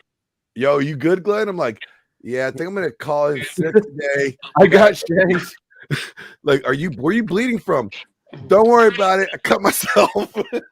No, really. Where are you bleeding from? I'm bleeding from my ass. Yeah, it's scary because it's so bad. Yeah, and I guess like when blood is mixed with water, it also makes it look a lot more than it probably is. But I had to get transfused. I get transfused regularly. Do you get blood transfusions? I have in the beginning. Mhm. I haven't in like for the last year or two. I haven't gotten any that often. Yeah. But I get them every time I have lab work. I have to get a transfusion where I get 2 or 3 units. I have a port. if I actually probably went to get my lab work as often as they would like me to, that would probably have to. Like all I do, like the closest thing to getting lab work that I do now is I go donate blood every 2 months. Nice. Oh so yeah, could but do they, my honey, steroid. they don't run your hemoglobin and your hematocrit when you donate blood. Yeah. They just are. Yeah, they're just. Yeah, you're not gonna get the same results. They're not running a whole panel on you when you Exactly. donate. Yeah, I go donate because I run gear. So since I run gear, I know that my blood thickens up, and it's just wise to donate blood to keep your blood thin, so you don't get like. Did they know that you have Crohn's and that you bleed? You probably didn't tell them that, did you? Absolutely not. Why would I tell them that? Yeah, because they wouldn't take your blood if you did that. Well, me giving them blood is not for them. For me wanting to give them my B negative blood. I approve of your That's what I am too, self-serving B generosity. negative. Oh no, I'm B positive. That's right. I'm B negative, and I'm very rare. Okay, they like approval. Yeah, you've got the baby blood, the one that they always need. Yeah, baby blood. They're asking if you're anemic in chat. The baby blood, like some types of blood that they always need for infants. My siblings, because I take so much out of the blood bank, and you can't really give like. Are you anemic? Me? Yeah. Oh yeah, I'm really anemic. But Miss Flo might get mad at me for telling this story, but no, I diagnosed her. No, not that story. I had a Crohn's disease scare, like probably a long ass time ago, like 8 years ago or something. We were having sex, and she was on top, and there was a box of Milk Duds on the bed that rolled under my ass. What was it? Sure. I'm gonna tell her wrong. Did she roll there? Sure. I said that there was a box of Milk Duds, and it's still on the bed, and that they rolled under my ass. I bet. And we were having sex, and I didn't know that they were there, and so they melted, right? And so when I got up and looked back, I saw all the melted chocolate there, and I thought it was blood. What? That's not how it happened.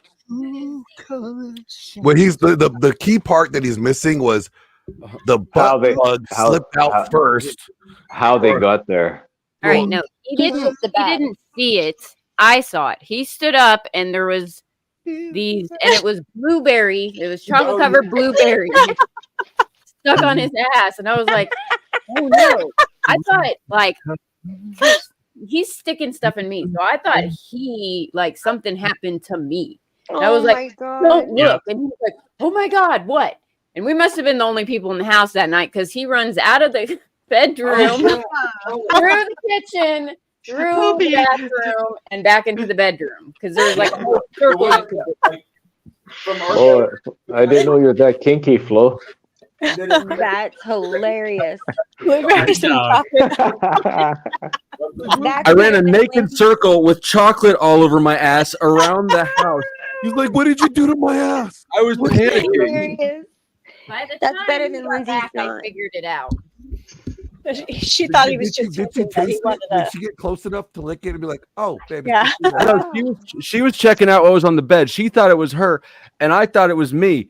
And I just went for a panic run around the house. And then when I got back, she had figured it out from the bed. That's hilarious. Be That's like, the I need best to update story the ever.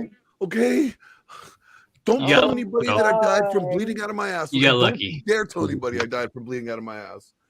He's like, Yeah, babe, it's blueberries. she's now taking. She's doing she's doing like cabbage juice and something. She just told me, which I can't believe that doesn't Yeah. aggravate her now. But she's like said that she's trying this all natural thing right now for her ulcer. I don't know what she's doing. All I know is that she's like, she said a sentence to me that I never thought I'd hear in my life, which was something about like, she doesn't want something about like her cabbage juice. Yeah. Like, the fuck? Yeah, that's what she's drinking. So, but she thought she was she had like a lactose intolerant thing, and I'm like, no, I bet you have an ulcer. And so I named off all the symptoms, and she said that's exactly everything that's happening with me. So Isn't yeah, the I hope ulcer she from feels worrying better. too much and stress? What's that? And stress, yeah, Isn't- yeah.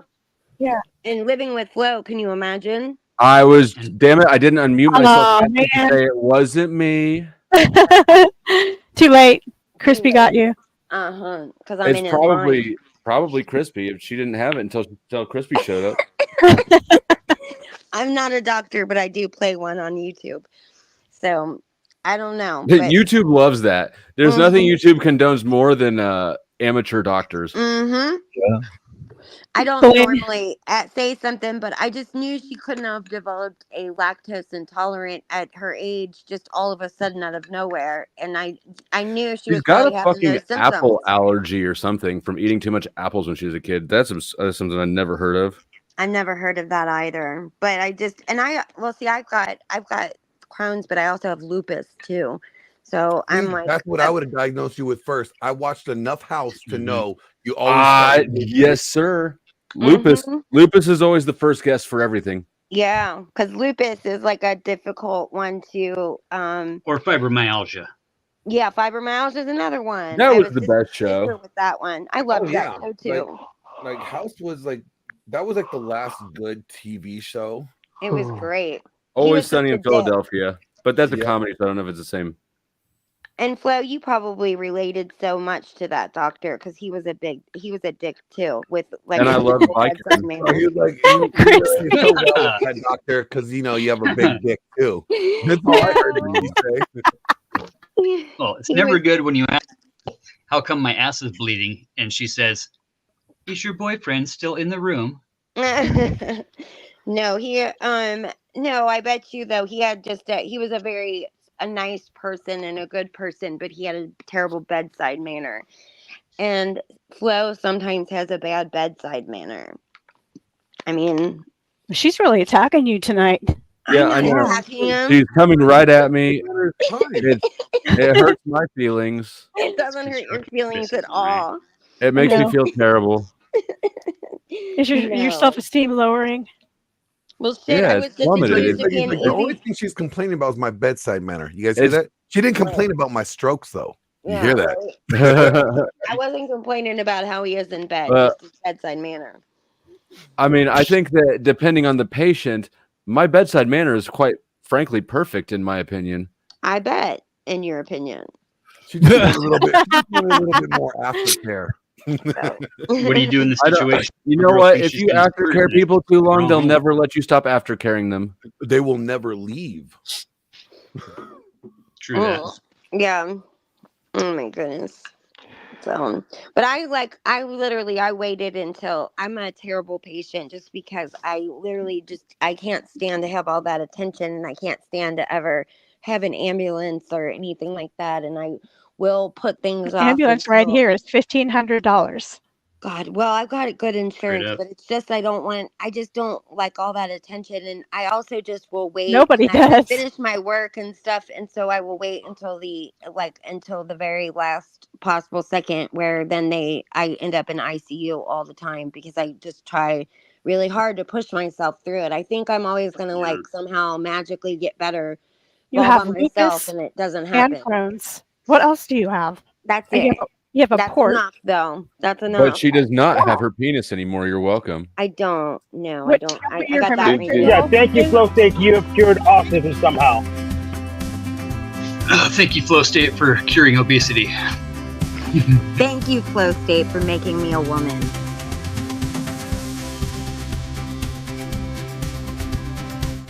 Oh, Flo Yeah. had just you cut it there, Flo. We were gonna throw in some more stuff, but I I can make more versions. You think that's interesting? Well, Flow State cured my paralysis twice. And I've got the one where Nidus is saying, it's on my phone. I didn't upload, but I've got the one where Nidus is saying that my Flo. obesity treatment didn't work on him. Flo, did you cure the paralysis with your magic wand? Ha ha ha. That is a fuck, what's the word I'm looking for?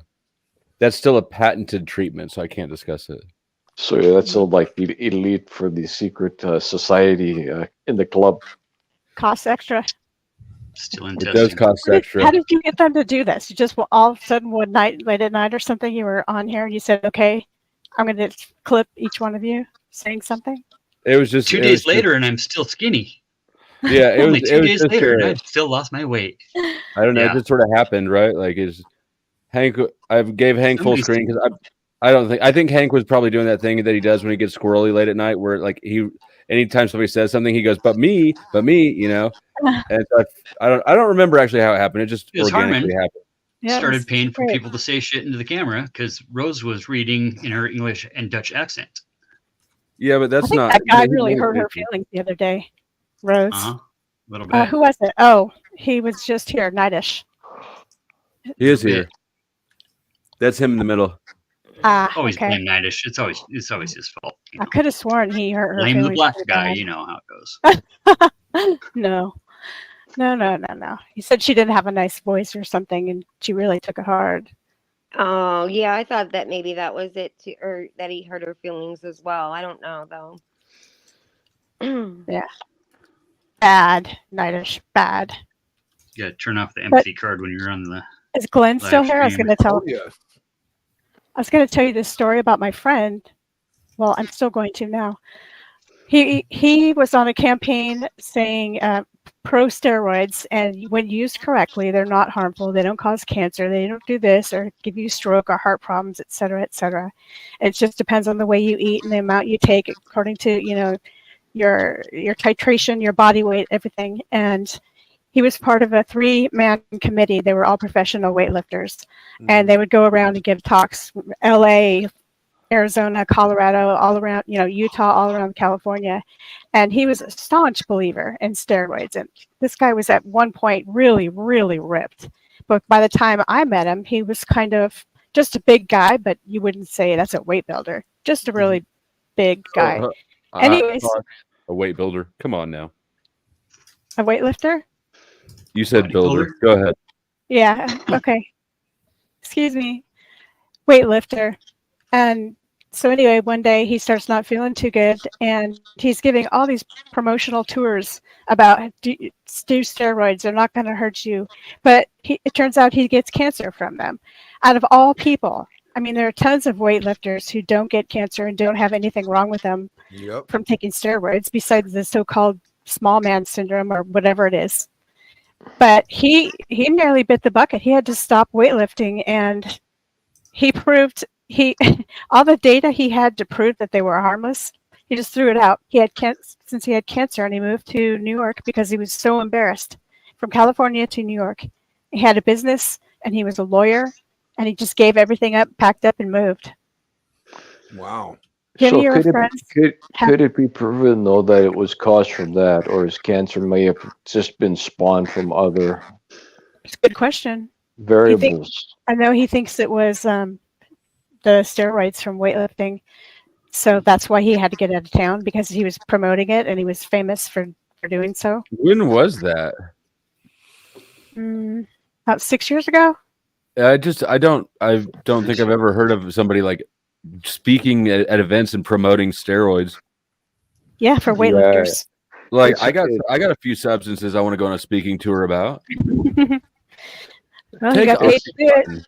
It's also the quality and how one is cycling it. Steroids were designed just to speed up recuperation, not to blow up fast. Used correctly, one should be fine.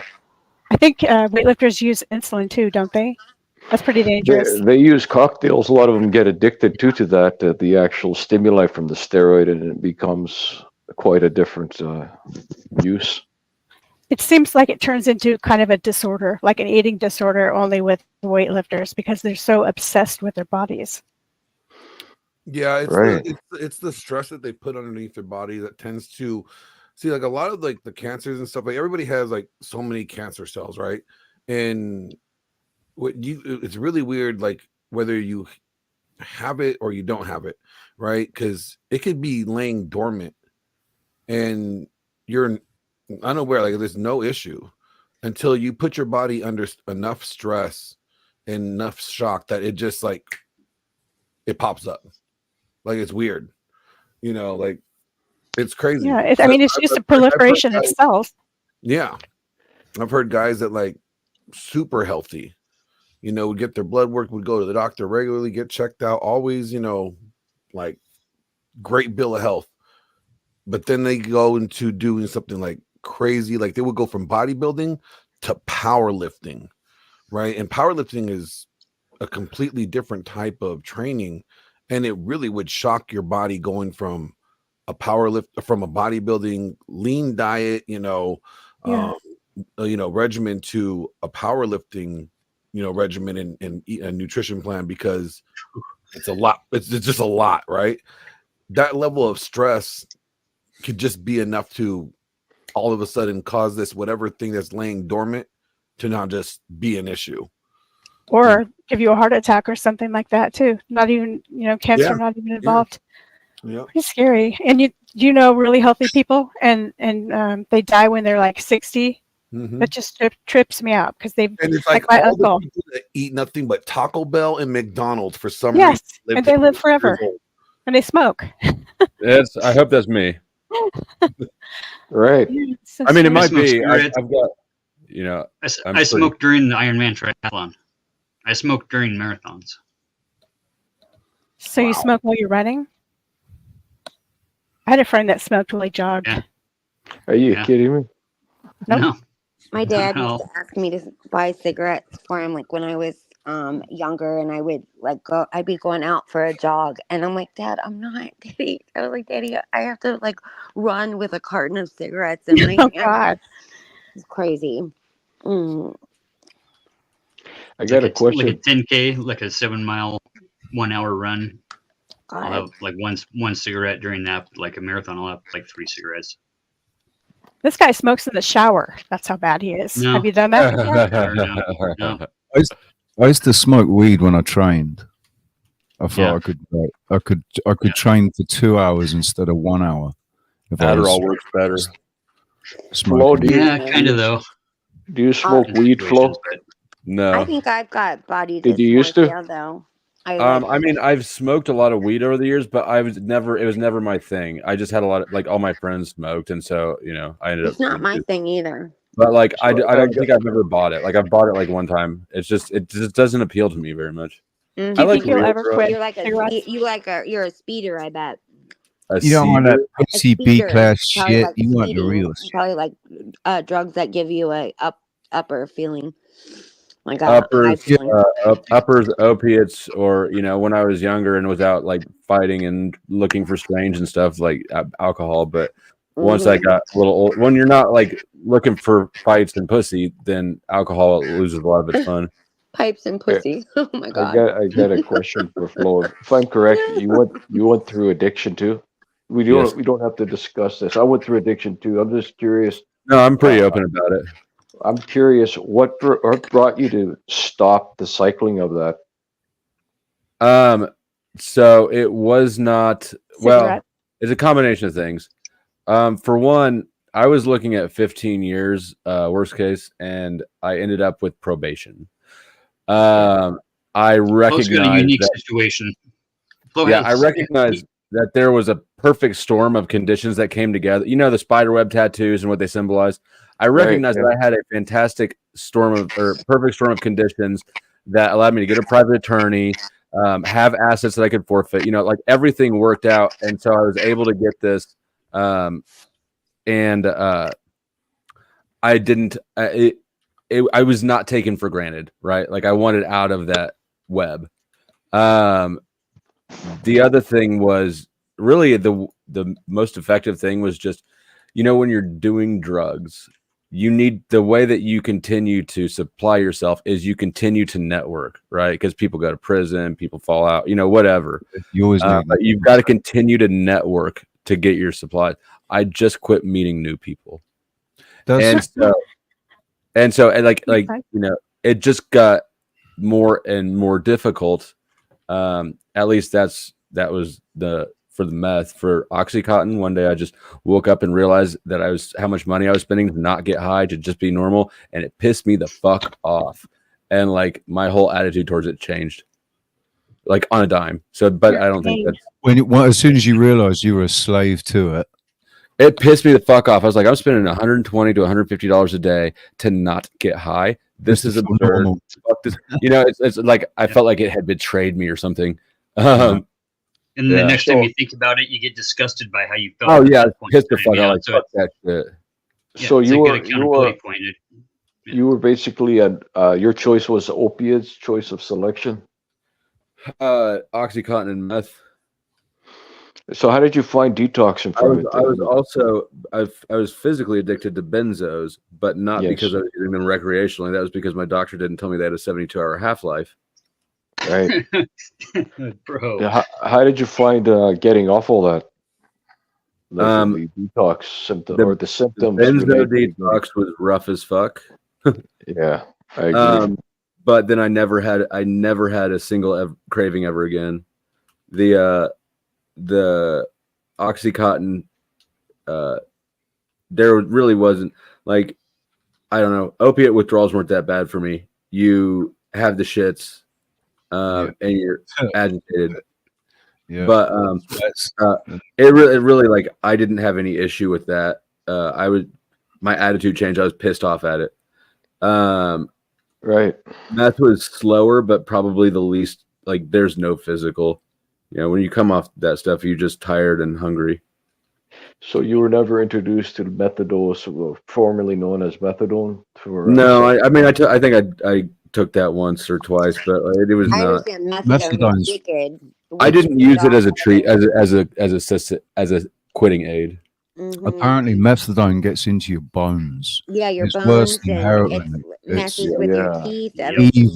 Evil shit. That's what they say. They say that it is awful. And apparently, like, if you mix methadone with the anxiety medications, any of those medications, apparently that's like a feeling of like heroin or something. Apparently that's a Xanny and Prozac and all that shit. Yeah. Well, not Prozac. That's an antidepressant, and I guess it's got properties in it for nerve medicine too, I suppose. But I'm just talking about like Xannies and things like that. Yeah. And I guess like if you mix those two medications together, apparently that's like some kind of magical high that people get. But methadone is really awful for your bones. It gives you osteoporosis and stuff really early, and it messes with your teeth, all kinds of stuff. So they used to give that. As a matter of fact, that was one of the things, like when I was talking to the people that were interviewing me, they used to offer that in jails, because pregnant women were allowed to take that as well. And that's fucked. I think these treatments are worse than the problems they are. Yeah, they are. Yeah, 100%. I couldn't believe that pregnant women were taking methadone. I just didn't know that was a thing. However, now they are offering, these subs instead of the Subutex and Suboxones for Suboxones. Mm-hmm. Probably the biggest one out right now. Listen, like, so the only reason I could get a private attorney, Kay, is because when I got divorced, I became friends with my divorce lawyer. So I had an open tab with a defense attorney. Otherwise, I was sitting in jail with $100,000 bond. I never would have been able to come up with the 35, 40 grand a retainer would have cost me. Who can? And Also, I fucked up bond 3 times during my trial. Oh. So the reason that they gave me corrections, they told my lawyer this, they gave me corrections. The only reason they agreed is because they assumed that I would fuck up my probation as well. Like I had my bond. And so like, yeah, there was a lot of things that fell into place. Right. Yeah. Oh, by the way, Flo, I think that Ben Thorpe, he's either on community control or he got treatment in lieu. The idea that he's allowed to have his expunged, Without judgment. and it's a violent, a charge. That's For I some didn't even offense. know that they expunged violent charges. So It's I a don't know if misdemeanor. he's telling the truth or not. But I could see it. for him to get I don't think that you can expunge those things unless like they gave him, because if it's his first conviction, You can then they expunge might have things. given him treatment in lieu of This conviction. is a misdemeanor domestic violence. It's not. It's expungible. Yeah. Really? Yeah. I did It's not probably know just an that you were assault. It's able to probably just labeled expunge. assault. Yeah, it's simple. It's probably So simple assault. Simple assault. Yeah. Yeah, it's not. But he does it's- it. You know, the sentence for simple assault is less than like any drug offense. It's really actually shockingly small. I can't believe that. And then I guess like treatment in lieu or is for felonies. Is that what you're saying? Well, I mean, so there's Senate Bill 123. That would be treatment for drug use, though, and that I didn't qualify for that because my plea deal was as a drug dealer, not a drug user, and and Senate Bill it differentiates the two, sort of like you were saying, level 1s and 2s at the jail. Mhm. Yeah, the reason those things are separated that way is because it's how bills are. These are all legal. These are all legislations. Mhm. I don't think there isn't treatment for that sort of shit in the same way that there you could take anger management or whatever, but he probably got that's what- diversion. I mean, apparently he said he had anger management today. Yeah, Although I'm sure he his takes mother anger says, management. I doubt it. He's probably a type of diversion. Yeah. I just and obviously since he wasn't discussing where he was, he apparently is in the same space as Grace, That's why he wouldn't He's say in the it. trailer outside in the driveway. Yeah, he's living which in a he's not camper allowed to be outside there. in the same piece of property. So Yeah, but he's not allowed to be there. He has to be a certain amount of feet, away from her.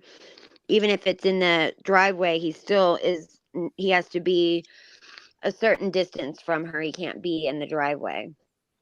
I was going And I through doubt my he's in the shit with I my doubt divorce. he's staying The there. old lady was doing all this shit when I'd go pick up the kids from school, and she'd call and call a kidnapping charge and shit on me. Oh, She's all God. fucked up. And she calls one Been day. there. She's working at the fucking hospital, or no, she's at the old folks home, I think, at the time. And calls me at lunchtime. Oh, hey, I forgot the kids' antibiotics. You need to go to the house and the antibiotics and get them down to the school. I'm like, well, I'm not supposed to be there, and whatever. The neighbor was hot. The other 2 neighbors down 2 blocks were hot. So there's cops in the fucking neighborhood all the time. Mm-hmm. And here I am crawling into my own front yard window. Oh, Just out in the open, just into the living room window as the freaking sheriff drives by. Oh, God. So did you get pulled, or did he pull over? Yeah, he stopped. Uh-huh. Of course. Yeah, so that ended badly. Well, I was in a place where I wasn't supposed to be, legally, but the cops can't do anything at that point. Really, there has to. It's even with me being on the property and in the house with. There she has wasn't to be a there. complaint. She wasn't there. There does Mm-hmm. have to be a complaint, and there does have to be a judge's order to say, Yeah, the order is for We're gonna her, revoke. not for the house. right. Yeah, I see. So, luckily, it was on the person and not the property.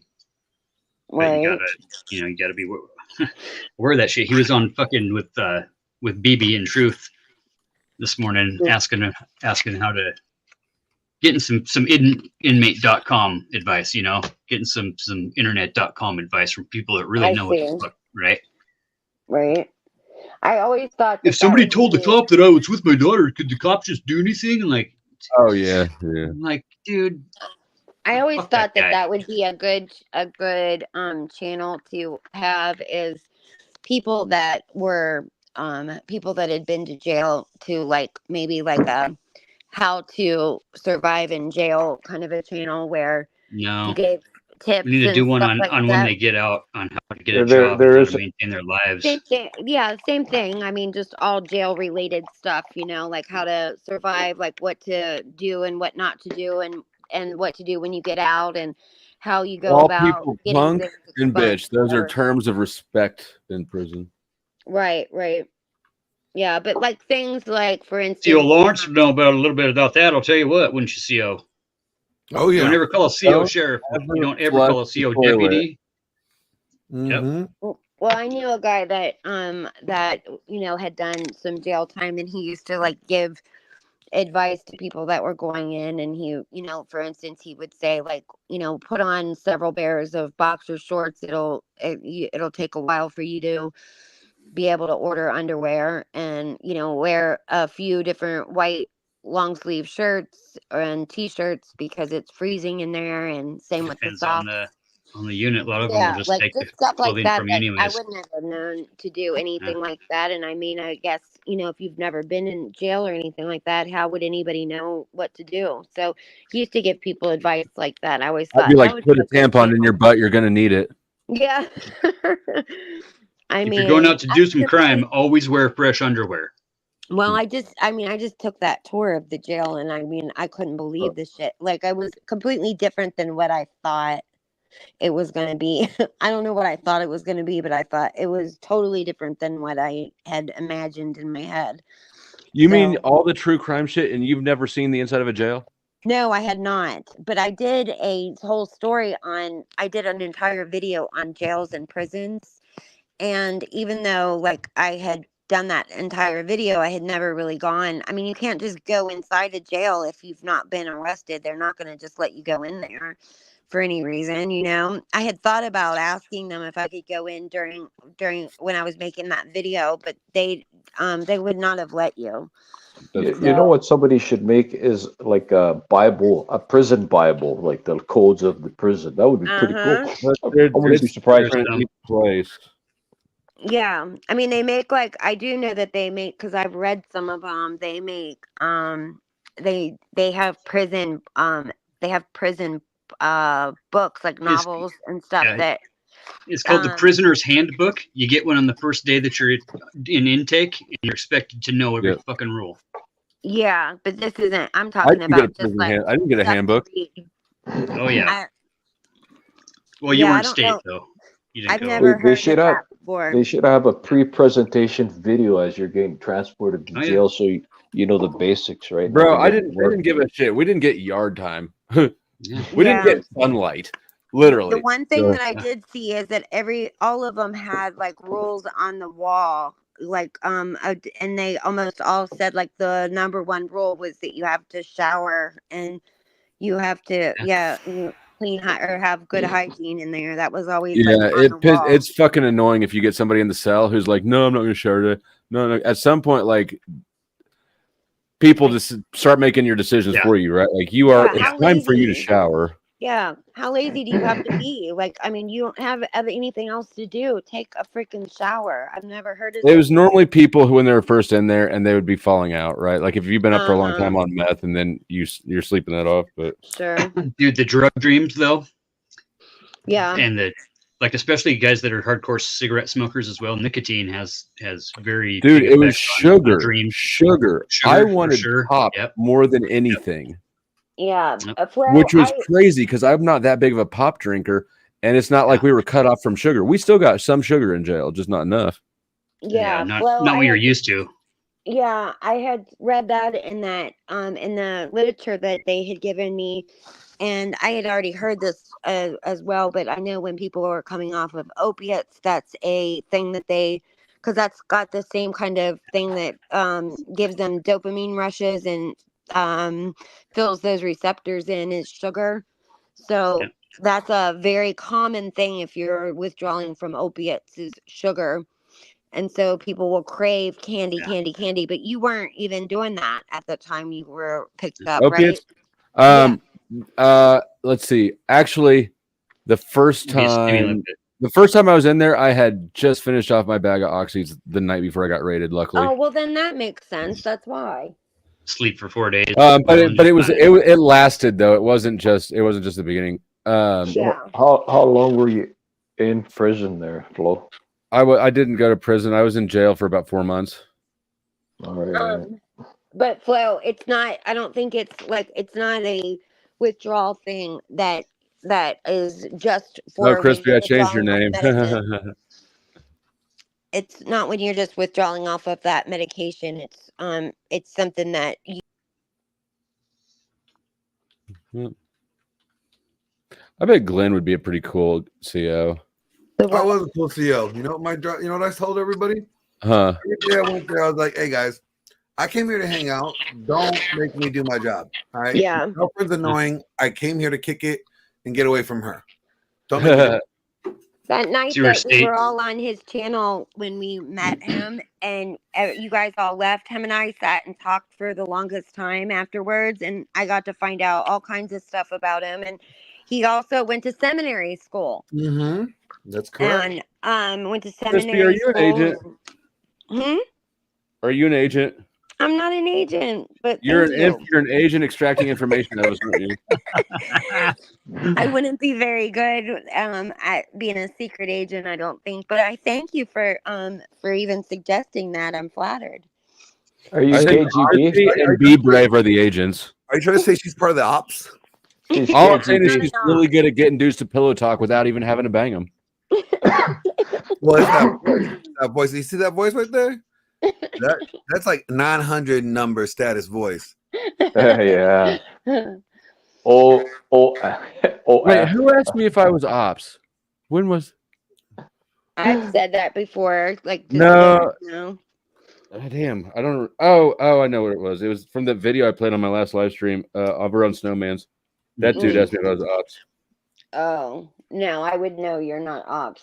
But How would you know? That's what the because you're ops. I can read your mind. That's why. That's exactly what ops would say.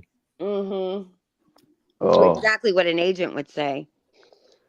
Shot a little video when I was down at breakfast this morning of the bar that dickhead was standing in front of that I told you about, Flo. I What gotta find dickhead? that guy. That guy that she did the other. Oh yeah, video yeah, about. yeah. What's that Oh, my asshole's God, name? that's What's his fucking name? awesome. C.S. Joseph. Yeah, that's right. That's so I just wrote dope. down Joseph. But yeah. Oh my God.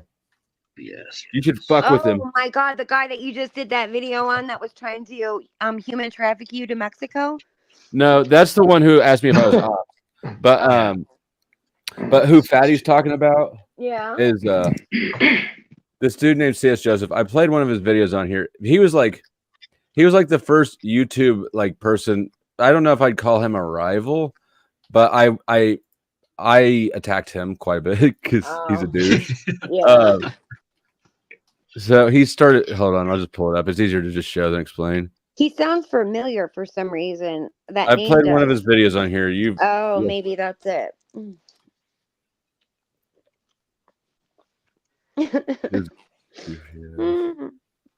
Yeah, I gotta find this dude. He was standing fucking like 50 feet away from my office.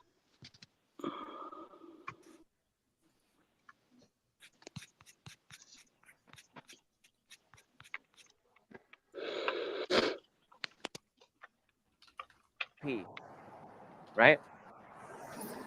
So Pretty this cool. dude. So yeah, that's the beacon. That's the beacon bar right there on the left. You see the big beacon sign in the You're window. welcome.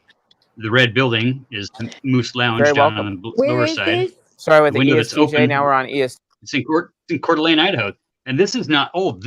Those cones and all that shit are still there right now. They got the fucking utilities all dug up because we're putting in a big high-rise hotel downtown right now. God, This I isn't feel that like old I've of a been here. video. I feel like I've been there. Is this it? This video is from. This is the one I played actually. This video is from 2 weeks ago. Yeah. Yeah, dude, I was just down there this morning eating breakfast fucking right next door to the beacon. I gotta find that dude. Are there Seriously. bars? really Is there a want you to bunch of find them. bars right down there, Flo? Or I mean, Fatty? Yeah, it's fucking badass. It's a cool little town, man. Okay. It's I definitely cool. probably have then.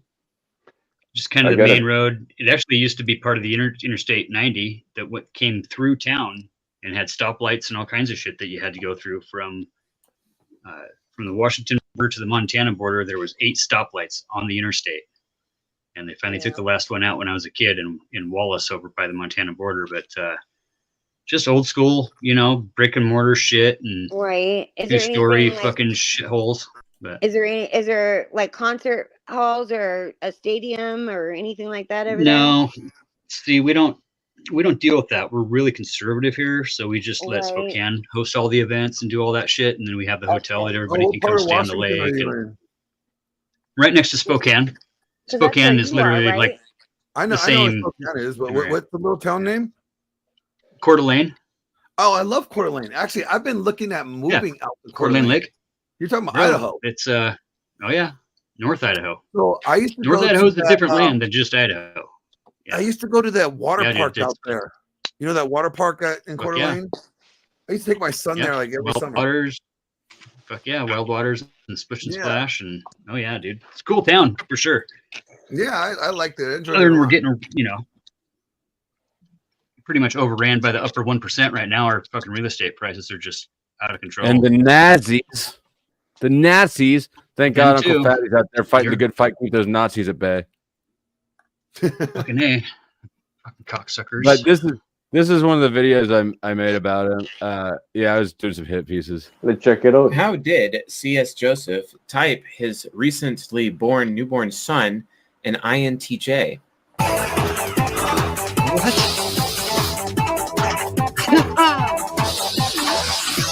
How did C.S. Joseph type his recently born newborn son in INTJ? Bananas and Seahawks money and stat. cars and Of course, blowjobs fucking and Seahawks Led fan. Zeppelin concerts. How did C.S. Joseph type his recently born newborn son in INTJ? One bucket for urine, one for feces, and one for vomitus. How did C.S. Joseph type his recently born newborn son in INTJ? I know what happened. You guys dropped acid, didn't you? Well, it's because I know what I'm doing. Now I know y'all are tripping. I've never seen somebody that's wrong so much. I've seen C.S. Joseph. contradict himself so many times and look in the camera and not blink. Look, I'm getting a ton of questions and a ton of drama across the internet because you're sleazy, antisocial, stupid, immoral, an ignorant slut. And we don't trust you. People are like, oh, C.S. Joseph, he doesn't know what he's talking about. For him to claim that he can type a newborn child is absolutely ludicrous. Who's your housekeeper and what you keep in your house? We were typing our son before he was even born. Oh, wow. You got to be shitting me. There's a host of different behaviors that unborn children have, as well as a host of different behaviors that newborns have. Yeah. Put them all together in one place and just take the time to pay attention and observe. I was able to identify patterns, look through all of my memories, and basically re-experience the time that I was in the nursery up to that point and be able to do comparative analysis using introverted thinking logic. What the are you talking about? After a while, you see a pattern of behavior with all of the different babies, as well as how children are behaving in the womb.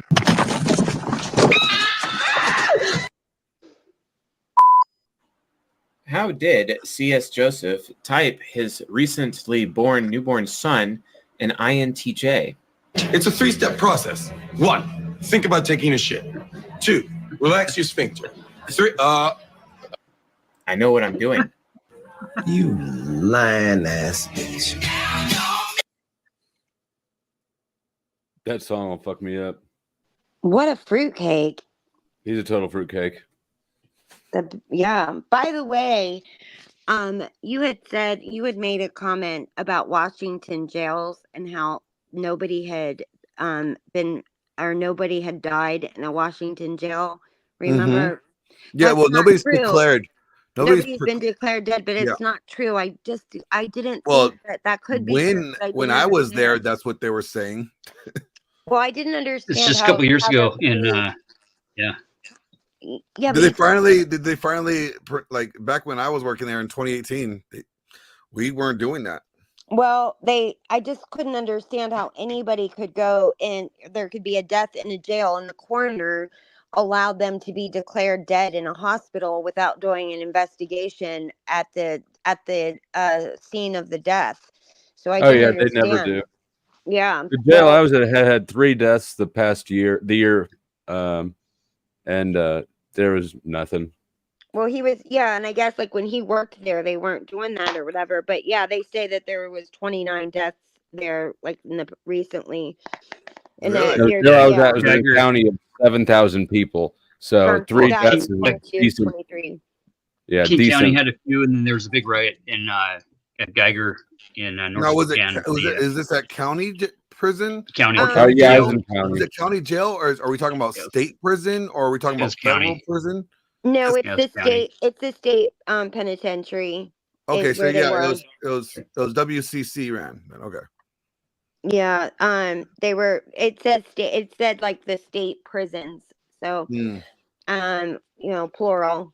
But I just, I couldn't imagine that they were getting away with that because that seemed very Yeah, because like unethical.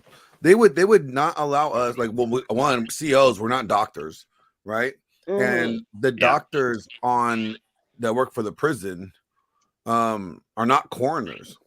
Well, sometimes Right. like the So- coroners are different than medical examiners, where the coroners sometimes are just elected officials and they have no. And they don't see the corners are not even called out there because they just call the emergency, the ambulance, Right. And the ambulance responds. The EMTs are not coroners, or they don't pronunciate death either. Well, unless they do, they do it, but they're writing it down like when they're in transport. Mm-hmm. You know. So what they would do is, if someone is injured, and we don't know if they're dead because I'm not a medical professional, Sure. right? They would arrive. We point out where they are injured. They get them on a gurney. They strap them up. They kind of do all their things. They check for pulse and stuff, and then they're carting them out, to get them to transport. And by that time they're out of the prison. That's and when they finally make unbelievable. their, declaration of time of death, well, that time of death wasn't in prison, so they died outside of prison. That's wild. I just couldn't imagine that. But I know that like in Idaho, that's also a place where they've got that the coroner is an elected official and doesn't have anything to do. Like they're able to say what the time of death is and declare somebody dead. However, then the medical examiner does the autopsy and stuff and declares the matter and the manner of death, but the coroner just is able to go, they just show up at the scene and say like, okay, this person is dead, just to declare it. But it's wild that it was like that, or that you guys were just taking him to the hospital. That would throw off the time of death. It also is very suspicious because there's a lot of people that, there's these suspicious incidents with people passing themselves away, and their family and friends say no, that's not possible, they would never have done that, or they didn't leave a note, or whatever it was. And very similar to the Epstein drama, it's just wild that they're able to get away with that, where they were having or pronouncing their death at the hospital. Yeah. It's a good way liability to to the it's a good way to keep the stats low on inmate death, and or sure, your numbers are low. Yeah, it makes it look like our prisons are Injury, less violent. Right, it does. It's because it's make them look like they're completely more deceptive. safer. Yeah, it's deceptive. And I Cooking was the telling books. you guys that in the state that I'm in, like the county jail basically uses Letter K. guys that are in the county jail as they go and pick up dead bodies from accident scenes or overdoses or whatever. They work for the coroner, and then they get good time. They get time shaved off of their sentence for working for the coroner, and it saves our county money due to that. Yes, slave labor is cheaper. Yeah, it's free At labor. the end of the day, prison is just one huge business and profit. Sure is. They make a lot of money. The people that own Crispy, them. I changed your name, by the way. You did. What is it? Something It's been terrible. changed for a while. I figured I should let you probably know about You probably should, because I'm blind. I can't. Easy's girlfriend. Oh my Yeah, god. I thought you changed that. I was like, that's kind of cute. Oh my god. So you are Easy's girlfriend. Ah, you're taken. Oh, Lord of mercy. What? Cat's out of the bag now. Oh no. You're shit starting and stirring the pot, aren't you? Oh, I ain't starting nothing. I'm not the one reporting it. Oh, Lord. No, I didn't think you were, I think. Or who did it? Who was the one that changed it? Oh, I don't know. I ain't snitching. Snitches, get stitches. I think I did it on the house. So, oh Lord. Well, You call him that too? People will be saying all kinds of No, shit. she was talking to me. Oh, see, I get confused. Like, is it you calling me Lord? I'm sorry. Oh. I get referred to as Oh God. Now, you can be Lord. I'm Oh God. You know, don't forget. Someone like Flow State is going to be power hungry and controlling and want to be egoic. Don't forget about it. It kind of seems like Paul's talking about himself. Right? Oh yeah, he project. Dude, this guy's such, It's not he's like such a Flo, lol cow. it's not like Flo has any narcissistic traits or anything, guys. It's not a red flag, you know. It's nothing. No. Well, we No, all The have little narcissistic earring traits, and the frat boy energy. right? His hat on backwards. Dude, with Paul that is the earring. epitome of a fucking wannabe frat boy. That Did no, you say he's the boy frat boy energy that or got fuck boy rejected. energy? They were quoting. Yeah. Hold on. They're Some quoting frat boy douche with an earring who wants all the time, energy, attention, and resources. He's the hit. He's got an earring, you know, and he's got that frat boy douchey college vibe that you all love so much at the sports bars. You know, he wears his hat backwards and makes little quips, so he's cool to hang out with. Hey, go back to the very end of that, dude. Look at he's wearing a jersey. You can see the two numbers on the front of the jersey, right? Paul. Yeah, in that clip, you can tell he's wearing like a sports jersey of some sort, like a wannabe frat boy. Yeah. Well, he also has leather-bound books Anyhow. in his apartment that smells of rich mahogany. Mm. Oh. Yeah, JCPenney's catalog, 1987. I just told you I want a deep experience, co-creation, community with authentic and real exciting conversation before, during, and after. I don't stop talking during sex either. I know a lot of you half-dead white people out there. You go to have sex and you just don't talk. Just lay there, right? I don't move like that. So, And he's a pink person if I've ever seen one. Okay. I got a He's lot never- of questions. I got a lot of once. questions, and I don't know where to begin. I love that Now- guy's in the pool. The first question is, do you think he's a virgin? Yeah, I think he was a virgin. Well, doesn't No. he say he was Wait, a no. virgin? When you say virgin, I just need to clarify, like him fucking a girl or him getting his ass fucked. Which The one? first one. The first one. Either. I feel like anybody who's that one's anybody who's delivered dick probably knows that you're not really like trying to say a lot, Yeah, having conversations. Exactly. So I think the first one, he's a virgin there.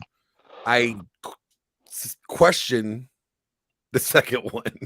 He says he was a virgin until he was 28, and I believe he might have been older than Well, that. hold on. Now I got you, Crispy. if you talked with me for a bit, you'd realize more. If you talked with me longer, you might tell your woman to fuck me because you're going to pity me for the fact that I didn't get laid till I was 26. Because I've had that experience where a man was mad at me till he talked to me. Then he goes, you know what? Maybe you should fuck my wife. Because it's kind of sad. God. Gross. Is he like a pickup artist or something? Please don't tell me that's his game. No, he's a subset. Yeah, he's like a black pill dude or something. He's all he's like the right to travel dude. Oh, he's passport bro. No, he's a driver's license or oppression dude. Like, oh yeah. If I was to put a label on Paul, it would be the illusionary super pimp. Like they think I'm a lol cow, whatever the fuck that is. He's a dork, is what he is. What's a lol towel? A low You don't know what a lol cow is? No. Oh my God! How A do you lol not cow. know? You know LOL lols. Yeah, LOL You cow. milk them for lols. Oh, like okay. Pun of the It's joke. just people that don't have like any self-awareness, and they are, I mean, everyone makes fun of them on the internet, and they seem to not understand why people make fun of them. They're usually just outrageous and goofy. Okay. I don't know how else to describe a I little can't cow keep except up with for all these that. acronyms. So you guys don't like Paul? I take it. I don't know Paul. What gathered? This is the first time I've ever seen this guy. It's kind of funny. Is it, I totally find him entertaining. I might just end up subscribing him to just make fun of him. He's a complete douchebag. Mm-hmm. That's even better. Easily made fun of. Easily. Righteous, yeah. But if you yeah. stay on this channel, you'll see him a lot. You know, I don't know if Illuminati Although or it's him. been declining, like he quit. He doesn't want to play anymore. For a long time, he thought that he was gonna try to bully me out of YouTube or something. I don't know what he thought, but at some Steal point all he your doesn't. subs and get famous. He and doesn't blow want up to and play go anymore. viral. He's got me blocked on everything, and he does. Oh. Like you're not supposed to say my name over there. I did go over to his channel today, though. Well, it's because he's lost at his own game, and now he took his ball and he quit the game and took his ball with him. That's what he did. I'm sure of it. That he couldn't win at this game that he's playing, and now he isn't going to let anyone play. Ethug 101. Mhm. Yeah, I challenged him to street beefs, no, he challenged me to street beefs, but then I accepted, and he backed out of it in the same breath. And you bare knuckle, or you offered him to bare knuckle fist I fight? challenged Snafu Snaps to a bare knuckle fight, and he declined. And later that night, Paul didn't like what I was saying on the panel, so he rushes up and said, "Will you fight me like bare knuckle fight me like you tried to push Snaps around?" I was like, "Yes, sir. Yes, I will." Yeah, and I would like to be the ring girl. I'd like to see that. Wow. Yeah, a lot of people would like to see that. I was a ring girl for a So little bit. there'd only be one inevitable outcome I can see: somebody laying on the canvas. I mean, now in all fairness, he is considerably bigger than me. I'm not small, but he's like 6'3" or 6'4", and nice. But he's out Were of you shape. the- He's scared. Were you the ring girl for the donkey show? No, no, I was not. But I But was she has been to one. Trust me, we No, know she was ringside there. No, God, but I was a ring girl for like an ultimate fighting thing or whatever. And Or you're wearing that?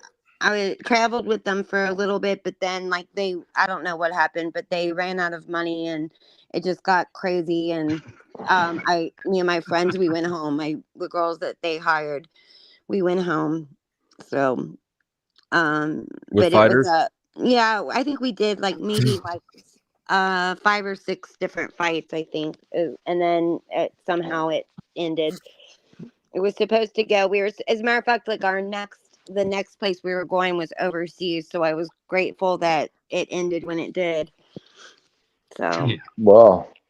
yeah, Look, like you the got money out while wasn't you could. coming in. My agent called and said that was enough. That to get back. They were running out of money, I suppose.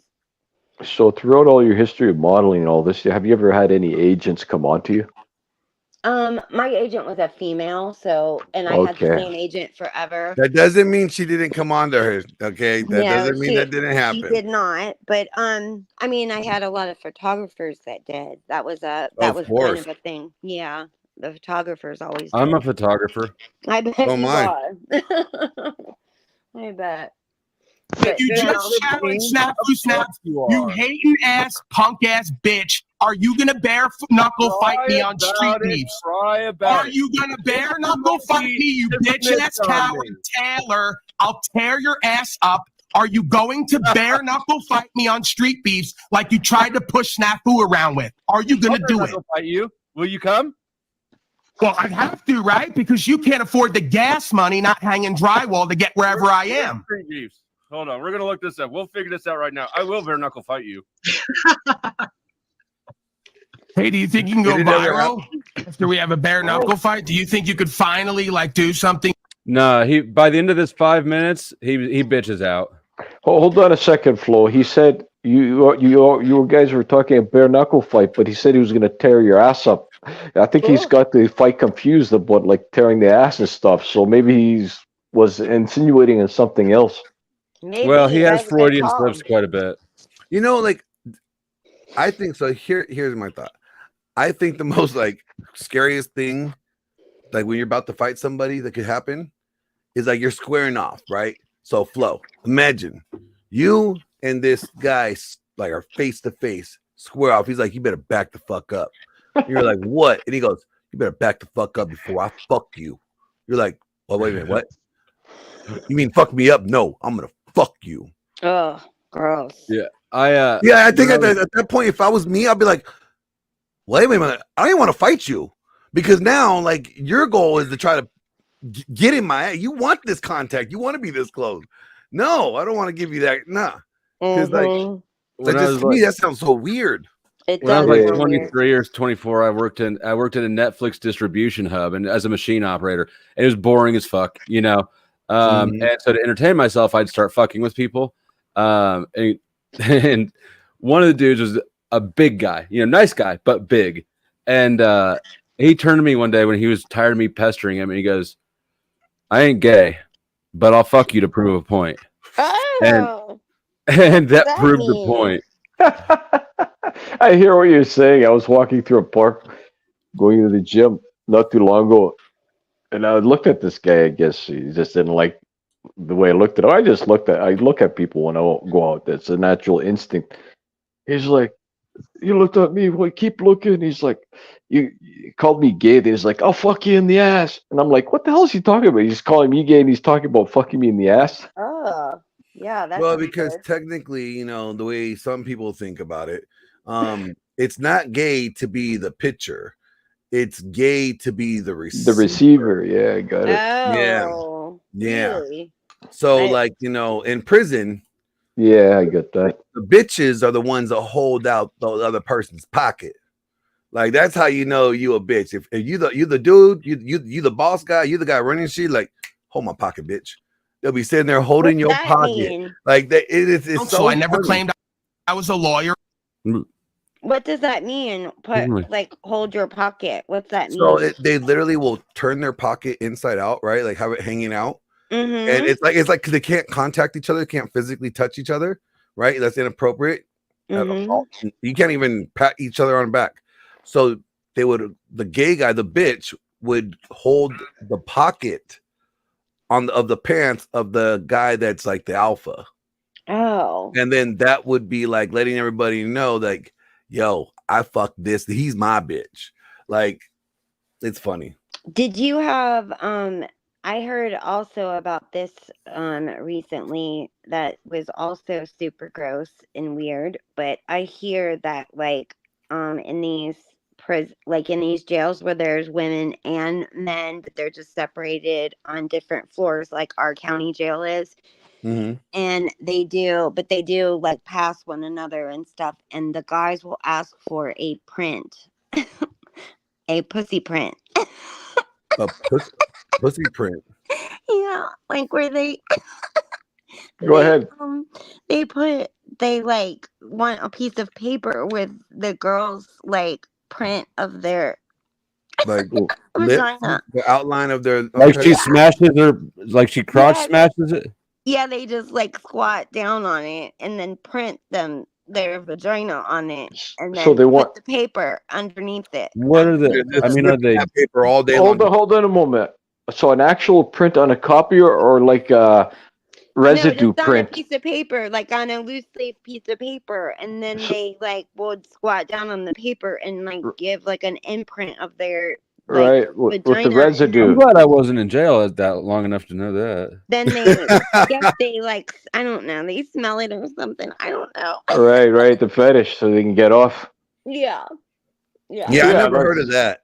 And so they ask for a print, and then yeah, and I understand that that's like a common occurrence in all these prisons, you know. Maybe in that's county jail because like so when you go to prison, you go to an intake center first, right? And then from the intake center you get distributed to where you're going to be doing your long stay at.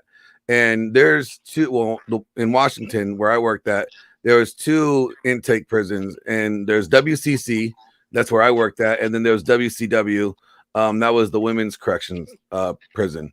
Yeah, And well, you wouldn't be able to like prison. so You the don't men have, and women, they didn't when they were sentenced to prison, they went to 2 separate intakes. yeah, that's what I was gonna say. You wouldn't have it in a regular prison, but it's just these county jails where it's happening. But the guys are like, the guys are yelling like, "Give me a print, give me a print," and these girls, go off to the bathroom or whatever, and then come back and then slide them a print.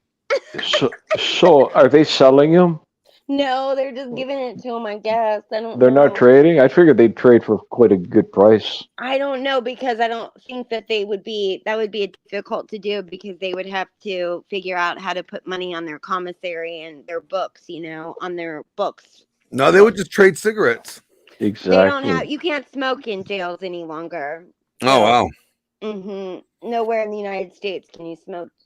See, the bad thing that was going on when I was a CEO, the one thing that we always end up finding, and okay, this is about to get real sexist. Oh, well. I don't think women CEOs should be anywhere near a male facility, because there have been, like, the time that I was working there, the years that I worked there, there was probably like 15 to 20 female CEOs getting caught either fucking these inmates, or these inmates are caught with these CEOs nudes, porn that they made for their inmate friends. I'm like, yeah. And here's the worst thing about it. These girls, these women CEOs, some of them were married, some of them were divorced or single, right? They would risk not only their job, but risk getting charged with rape. Rape for sleeping with an inmate, because the inmate does not have the right to consent. It's called PREA, prison, whatever. The rape policy in prisons. So I'm like, man, you got wasted your career and your life for some prison dick. Well, did you see that one story that just happened last year or whatever, where the prison guard that Crispy, hang on a second. Sure. Glenn, I got caught screwing the fucking commissary lady who was married to one of the CEOs. No, it happens like fucking all the time. Like, no shit. And then once it happens, like the facility has to immediately press charges, because if the inmate if the inmate ends up filling out a grievance report on that, the prison will get sued so quick for that. Yeah, the prisons, their biggest concern is liability. And so they want to reduce any kind of liability. That's why they'll send people to the hospital for just anything and everything, because they don't want to get in trouble for something happening and them not doing the right thing. So see, that's why I hated when they would request us to go help out at the female prison, like every once in a while, because the male intake prison and the female intake prison was maybe about 45 minutes away from each other, right? And if you worked at the male prison, you probably lived somewhere nearby, somewhere in the middle between the both of them, right? Yeah. And I would there's hate a big going community of officers that all work at these. there. Yeah, there's only facilities, CEOs could go there, so it's like, right, yeah. do you remember that her name was Vicky White, and she was a prison guard in Alabama? And this just happened, like I think in 22 maybe, and she broke them out. Yeah. Yeah, she was like, I think she was like maybe like 56 or something, but she had been in that prison or been working there for, I don't know, maybe like 20 something years, I think. And she busted this guy out who he was a murderer himself. Yeah. And they got away for, I forget how long they got away for, but there was manhunt for a couple weeks. Yeah, there was. Right? They were gone for a couple weeks or whatever, and they finally found them, and she had sold her house and got like and got all of her money in cash, right? And No plan and a manifesto, and yeah, she's booked. right. And then what the end of it, like where they had him like surrounded and the whole bit, what the crazy part was is that they got him, or they had him surrounded or whatever, and you could hear it on the radio where she said like, "Oh God," or like said something like that, and then the gun went off. He's claiming that she killed herself, but we know that he shot her. He shot and killed her.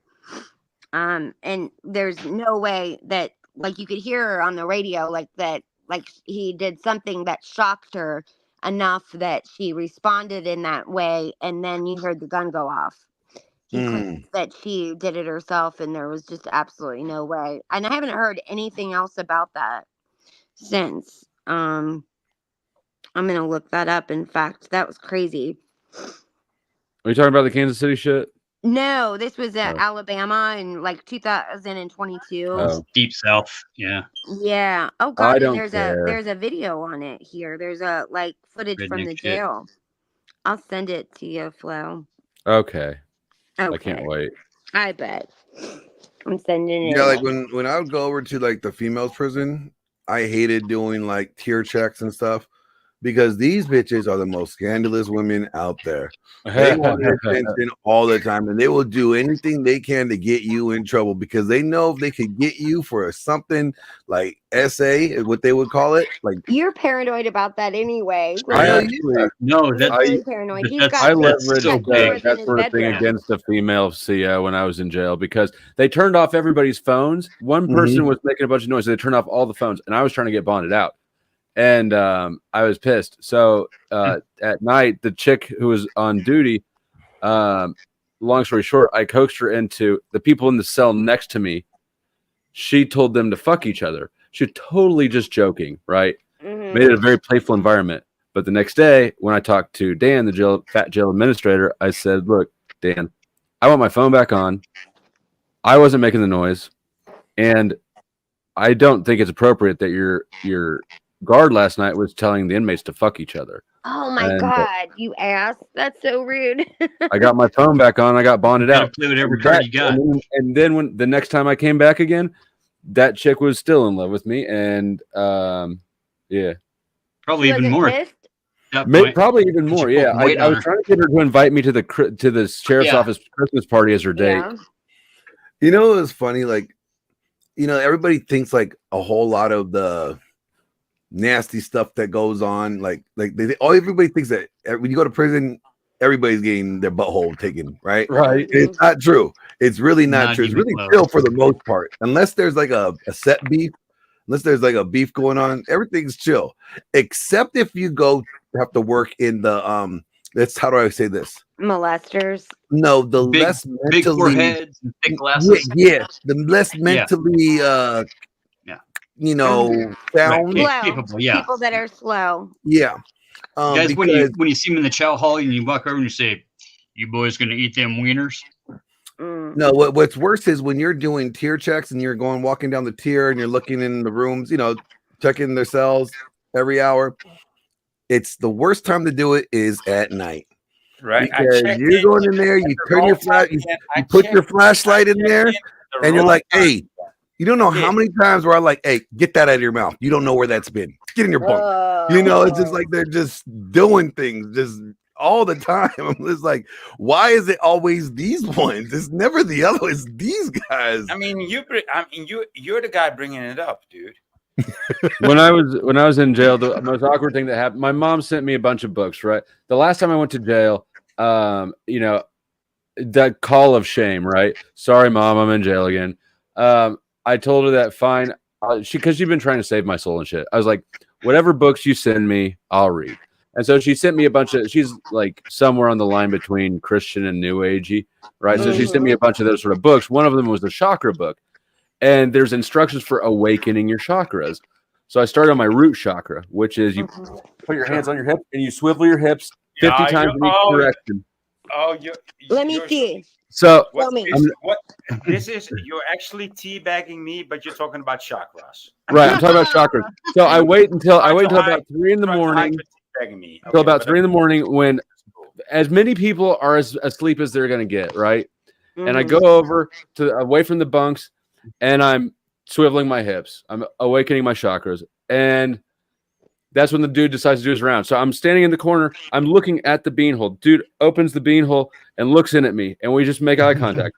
I don't know about chakras, but I know that if I have a half-open chakra, maybe that will create energy issues for me later on. So I'm not going to stop awakening this chakra.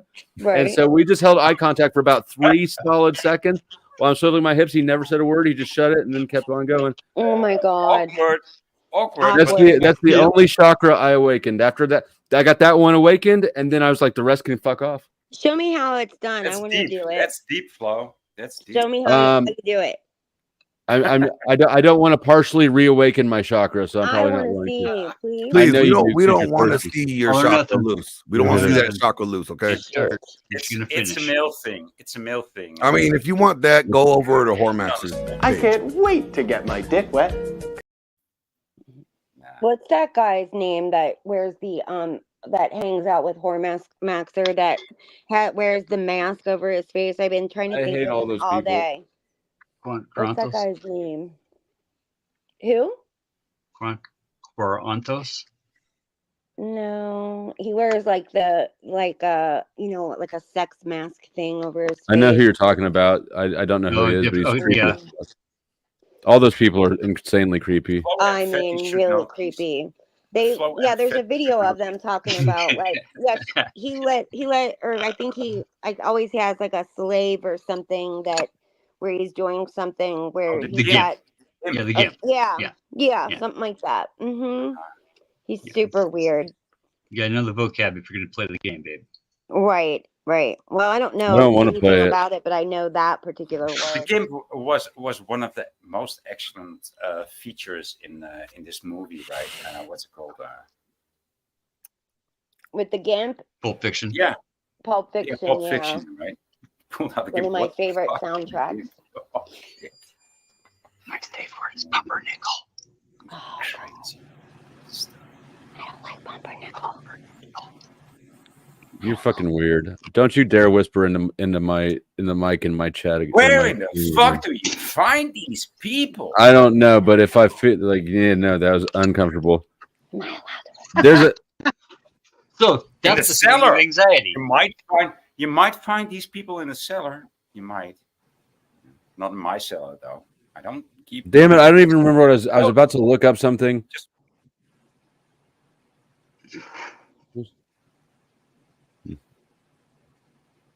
Oh yeah, I remember now. We'll see old bald come in. We had the hot water and the cold water pipes up on the corner, running all the way down the building, and the red one was painted red because it was hot, right? You weren't supposed to touch it. He'd come in every Sunday morning. He'd say, "All right, boys, I know you already polished your pipe, but you better clean that one off up there." What Every did you just make Sunday a dumb? Did you just make a dumb joke on key? Yeah. So I'm making fun of this guy. You know, we had our Cottonwood Idol night Friday nights. We got to do something at the big meeting. The weekly meeting. We get up and do Cottonwood Idol and shit, and we do sing songs and do stupid love. What happened? Did I? Oh, I meant to. That's funny. I meant to add Crispy back up, and apparently I just dropped Void down instead. Whining bitch. The both of us down in the cellar. I know. Right. I know. Boy, thank you I'll for pop that wine the glass. grapes and wine and cheese with my wine. Been a long day in the wine cellar. I mean, at least there's one. Where should I send people? I'm about to wrap up. Cool. Don't send us My no dick. weird. Does anybody have any final thoughts? Any thing they want to hawk? Upcoming streams. Requests for prayers. You know what? Actually, I am getting ready to do another episode. I have another show called like the Late Night Podcast, and I put it behind a paywall on Patreon. because we get either really spicy or real controversial. That's an advertisement. Those are not fine. Oh, Yeah. words can be advertisement. And so the episode that I have up right now is with porn star Hime Marie. And we play a sexy trivia game where let's just say I win and she loses and someone's naked. Does Base know about this? I told him about it, but he doesn't I told him hey, you just don't watch it, and see, the thing is, I don't put it out on YouTube at all. Like, I don't have it on my page or promotions on my page at all for it. It's more like word of mouth and other people promote it. I'm trying to do the Andrew Tate thing where I have everybody else promote my shit but me. Have you met How's that Crispy? working? Huh? Have you met Crispy? Oh, yes, I have. Yeah, you met me. She might be your girl for that. Ooh, Crispy. Yeah, maybe. For he's talking about advertising. I know. Yeah. Or for whatever. Or for whatever. Don't whore me out like that. I mean, is it whoring out when you enjoy it? I mean, I don't know. I don't even know what we're talking about, really. Give me a $300 down payment, and she'll enjoy Oh, it. that's your 20%. $300, and she'll be there. $400, and she'll enjoy it. Oh, I don't need her to enjoy it. Oh no. Well, shit. Nothing like some grape jokes to end the night. Exactly. Way to go. Right. So, anyways, you're out here promoting smut and degeneracy. Yeah. Well, it's not really smut degeneracy. It's a variety. It's more of it's Howard Stern meets best way to say it's Howard Stern meets Stephen Hawkins. Okay, where there's some degeneracy but some real deep conversation. It's not like rage bait and blood sport where I'm attacking anybody. I'm just asking questions and getting to know people's worldview and people's people that we would most likely not want to, think. You don't even have an actual. It's very mature. You don't even have an actual mission or an actual point to make, do you? Oh yeah, I do. Yeah, he does. I don't He's have got one. something, Boy, drop it in that's the- not a prerequisite. I don't have one. Drop it in My the show is chat. to actually have conversations with people that you normally wouldn't have conversations with. Most people wouldn't have a conversation with a porn star about psychology and theology, because that's exactly what she's studying in college. One of the most you told me one about of the that most girl. bona fide guys on channel actually met a porn star, and he didn't have a conversation with him. He just got his own shoe thrown Boy, back.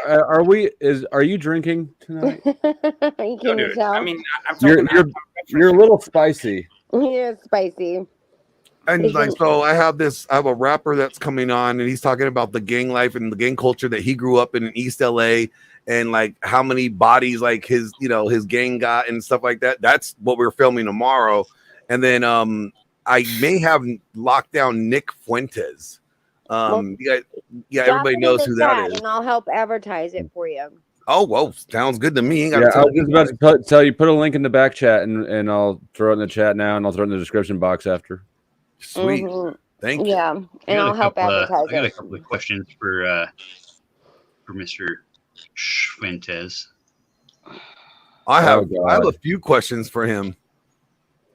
But everything keep Fatty away from the show. Hey, Fatty's Fatty's gonna be hanging out outside the studio with a hammer. But see, everything it is built around No, dude.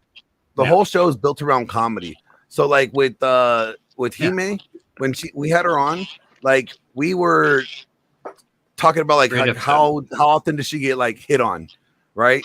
So then we tried all these ridiculous pickup lines to see who she determined had the riz, right? And then with the rapper that's coming on tomorrow, we're gonna make fun of the whole Kendrick Lamar and Drake beef, and we're gonna have our own rap battle, and he has to judge who's the winner. I want to judge. There's silliness to it, there's comedy to it, so where we could talk about some of these really difficult topics, but then have some light humor in there to kind of break it up. So it's entertaining. I like that though.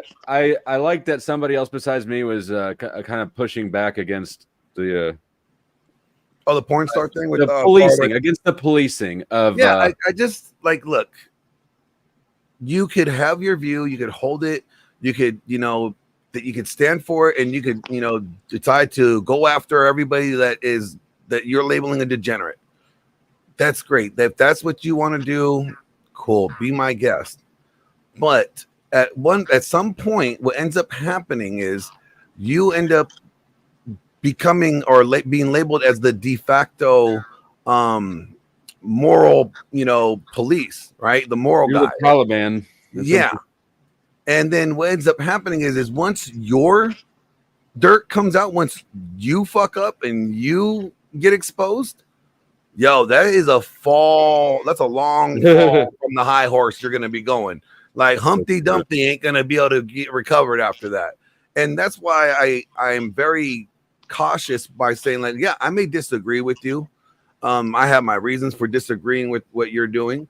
I think it may be detrimental not only to you, but to others. But you have the choice. You have the freedom to make that choice to do so. And I respect your choice that you get to make. And but one thing is, I also respect the consequences that you get to face. And no, I will not advocate to save you from them. And that was sort of my point, is that it's for me, the respecting people's freedom or autonomy is a higher value than managing what they do. Exactly. And it's like, okay, so we police everybody. We decide we have the moral police. Cool. I get it. The shame is good. Shame can work to some degree. Absolutely. But see, the problem is when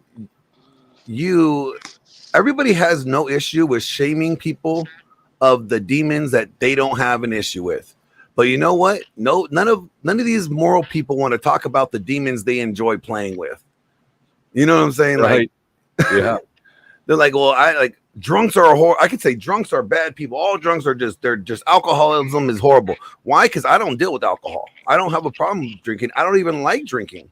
I have like maybe one drink and I can't even finish that half the time. Right. So that's not my thing. But sexy women. Oh yeah. That's my thing. And I love sexy women. Like that's my hurdle, right? That's my demon I like to play with. Right. Like, so people have no problem calling out other people's sin when it's sin that they don't have an issue with. But rarely do they call out their own. Fuck, never. Dude, nail on the head.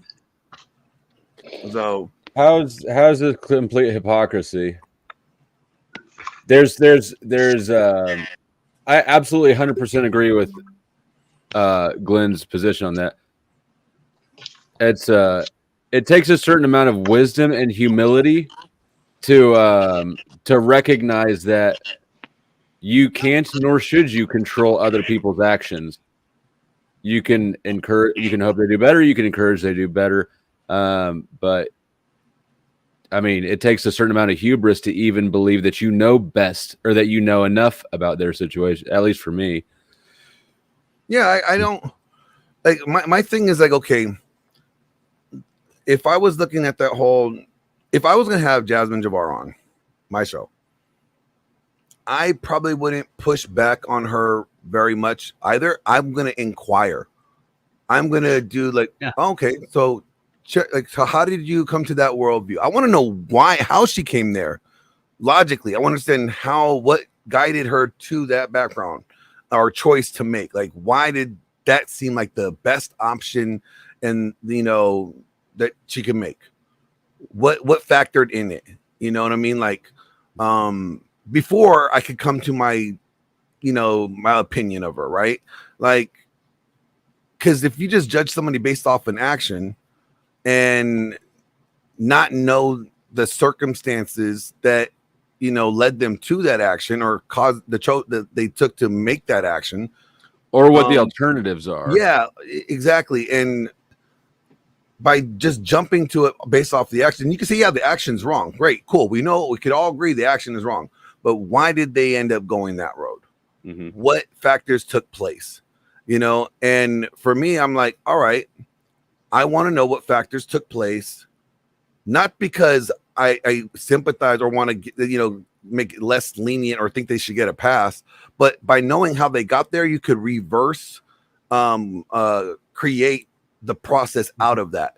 You know what I'm saying? Like you could show them how, like, okay, but you see, this is where things were wrong, and this is how, you know, you could reverse engineer that and get them back to center.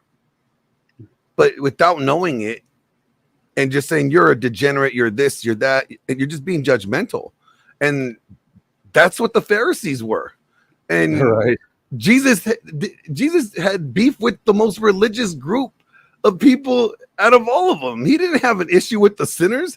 He wasn't beefing with the sinners. You know, I had that An anarchist. too, I'm not He was an Christian. OG and I don't anarchist, know man. who all is in that. What was I that, was wrong Flo? earlier though, Flo.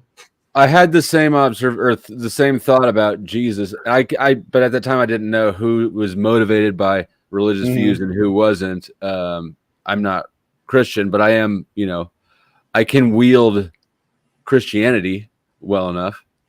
Let me answer, are we not men? Okay. What's wrong with judgment? Nothing wrong with judgment. But you know what? According to the Bible, it's not my place to cast judgment on somebody, right? It says Who's in gonna John throw 3, the first stone, right? Who's John going to be the first 3:17. one? This is my favorite place to go. John 3:17. Everybody knows John 3:16. God so loved the world, he gave his only begotten son. Everyone who believeth in him shall not perish but have everlasting life. John 3:17 says, for the Son of God did not come here to judge the world, but to save the world. So you're telling me the most sinless, perfect man that has ever walked the face of this earth did not come here to judge us, but to save us. So why would I think that I have the audacity to judge when I know I am a fallen sinner, failed, that fucks up more times than probably most, have the right to condemn or start judging others based off of sin that when I know I have my own issues, right? Now, we all are judgmental, okay? We look, we see a fat chick, we're like, that bitch eats just way too many ho-hos. She needs to stop, right? But we don't know she may have a thyroid problem or a medical issue. And judge. Right. And what probably maybe nobody here knows except for me, I don't know, maybe they do, is that obesity is very frequently correlated with sexual abuse. Yes. So there's like, and that's, I guess, like, I agree with everything Glenn said, but from a I'm not Christian, right? So I don't have that reference point, that starting point, but you get the same conclusion. Ultimately, you realize that you don't know everything as much as you thought you did. The older you get, the more you realize you didn't really know everything. There's more variables at play than you had assumed. And also that you were wrong in your own actions. Right? And the more that you see yourself be wrong, the more understanding you are of other people's and of your own sort of. And tell me, like, who do you think you have more of an influence to correct or to inspire change? The person that you have no relationship with and no connection with?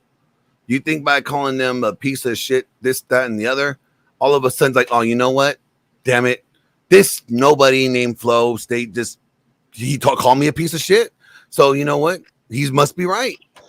And I just want to change my life now. That rarely works. But it's the people that you actually have a relationship with, a connection with, right? You could be like, hey, man, this is where you're fucking up. You know, and why that change works, because they know that you actually know them and you care enough about them. Does that make sense? Yeah. Yes. Everybody can recognize, and that's the point I was trying to make to base, is that you catch more flies with honey than vinegar. When you attack somebody, that's self-indulgent. That's not for the greater good. You're just indulging your own righteous indignation. If you really wanted to make a positive change, you would find a way to put some salesmanship into the message you're trying to bring to the person, right? That's right. And one of the things that I pointed out between the difference between the way that Jesus did correction and the way the Pharisees did correction, you just pointed out the Pharisees did it to show them, everybody, look how much more moraler than we are than you. We are more superior. We are better than you because we are more moral than you are. And in Matthew 23, Jesus is like, you guys are like, all you guys do is wash the outside of the cup, but you guys are dirty inside. You don't even wash the inside. You're dirty. You guys are like, you know, a whitewashed tomb on the outside, but filled with dead corpses, right? Like nothing on the inside is clean. It's all exterior. And the other thing is the way that they did it was they were doing it to shame and to, you know, to elevate their own status, correct? Yeah. But when it'd be Jesus, it's the Messiah complex when they're helping, so they can brag about helping. Yep. But when Jesus did it, he did it from the point of like, yo, these people are about to go to hell if I don't save them, I don't help them. So like his heart was breaking for them. Like it's like I want them to, you know, like even when he's on the cross, like, dear God, forgive them for they not know what they do. Like just spare them, okay? And I think that's the difference in the heart of when we try to correct people. Are we doing it to save them, or are we doing it to make ourselves look better, or to, you know, virtue signal in essence? Does that make sense? Mm-hmm. Yeah. But that's just what I think sometimes, you know, my opinion. I'm not saying that Base is wrong in having his opinions. And I told him that I actually think it's that his abrasiveness has turned that whole incident with the chick into a massive positive, because now a lot of people are thinking about it both ways. And I know that DL talked to his daughter. I haven't talked to my daughter yet. I mean, we've had similar talks before, but like, you know, I think that has been a catalyst for a lot of good. Oh yeah. And like, you know, I was talking to him the day about it, and I brought up a scenario. I was like, you know, if you're walking down the street and you saw a girl that was rather obese, wearing some clothes that she shouldn't be wearing, and everything's spilling out, and, you know, she's wearing a crop top and her nipples exposed, right? Her nipples just out loose, right? Even better. I need a new secretary. And I was like, would you tell her that the way she is dressed is inappropriate and could mess up yellow boys for looking at her crusty looking nipple? You know, would you have the to save the youth, to save the future kids? Would you correct her, right? And he's like, probably not. Like that wouldn't be his thing, you know. But if a guy was walking around some short shorts with his nutsack hanging out, he said, yeah, he would more likely go up to him and be like, dude, that's degenerate. Put your nutsack away, these kids, you know, like. But why would you think that's okay? Why would you do that and not the other one? It's by principle, it's the same thing. Shouldn't you, if you standing for that truth of that's immorality, or that's not acceptable, or that's inappropriate, you know, you should have no problem doing it to either. And so when we are picking and choosing in that manner, now what does that say? It says that we're really not on that principle that we may think that we're on, or we do, but we, you know, when it comes to certain circumstances that we may think that we may be, you know, at risk for something, we're going to be like, it's not worth the battle. Yeah, everyone picks their own battle, or picks their battle.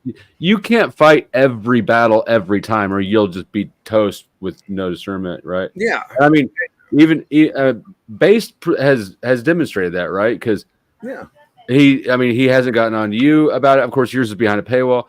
The other day when I was on his panel, drug dealers came up at one point as a comparative example, and it didn't really. I was hoping that they would use that example more than they did, because at that point nobody knew that I don't do it anymore. But on paper, I have credentials, right? I'm a drug dealer, so right. So I was just sort of waiting for it to spring that, like, well, wait a second, are you promoting, but degeneracy, you know, and it's once you start pushing those dominoes down, they don't really stop tumbling, I guess is what I'm saying. Well, it's also like, you know, it just to recognize it, though. It's not pushing it just to want to understand it, you know, and to want to understand the people that are behind it.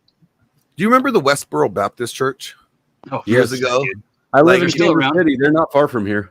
Oh, Yeah, really? they're They're still still around, thriving. They're still existing. Wow. Yeah, they're still No, I protesting. don't know if they are or not, but Oh yeah, they're still protesting. They just did So one a you few remember months. they were doing the whole military protest or military funeral protests, and like saying like doing their thing.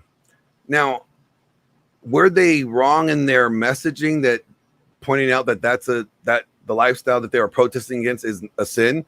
No, they weren't wrong in it, but it did make Christianity look bad. It backfired like a motherfucker. Yeah, and that's what we got to be cautious with. There's nothing wrong with what Base's opinion was of the show.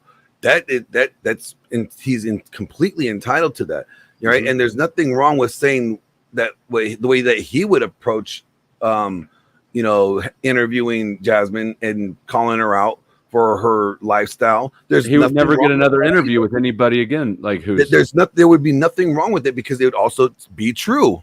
The lifestyle is bad and it does detrimental for women and it does cause problems for society. There's nothing wrong with that, him saying that. But my opinion is the way that she handled it may not be in the way that I would have handled it, and I may not have used the verbs or the thing. I may have not said the things that she said, but Yeah, it was it's the interview to get to know somebody. It wasn't a debate. It wasn't this or that. It wasn't like the venue to give them their comeuppance, right? And I guarantee you, the difference in approach may be that more people be open to that have a more unpopular lifestyle or view of the world and interview them with Sarah rather than someone that may seem more confrontational. And that may work against your goal by trying to spread that message when you could approach it differently and not necessarily promote it, but give some, sort of guidance to where they don't feel attacked, but they're going to be more open to receive information from you later. You know what I'm saying? Like, you gotta know your big picture and then figure out how you're going to be most effective at getting it. And if you start burning all your bridges when you're like, how big is this? When you're a tiny channel, it's not gonna be helpful to the goal overall. And I agree with his goal. He like he said, he is. I don't disagree with his goal either. I think that he's got a lot of right points. I like I said, I don't have a problem with. I don't think like at least 90% of the things that he has said that I've listened to, I don't have a disagreement with. I support it. I agree with them. The only difference would probably be is the delivery that I would approach it would be different than the way that he approaches it. And not to say that my way is better than his way. His way works, so does my way work. But my way works better for me. His way works. There's different design outcome, right? The different reaction. And if depending on what your desired goal is in doing so, that would determine whether or not the way that you're doing it is successful or beneficial overall, right? And that's kind of where I'm at with it. Like, I agree with him 90% of the stuff that he says. And, I just think that I would address it in a different manner or different way. That's it. Not saying that his is wrong at all, but it's just different. Different approach, right? Yeah, a different approach with when you're. Hey guys. Yeah. My name is Elon Ma. Everybody. Why doesn't your mouth move when you talk? Okay.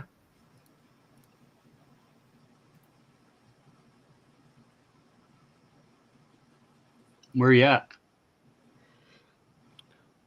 Why are you behind a filter and shit?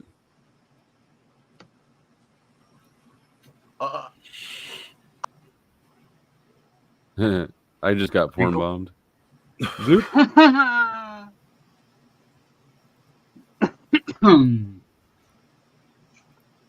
Dun, dun, dun.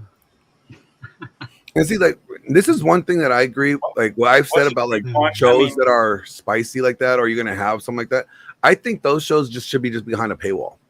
I don't think they should be live streamed publicly. I think I like all the shows that I do that I think that push the envelope. I don't even live stream them. I put them up behind a paywall on a completely different site.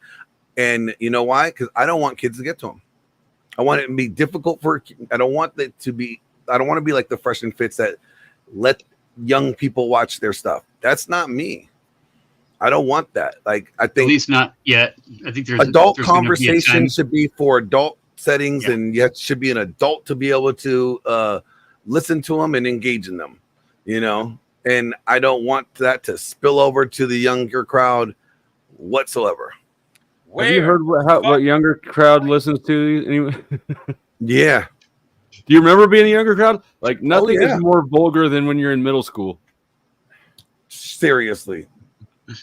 Except for girl talk. If you've ever heard girl talk, that shit is graphic. Do you remember the Eminem's rap group called D12? Yes, sir. Remember when D12 dropped in like 98? Yeah. Or 99? Devil's Night in D12 world. Yep. Man, when he's talking about, like, you know, getting head from his grandmother and shit like that, and how his dad was going in his room because his mom was on her period. Like, dude, the shit dude, I used to say those lyrics verbatim out loud. Like, I knew they were bad. Fetty, say something. Fetty, say something. This is the Slim Shady LP. I remember getting that from a friend and listening to it in my room on my Discman and going, oh, fuck. If my parents find this, I'm in trouble. Yeah. Well, yeah. For sure. And then today I would still be able to rap along every word for the whole album, you know? So my stepdad found D12's Devil's Night album and he played it. And then I remember coming home and he sits me down. He's like, so you want to fuck your grandmother? That sounds good to you? And I was like, what? No. This is the shit that you listen to. So you obviously like old women, don't you? Like, no. It's just a song. It's just lyrics. But you like this. This is what you like. Oh my God. It was bad. He broke that album. I was so mad. I bought it again and I hit it. He broke that one. So now I have the vinyl and I have it on my wall. That's all right. Yeah, my Korn is my band, right? That's been my shit. You know, Follow the Leader came out when I was like 7th, 8th grade. And I remember being told, like, my parents did not like Korn. Like, my mom read an article about it somewhere, like in the Kansas City Star or something, right? She was like, by the time I heard of them, she already knew who they were. She wasn't down with it. But she assured me I'd grow out of it, right? It was sort of a contention point. But a couple of years ago, I took my daughter to Korn as sort of a, I don't know. It just because my daughter wanted to go.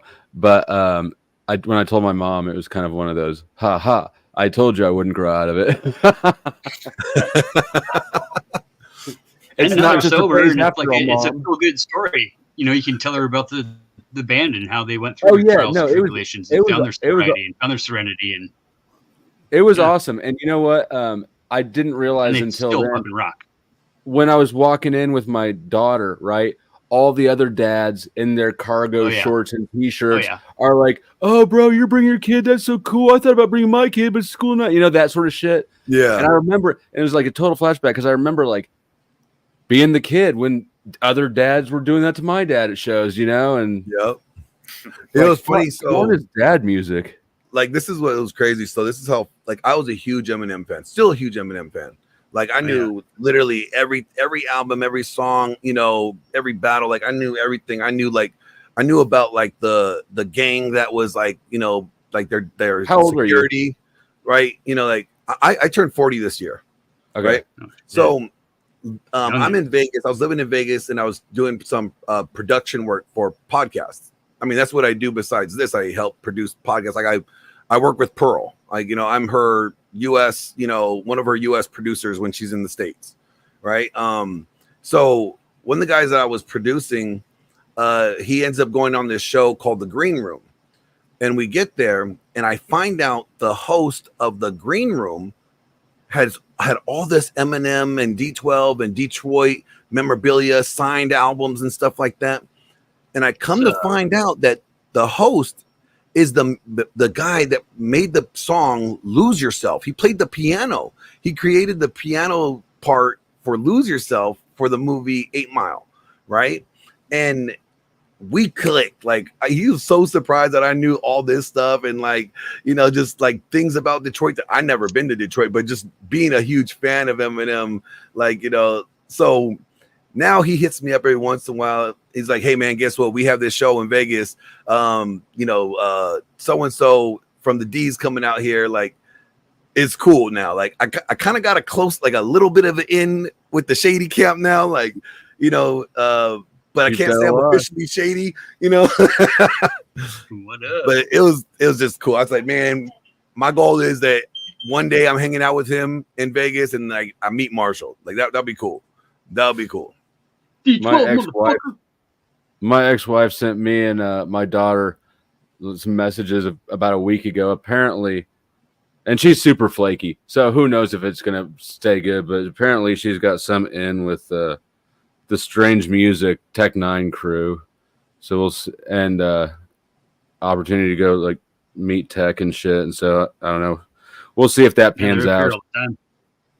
Yeah, I mean, I live in Kansas City. It's not, you know, it's definitely within the sphere of things that are, it's not like me running into somebody who's with Eminem, right? Mm-hmm. But it is, you know, we'll see. There you go. And have you Denver heard of to that Montana, newer artist named Dax? I've heard of him. I don't know his music. Okay, so if you like Tech 9, because he did a song with Tech 9, and you know, he has remixed a couple of Eminem songs too, right? He did like a 10-minute freestyle on I think the song like Rap God by Eminem, which is the fastest like, yeah, Rap God is dope. Yeah. But he did like this guy Dax did a 10-minute freestyle on it. It was great. And he did a music video for it too. Anyway, so I've been a fan of this guy ever since I found out about him a couple years ago. So me and Pearl, we were in Tennessee this past March. I don't know if you guys knew that she ended up going on like the Daily Wire, and she sat with Matt Walsh, or not Matt Walsh, Michael Knowles, if you guys know who that is. So yeah. I was the producer there. You hear me talking in the background over the mic, correcting her and asking Mike questions and stuff like that. So we're there, and she's like, hey, let's go hit the street and let's do some street interviews. Cool. And then she gets this message. She's like, oh, shit, I forgot. We should have been at this concert tonight. We had tickets. You know, one of my friends was rapping out here. I'm like, oh, who? She's like, oh, this rapper named Dax. I was like, what the fuck? So we end up meeting up with him later that, like, the next day. And I'm just like, this is cool. Like, this guy, he's like the future. He has like the best flow out of anybody that's out there right now. Really? Like, if you DAXX? Just DAX. Just look him up. Look up the Rap God freestyle. Have you heard Khan? Kaan? Yes. That dude doesn't need to breathe, does he? No.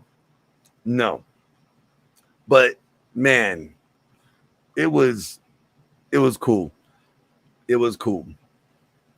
But when I was over with True, and his name's True from the Green Room, that's the guy that did the whole 8 Mile or the Lose Yourself track. He gave me this energy drink. It was called cocaine. I've seen those. You seen those? Yeah. Yo, I've never had one. Drinks are awesome. Are they? Yeah. Yep, they are good. They'll let you up. I prefer my cocaine off a stripper's ass. Crispy. Yeah, so what it is, it's one price to get access to the Patreon, and then you will get all the videos uploaded as they upload. So you'll get access to all the episodes for that show as they upload each week. So it's like, again, $25 a month. You get all the videos as they come up. access to them. They never go down. So yeah, that's why it's just one price and not different tiers, because I didn't want to do the different tier thing. And yeah. Yeah, I mean, so that first link obviously is to Glenn's other podcast, and the second link is to this week's sponsor, Mr. Fat Ass himself, whose obesity has been cured. Praise God, it's a miracle. Sweet. And It's let's a see. miracle. Don't forget, guys, memberships have fallen below 500 for the first time in months. So keep gifting those memberships. And Fatty, you got anything to hawk? Any pitch? Wait a minute, you got more than 5? Man, I got 5. Yeah, but how much do your memberships cost? Like for YouTube, I think like $5 or something. Like they're like nothing. I have one level and it's $1. Really? Yeah. And it's been a really good marketing strategy because people can gift it, right? You can make it rain in the chat. It becomes a social activity, really. Yeah, And that's cool. It doesn't put me on the hook for a lot because really I don't have time. I just don't have much time to offer special, little tier things. So it's a good way to find out who's working. You got 120 people, you got 4 in chat. You drop that bomb, figure out who's just sitting back there watching. Yeah, that worked a lot better at first when I didn't have as many members. Now I've got so many members that YouTube, I don't know how they figure out who to give memberships to because I don't have 500 people watching right now. It goes somewhere. Friends. That's crazy. I'm gonna have to do that too. I'll just make it $1 too and just do the whole flow. At first, I didn't offer anything, but then I saw that you could do custom emojis, and so you get custom emojis. See, I saw that, but I don't know how to create custom emojis. Like, I know how to edit the shit out of video. I could add like some of the most amazing effects to a video. You want an emoji as Lindsay's more ass? than that. An emoji is just it's just a square photo that you upload. Oh, is that JPEG? Yeah, you could just upload it into Studio. Yeah. Oh, interesting. Yeah, you just have to choose a picture that will show. It's a little emoji, so it's got to be something simple, right? And easy It to has see. to be like a Faircon size, right? A Faircon size, like a 150 by 150. Yeah. Yeah. Okay. Yeah. There's converters and all kinds of shit you can run them through and whatever's Canvas and your what's the other one you guys use? The other Microsoft one that you guys are all using. I use a Premiere Pro.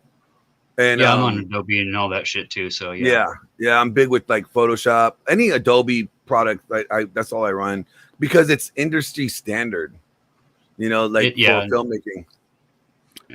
Zero. I'm shutting down I unpinned the link because I'm wrapping up the stream. I got to get a few hours of sleep because I'm actually doing some real work tomorrow.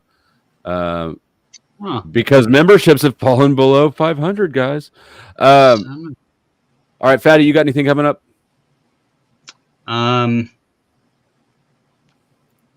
Just unless somebody needs a prostate exam, I'd probably not. All right.